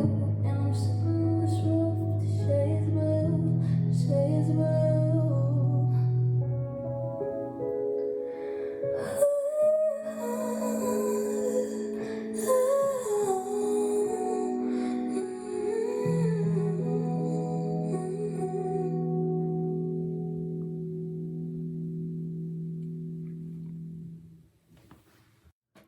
Ooh. Hi guys, I'm Jess from Mac House Inc. I'm so excited to be here with you, so thank you for tuning in. Also, thank you so much for staying at home. I know it definitely hasn't been easy or ideal. Not all of us have a desk at home, hence why I'm sitting on the bed. But we will get through it. Slowly but surely. These sorts of things take time. We've all seen the movies. We know things have to happen. Secondly, thank you to all of our friends or maybe even family members who have been working on the front lines. We know that they've been working so hard, sacrificing their own time away from home to be able to protect us and protect those people who have been affected. So, a big thank you to them as well. I'm really glad to be here and be able to support these workers today and be here in support of the Mount Sinai Hospital and Bridgepoint Active Healthcare. Now, I don't know how long you guys have been with us today, but they've launched a new platform called championsofsinai.com, and there will be lots of videos and lots of live streams on there. So it's going to be a really fun place. I suggest you guys continue to check it out. If this is the first thing you've seen today, otherwise if you've been here all day, then you already know what I'm talking about. But yeah, there's going to be lots of cool things to see and hopefully some really cool things to try. I mean, right now I know a lot of people are, cleaning their closets or baking, learning how to bake bread. But if neither of those things is for you, then, you know, maybe you'll be able to find something in those videos and in the live streams that is for you. I mean, one of the hardest things right now to do is really be able to find things to pass the time.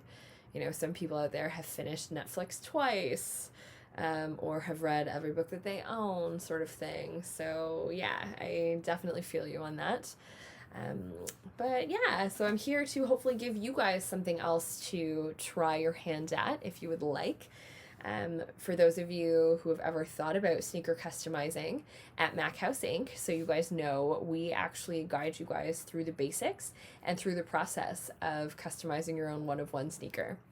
So we're really missing the studio right now, but you know, it is what it is. In the studio, of course, we've got lots of supplies, lots of paint, different laces, accessories, lots of tools if you want to do like some deconstruction, or maybe you're a little bit more crafty and want to add fabric. Those are all things that you can do in our studio, as well as make a mess. Now, make a mess is a big one, because making a mess at home sucks right now when you're the one cleaning it. But yeah, and so that's what we do at Mac House Inc. So I thought it would be a really fun idea for me to come here and show you guys that there's a couple different things that you can do at home that don't create a whole mess, unless you really want to go for it, sort of thing. Sorry. So, for example, if you do want to go all out, you can, of course, go online, investigate some how-to videos, and order a kit. Now, there's a lot of different places that sell kits. Some of them have different options. Some of them give you basic colors, etc. Most of them will have the basics that you need. Now, at Mac House, we sell a kit as well. It comes with 2 fun colors and basic tools to kind of get you through it, as well as our own special how-to video. So if that's something that you guys are interested in, you guys want to try it, check it out at Mac House Inc. on our Instagram. We do different drops every week, just to keep it interesting and to make sure that we can get supply. Of course, while everyone's staying home, not everywhere is shipping. But if you've ever wanted to try sneaker customization, now is a great time to be able to do it when you don't have to wear your shoes out. And and you have time to really think about it and plan your design. And depending on your skill level, your artistic abilities, or even kind of like what you want to see, it isn't that hard. I myself am not personally an artist.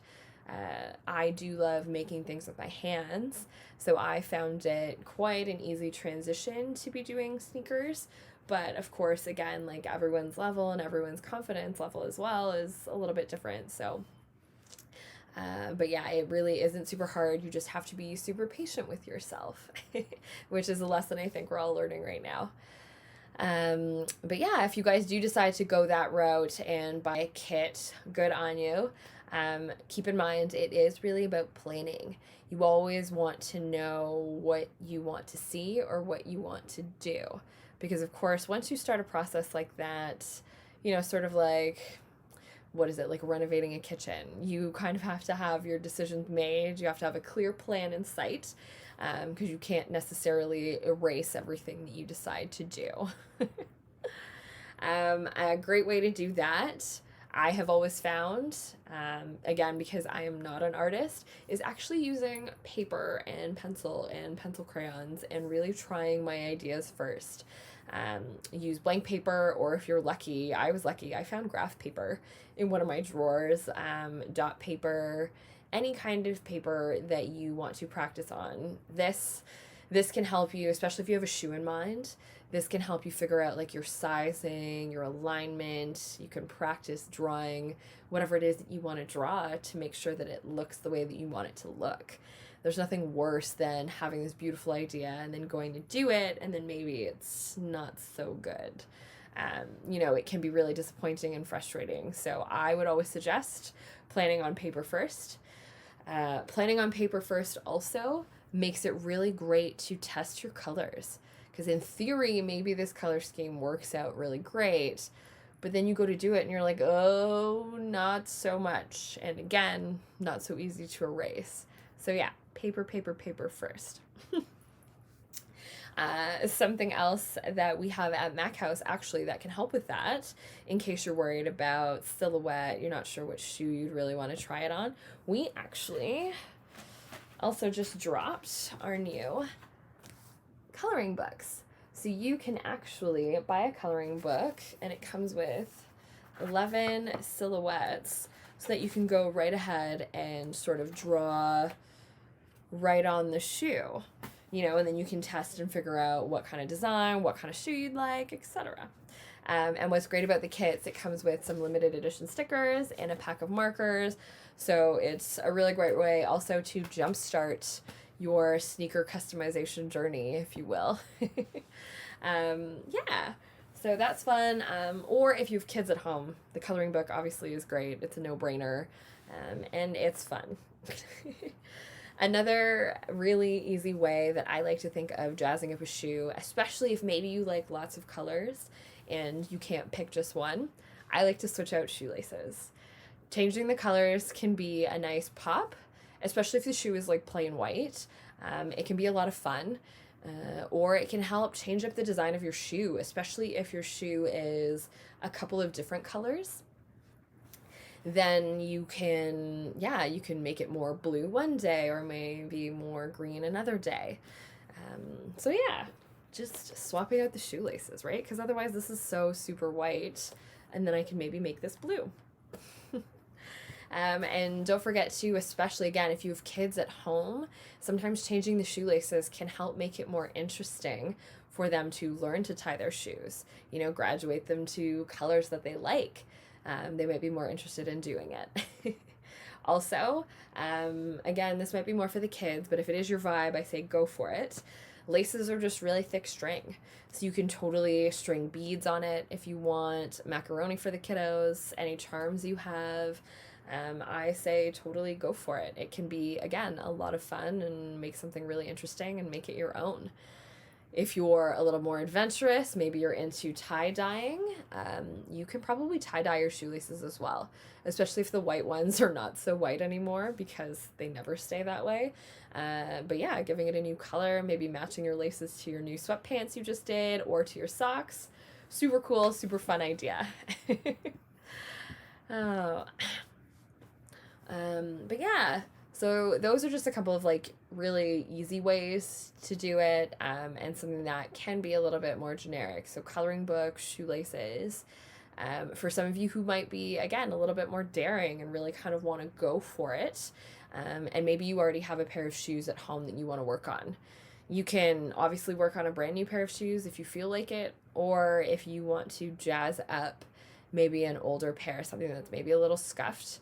I always think that that's a great way. You can upcycle and nobody really needs to know whether or not you just did your design or didn't. But yeah, so what I like to do, and some of us will call it a little bit old school, will be to take some markers. So if you've got permanent markers at home, some of you guys know this, absolutely. Take a permanent marker to your sneaker. You can take it to your Converse, for example, on canvas. Yeah, leather shoes are super easy because it almost feels like writing on really smooth paper. Canvas or fabric shoes, sometimes if you press for too long on the fabric, you can actually get like an ink blob instead of a nice like detailed line. So that's one thing I would say be very careful about. And of course, if you've got like really, really thin marker points, then that's always really easy, to get really nice designs on, again, especially if you're an artist or maybe you want something to be super detailed. But yeah, otherwise, I also really love, again, depending on your design, I mean, this one's a little busted, I'm embarrassed, but fatter marker tips as well. Sometimes you just want to do something that's very obvious, and that's okay. So leather shoes, canvas shoes, if you've got something in your closet that you want to work on, you can take a marker to it. Obviously, the lighter the color of the shoe, then you have the opportunity to do more colors to it, which is great. And then, yeah, you can totally doodle. You You could write names, you can write dates, you can draw if you draw, you can do little patterns. I mean, maybe you like dots and maybe you just want to put dots everywhere. It's a really fun and easy way to do it. Whatever you guys decide, it's totally up to you. Ooh, keep in mind though, the sole of the shoe, okay? So this part, everyone always loves to write on it. You know, the Off-White brand, there's always stuff there. But just keep in mind, it's not gonna last. The sole is designed to keep out all sorts of mud and water. So eventually it will fade, it will come off. So just keep that in mind. Also, the sole, because all soles are made sort of like different textures as well, there's never really a way to tell how it will come off the shoe. It could just fade or it could drip off, like if it gets wet. So I'm just warning you, if you do want to write on the sole, that is a possibility. Otherwise, if you don't want to, then you know, you can just leave it alone and focus on everywhere else. But something that is really fun and a design that I really love is doing an outline design. So I know you guys can see that, and what's really cool about this is from far away, this shoe will actually look, you know, 2D if somebody's wearing it across the street, which is kind of cool. It's like comic book style. So there are a lot of different ways to do comic book style, as you guys know. This one here that my partner did, he went for a really thick marker and he outlined. So in this particular Nike shoe, there are lots of different panels, lots of different lines. He even filled in, if you guys can see, he even filled in those little dots, so you guys can see them from far away, which is really cool. So yeah, so this is another really cool thing that you can do with a permanent marker. If maybe doodling's not your thing, you know, and you don't want to put names, dates, whatever, doing an outline is super easy because all you have to do is use the shoe exactly as it is and trace the lines. As you start doing it, you can really decide, you know, how thick you want to go or where it is that you want to outline. So here, I mean, let me show you actually on this shoe. So on a brand new Air Force One, you can see that there's definitely different panels. So I could either outline right on top of the swoosh or I could outline around it, right? And then the same thing here from the front of the shoe, I could outline right on top of the panel or I can outline on the outside of it. So that's just something that you can choose, you can decide, or you can do two different colors if you guys wanted as well. We recently on our Instagram posted a glitch shoe, which is basically a black outline and then a little bit of like a blue outline offset and a little bit of a pink outline over the same line, just a little bit offset. And from far away, it gives a really cool sort of look. So yeah, so I just, I think that that's really fun. That particular comic book style, oops, forehead. So that particular style that we're looking at here, you know, we are referring to the artist Joshua Videz. His style is to do great big black sketch lines. So yeah, so this is really an ode to him, which is awesome. So yeah, if you guys, you know, decide to do that, decide to give any of the suggestions I gave you a try, please feel free to reach out if you guys have any questions. Yeah, or you can see examples on our Instagram at MacHouse Inc. Or on our website, MacHouseInc.com. On our website as well, you'll find the shop where you'll be able to get the coloring book if you're interested and find out about more kits for the future. So thank you so much, guys. I am sorry. I know that it wasn't a super visual how-to today, but thank you anyways for following along. I hope that I've inspired you to give something else a try and have fun. Have fun. Good luck. Stay well. Take care. Hey Sinai Health Foundation, Miss Mosu here, wanting to give a big shout out to all the Sinai Health frontline workers. We appreciate everything you do and all that you have sacrificed in your own personal lives to help us get through this and stronger day by day. So thank you so much.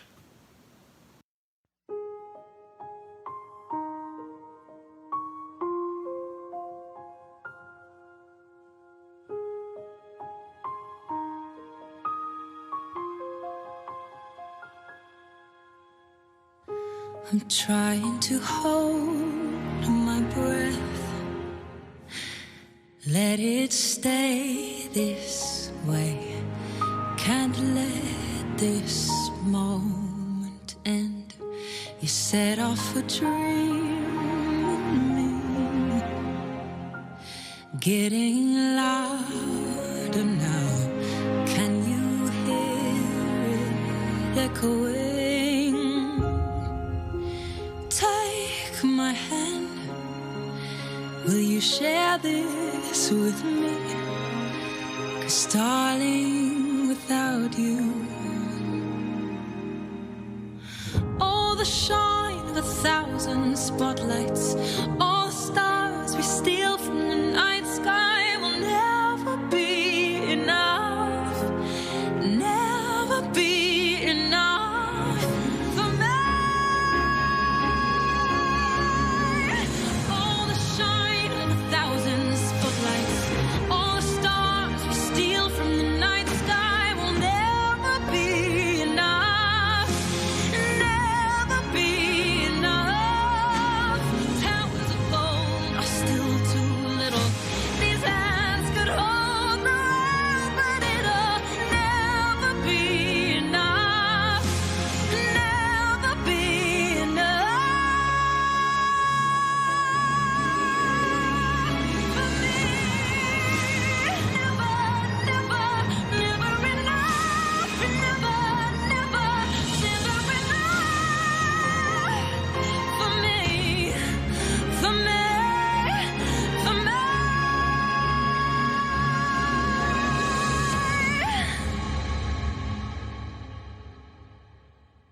For me.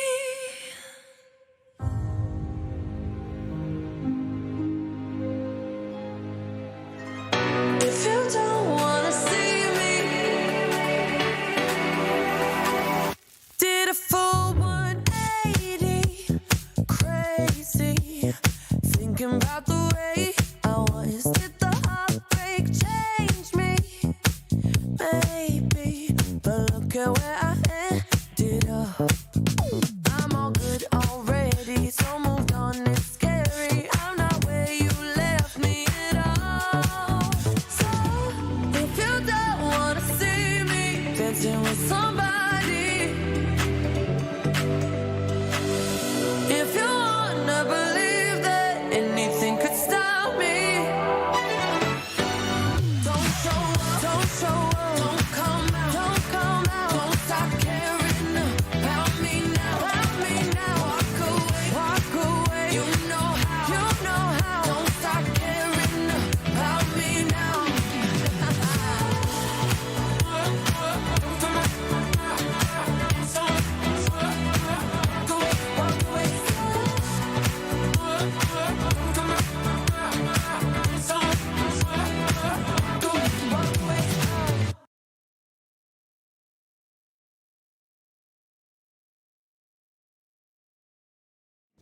Burning higher, we're gonna light this whole place up.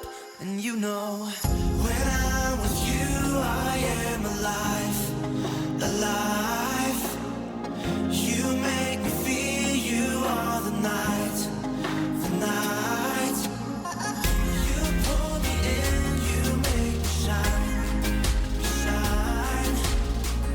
You make me feel you are the night, the night.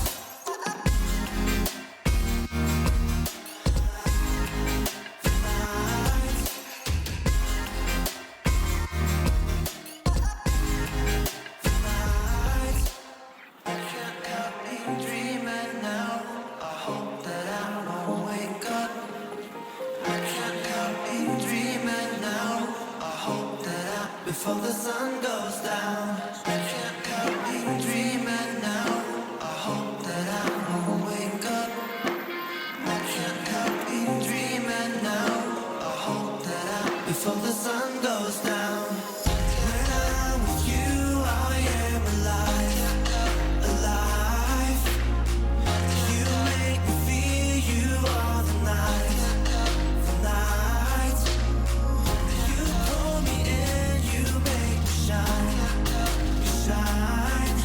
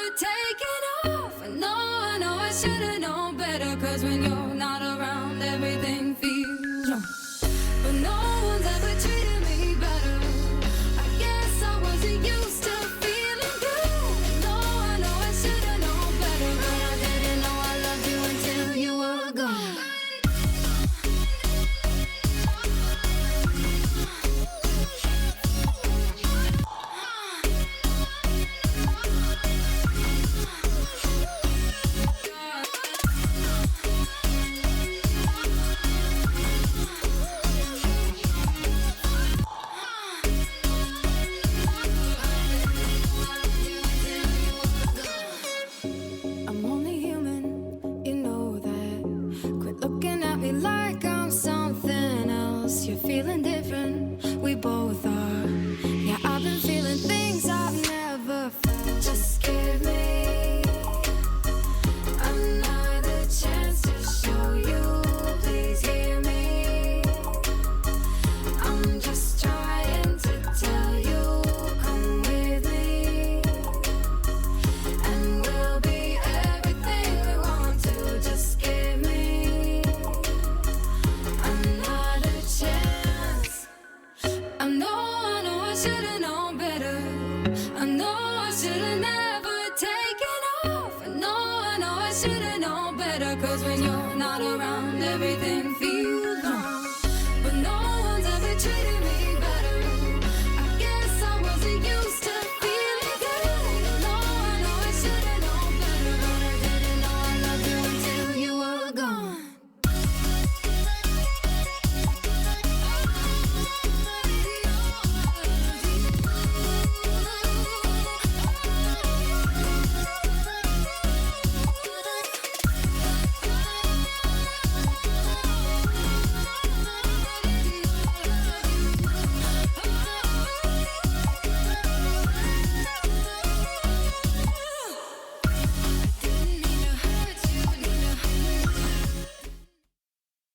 I just want to say that we are so close to our next fundraising level of $50,000, just a few $1,000s away. So please keep those donations coming in.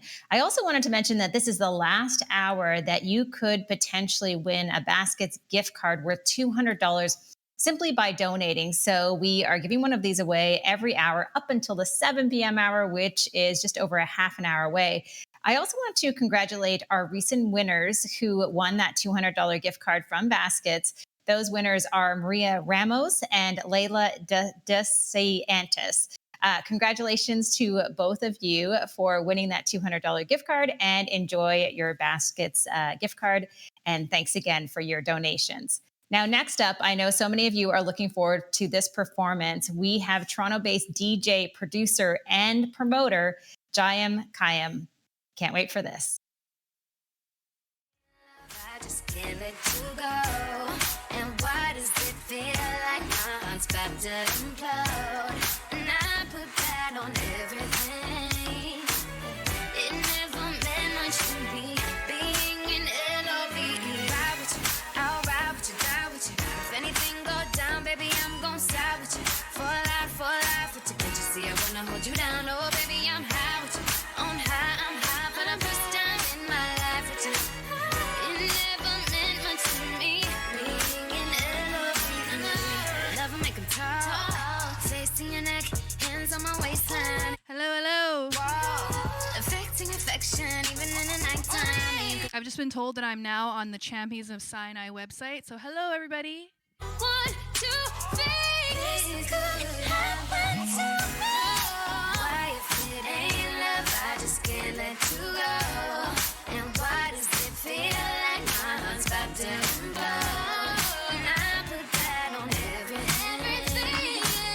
It never meant much to me.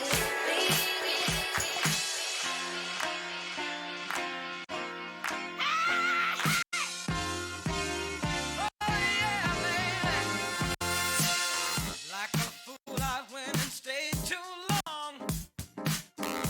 Now I'm wondering if your love's still strong. Ooh, baby, here I am, signed, sealed, delivered, I'm yours.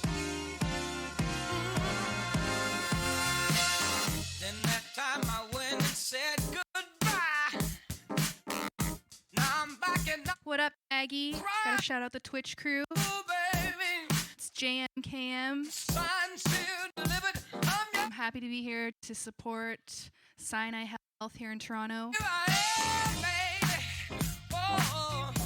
We're streaming all day.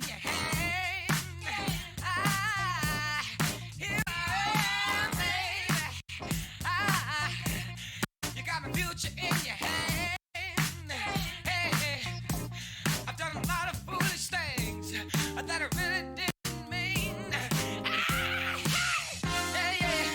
Didn't I? Oh, baby. Seen a lot of things in this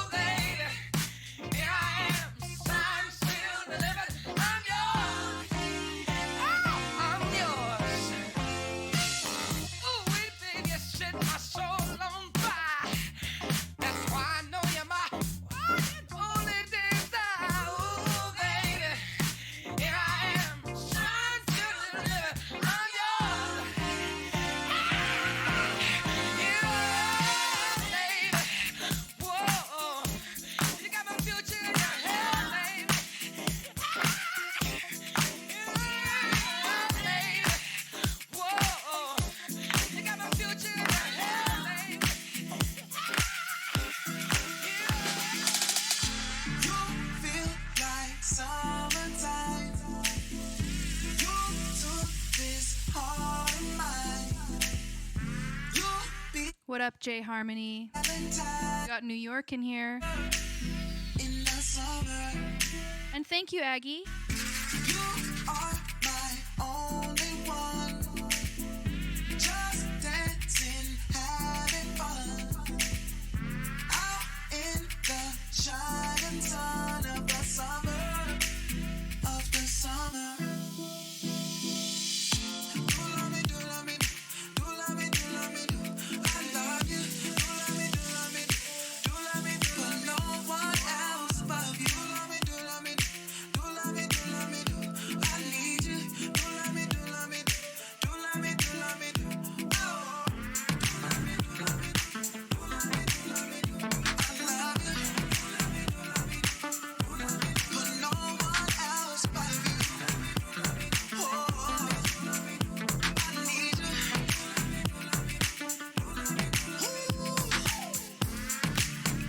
Is it summertime magic that makes me wanna dance all night? It's just summertime magic. Make me feel this way. You baby, I find you for you baby. I find you for you baby. I find you for you baby. I find you.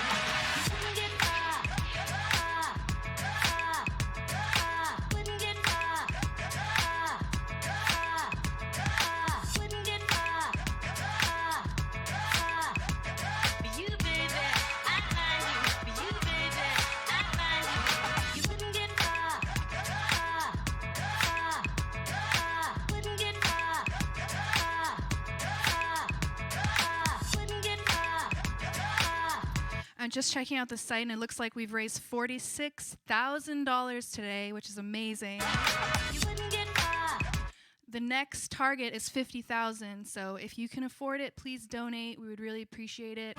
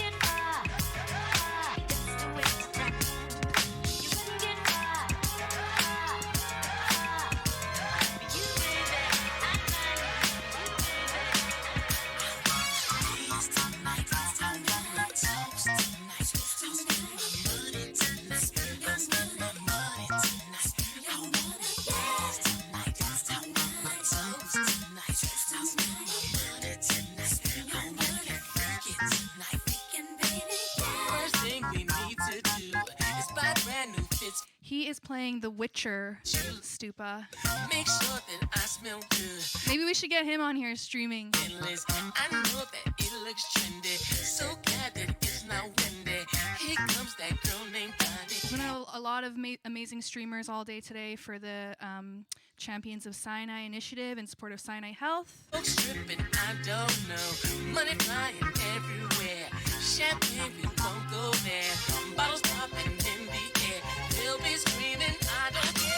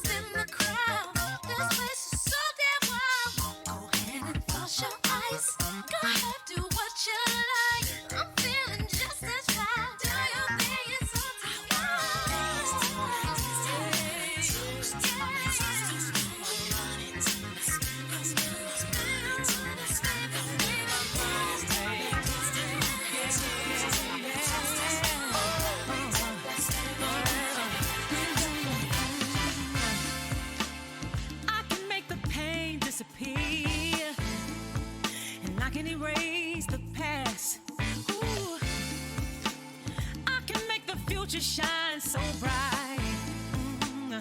And I can make We're raising money today, so we're keeping it good vibes. Good, clean vibes.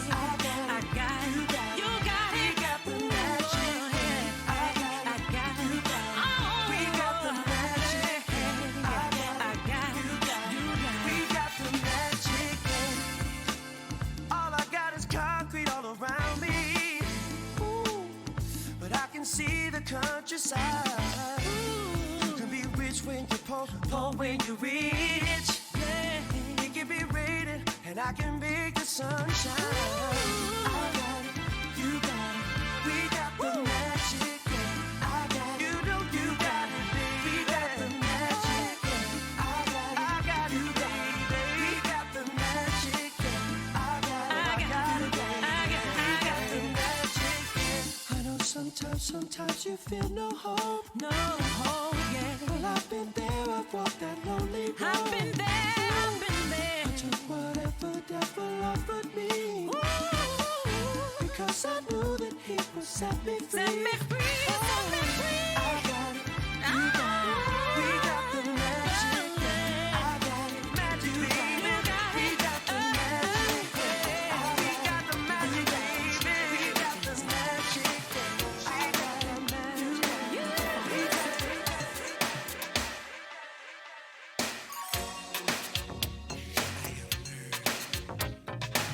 Thank you so much, Con, for donating. Appreciate you. Appreciate all of you who are watching.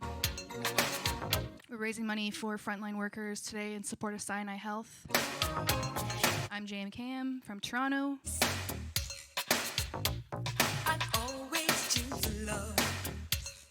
I'm here to play music for you guys until 7 p.m. Eastern. I don't mind, just as long as it's real. My friends say I'm lucky, lucky, lucky to have found someone as good as you. My love's understanding, understanding how to hold on to you. After all that we've been through, time won't change the way I feel about you. Out of all the loves before, you're the finest I've ever known, finest I ever. If I had to choose, I'd be by myself. I wanna be in love, but with nobody else. Time flies when you're with me.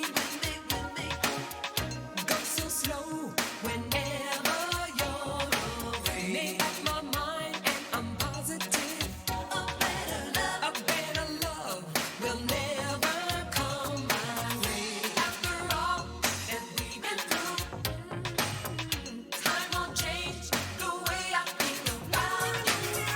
Out of all the loves before, you're the finest I've ever known, finest I ever. After all that we've been through, time won't change the way I feel about you. Out of all the loves before, you're the finest I've ever known, finest I ever. No, keep me in love, keep me in love. I know, just call me up. I know it's better when the rhythm works together with the beat in your soul.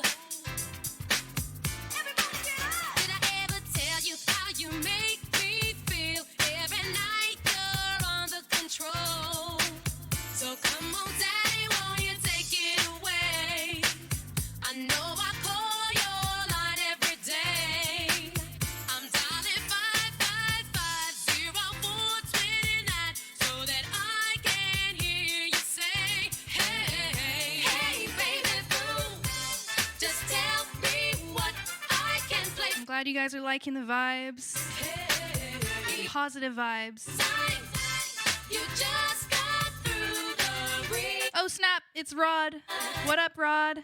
Thank you for tuning in. Baby, every single day I call. If anyone's on my Twitch and I need to repeat myself, I'm here streaming with Champions of Sinai. It's an amazing initiative supporting Sinai Health frontline workers here in Toronto. Super happy to be here. So turn it up as I shake it down. And catch the vinyl as it's spinning around. Yeah, give me 555-0429. That's the number that we're dialing tonight. Hey, hey, baby boo, just tell me what I can play for you. You're right on time. You just got through the request line. Now I'm the kind of guy who don't believe that chivalry is dead. No, You guys like the Temptations, right? woman should be treated with the utmost respect.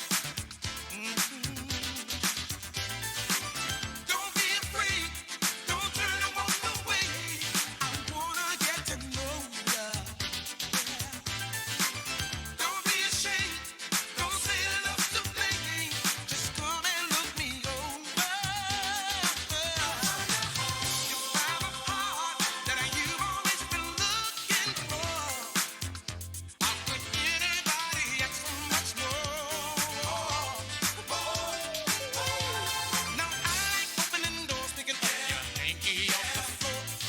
Treat her like a lady. Treat her like a lady. A cigarette if she smokes, even with the cold. Treat her like a lady. Treat her like a lady. In this world of liberation, so easy to forget. That it's so nice to have a man around to lend a helping hand. You can bet that you can, baby.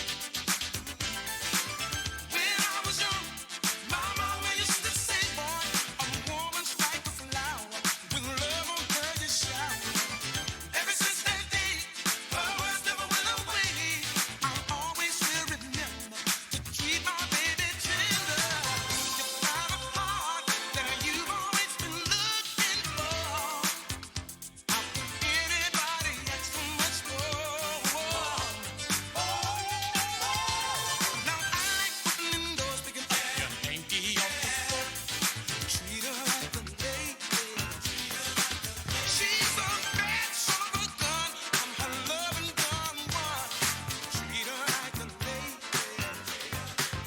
What you Yes, yes. Shout out Dave. Thanks for joining. To be real. What you find? I think I love you. What you feel? I really need you. What you know?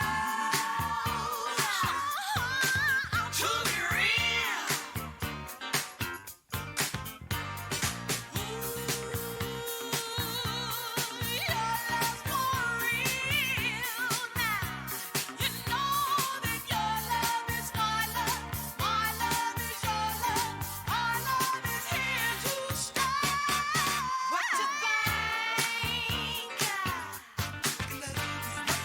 Shout out Kitty, that's my sister in there.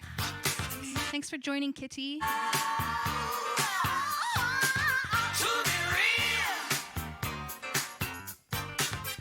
Shout out local trap lord.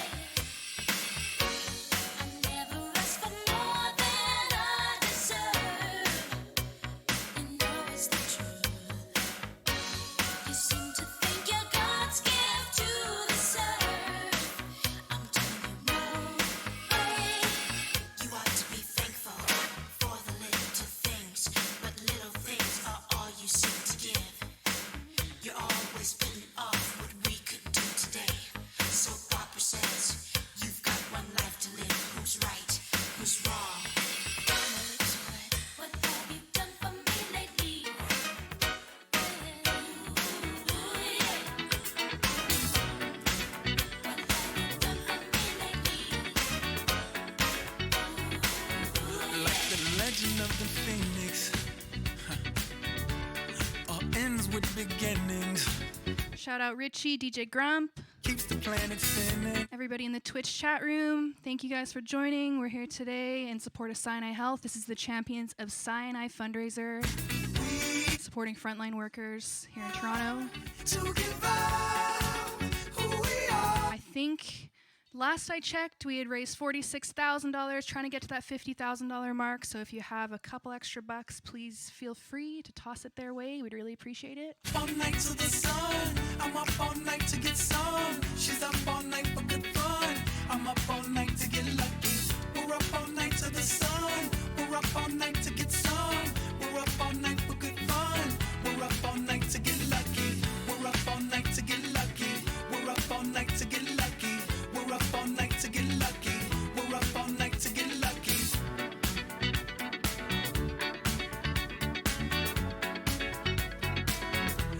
The present has no ribbon. Your gift keeps on giving. What is this I'm feeling? If you wanna leave, I'm with it. We've come too far. Thank you, Nadia and Joyce, for joining.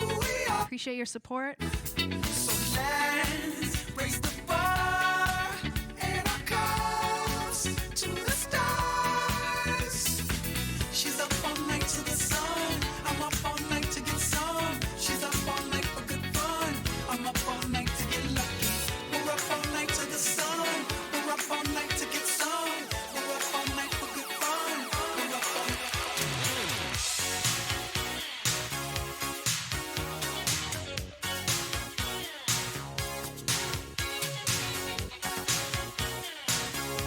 Positive vibes only. That's what I'm trying to play. We want to send positive vibes to all the frontline workers, all the healthcare workers.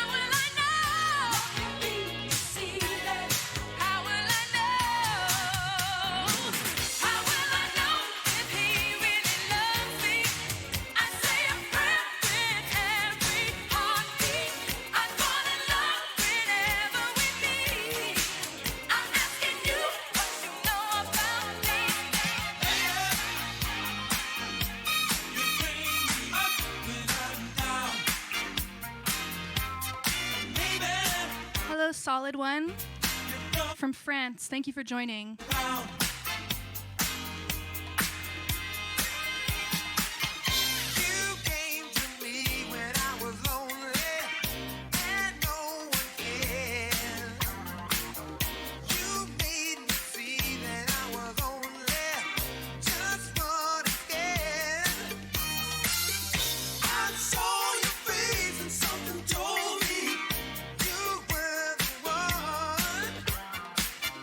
You smiled at me.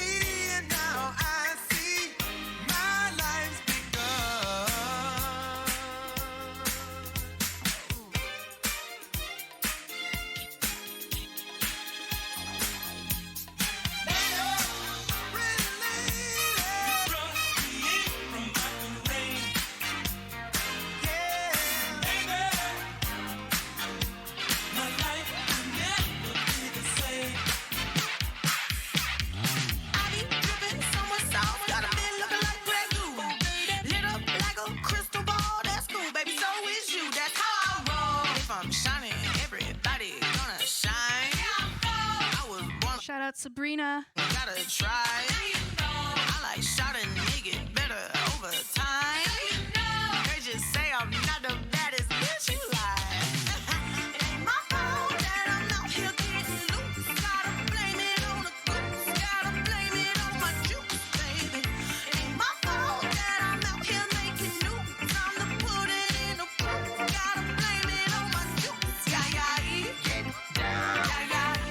Yeah. Blame it on my juice, baby. Blame it on my juice, baby. No, I'm not a snack at all. Look, baby, I'm the whole damn meal. Baby, you ain't being slick. Don't dare try to cop a feel.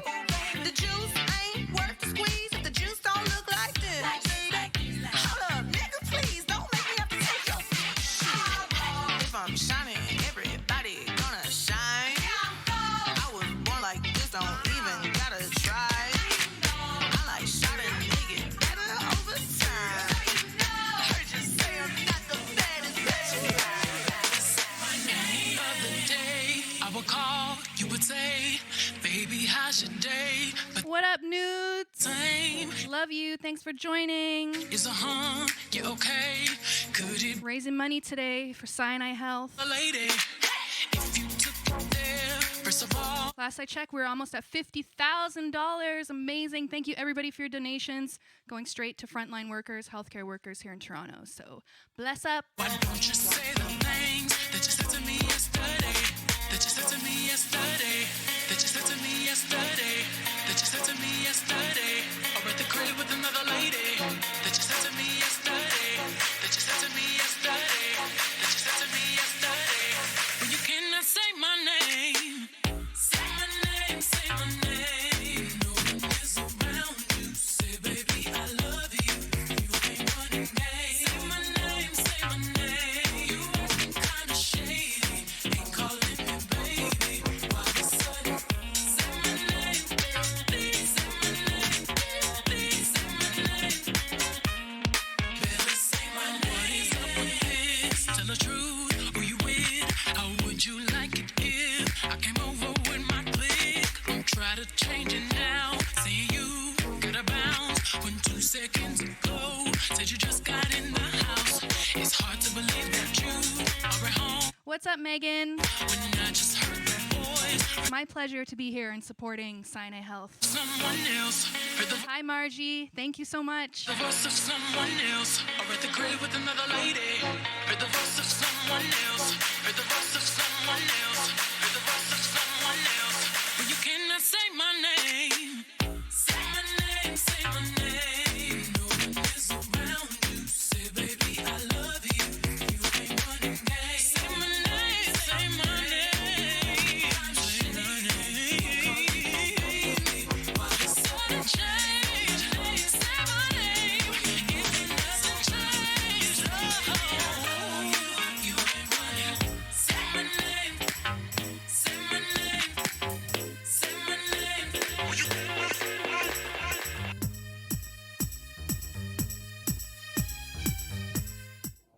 Hey everybody, it's Charlie Watson. I'm the CEO of Title Gaming and Lazarus Esports, and I just wanted to take a minute today with my family and talk to you about such a great initiative and fundraising event for championsofsinai.com. It's an amazing initiative and fundraising event that's happening this weekend, and it's bringing together Canadian gamers, athletes, and celebrities to raise money for frontline workers. It's amazing and awesome seeing everyone in the community and everybody work together for such a great cause. And you know, you can find out more information and check it out on Facebook, Twitter, Instagram, LinkedIn, and pretty much any social media, and with the hashtag Champions of Sinai. You know, from my family, Lazarus Esports, Title Gaming, you know, all of our partners and our supporters, our fans, our community, and all of our roster of esports athletes and our content creators. We just wanted to say thank you for all that you're doing and all the support, and also to the individuals that are organizing and also putting on such an amazing event too. So thank you to all of our frontline workers, and you know, please stay safe and you know, we're going to get through this. Please help us raise money for Champions of Sinai. And check out championsofsinai.com again. Hi everybody, my name is Wim Stocks. I'm the General Manager and CEO of World Gaming and Collegiate Star League. I may not look like a gamer, but I am. That's what we do. We're in the esports and the gaming realm. We love what we do. We're changing the world, and we're thrilled to be here as part of this great initiative supporting the healthcare workers on the front line, the Sinai Health System, all of you doing God's work and keeping us all safe and sound and sane. We couldn't be more thankful for your work and the fact that you are there protecting all of us in this horrible pandemic. I want to thank Deloitte, Jeff and Luke and Ben for wrapping us in. We are thrilled. You were so honored to be included in this. And we again want to thank the Sinai Health System for all the great work that they're doing. We want to keep everybody healthy and safe and sane. And the way to do that is to keep on gaming. Thank you very much, and go Champions of Sinai. Hi, it's Daryl Sittler here from my home in Toronto. I just want to take this opportunity to reach out to the frontline workers and say thank you. Thank you so much for all you're doing for all of us. You are our heroes. It's certainly a difficult, challenging time for many of you and everybody. And Sinai Health Foundation is raising money tonight to help support you with gowns, masks, accommodations for overnight. And I'm here to help that support also. So I've scored a record of 10 points in a game, an NHL record back in 1976. And I have these commemorative sticks I made up, Daryl Sittler, NHL record, 10-point game. And I signed each one of them the same. Daryl Sittler, February 7th, 1976. It was a game against the Boston Bruins, a night I'll always remember. But anyway, I sent some of them down to the Sinai Health Foundation to help raise some money. That's what we're here for, to raise funds, give donations, support the cause, help the frontline workers. So maybe somebody at home who makes a donation or somebody who supports the cause will get one of my 10-point game sticks. I hope so. In the meantime, again, thank you, frontline workers. Hang in there, stay tough, be strong. You're a strong team, you're a good team, and we're all going to get through this together. So keep up the good work. Thank you. Hi everyone, Stephen Caldwell here from TSN. I just want to thank all the frontline workers at Mount Sinai, everyone connected, the doctors, the nurses, the porters, everyone that keeps the hospital running, and your sacrifice at this time is absolutely essential to what we're going through, and everyone appreciates you, especially me and my family. So thanks again, and I appreciate the work. Hello guys, it's Asmi Begovic here. Just wanted to give a big shout out to the staff of the Mount Sinai Hospital for all their amazing work. Guys, stay safe, keep doing what you're doing, you're all the real heroes, and I'm wishing you all the very best. We have just had some great news. It looks like our numbers have skyrocketed, which is so awesome. I also want to say thank you to my mom and dad in Prince Edward Island who just texted me that they also donated, and we are getting so close to $50,000 in donations, and I know we still have many more hours to go. My time is coming to an end. I've been here for 5 hours hosting, and I am so excited to introduce the next host because I know you guys are in for a really exciting evening. Hello, Faisal. Hi, Amber. I just want to give you a round of applause for the last 5 hours. And I know myself and Marissa are super happy to take the baton from you and hold it down for the next little while as well. You set the bar incredibly high, just like everybody donating as well. If you look at the number, that's almost 50 grand in the first half of the day, almost $50,000. And for everybody that's just joining the stream right now, we should remind you again, what we're here trying to do and why this number is so important, and it's so important that it goes up as well. So I'm just going to run through what we're doing here a little bit before we say bye to you. Is that okay, Amber? Hold it down just a little bit longer? Yeah, all right. Let's do it. Yeah, okay. So it's the Champions of Sinai event today, raising money for Sinai Health, which represents Mount Sinai Hospital, Bridgepoint, Linfield Tannenbaum Research Institute, and Circle of Care, all of whom have workers very much on the front lines that are helping save lives day in and day out through this pandemic. And they are the champions in Champions of Sinai. Again, it is incredible to see the number at $48,449.77 right now. It's not a competition between the day session and the night session, but if we can bump that number to 6 digits, we'll all have done an unbelievable job. And the money is going to go help get PPE for all the frontline workers, ensure that patients' living conditions in these situations are as amicable and as great as they can be right now, and a lot of other unbelievable things, which we'll remind you of throughout this stream as well. And for all of you that have donated, thank you so much. It's going to go a tremendously long way. And Amber, I don't know what your takeaways are from the first bit of this day, but I imagine they're all positive. Yeah, absolutely. I mean, I think one of the most amazing things that we've seen over the past 5 hours is just how many people have stepped up to be champions of Sinai. That's the thing that has blown me away. If you think about all of the people who have come forward with special messages, we had Prime Minister Justin Trudeau, we had Mayor John Tory in conversation with Ben Mulroney, we had the Premier of Ontario, and the list goes on and on and on. And dozens of celebrities and artists who took time to create videos and messages of gratitude. It's just incredible to think of how many people have really come together this evening. And I know there are many more hours to go. And it's been a real honor to be here. And I hope you kick some butt tonight. I'm going to be at home watching. Yes. Keep the donations coming. And Yes. you and Marissa have so much fun. Thank you. I will catch up with you guys tomorrow and make sure we hit a good milestone. Awesome. Thank you again, Amber. Wherever you're watching, applause for Amber for this day. It is time to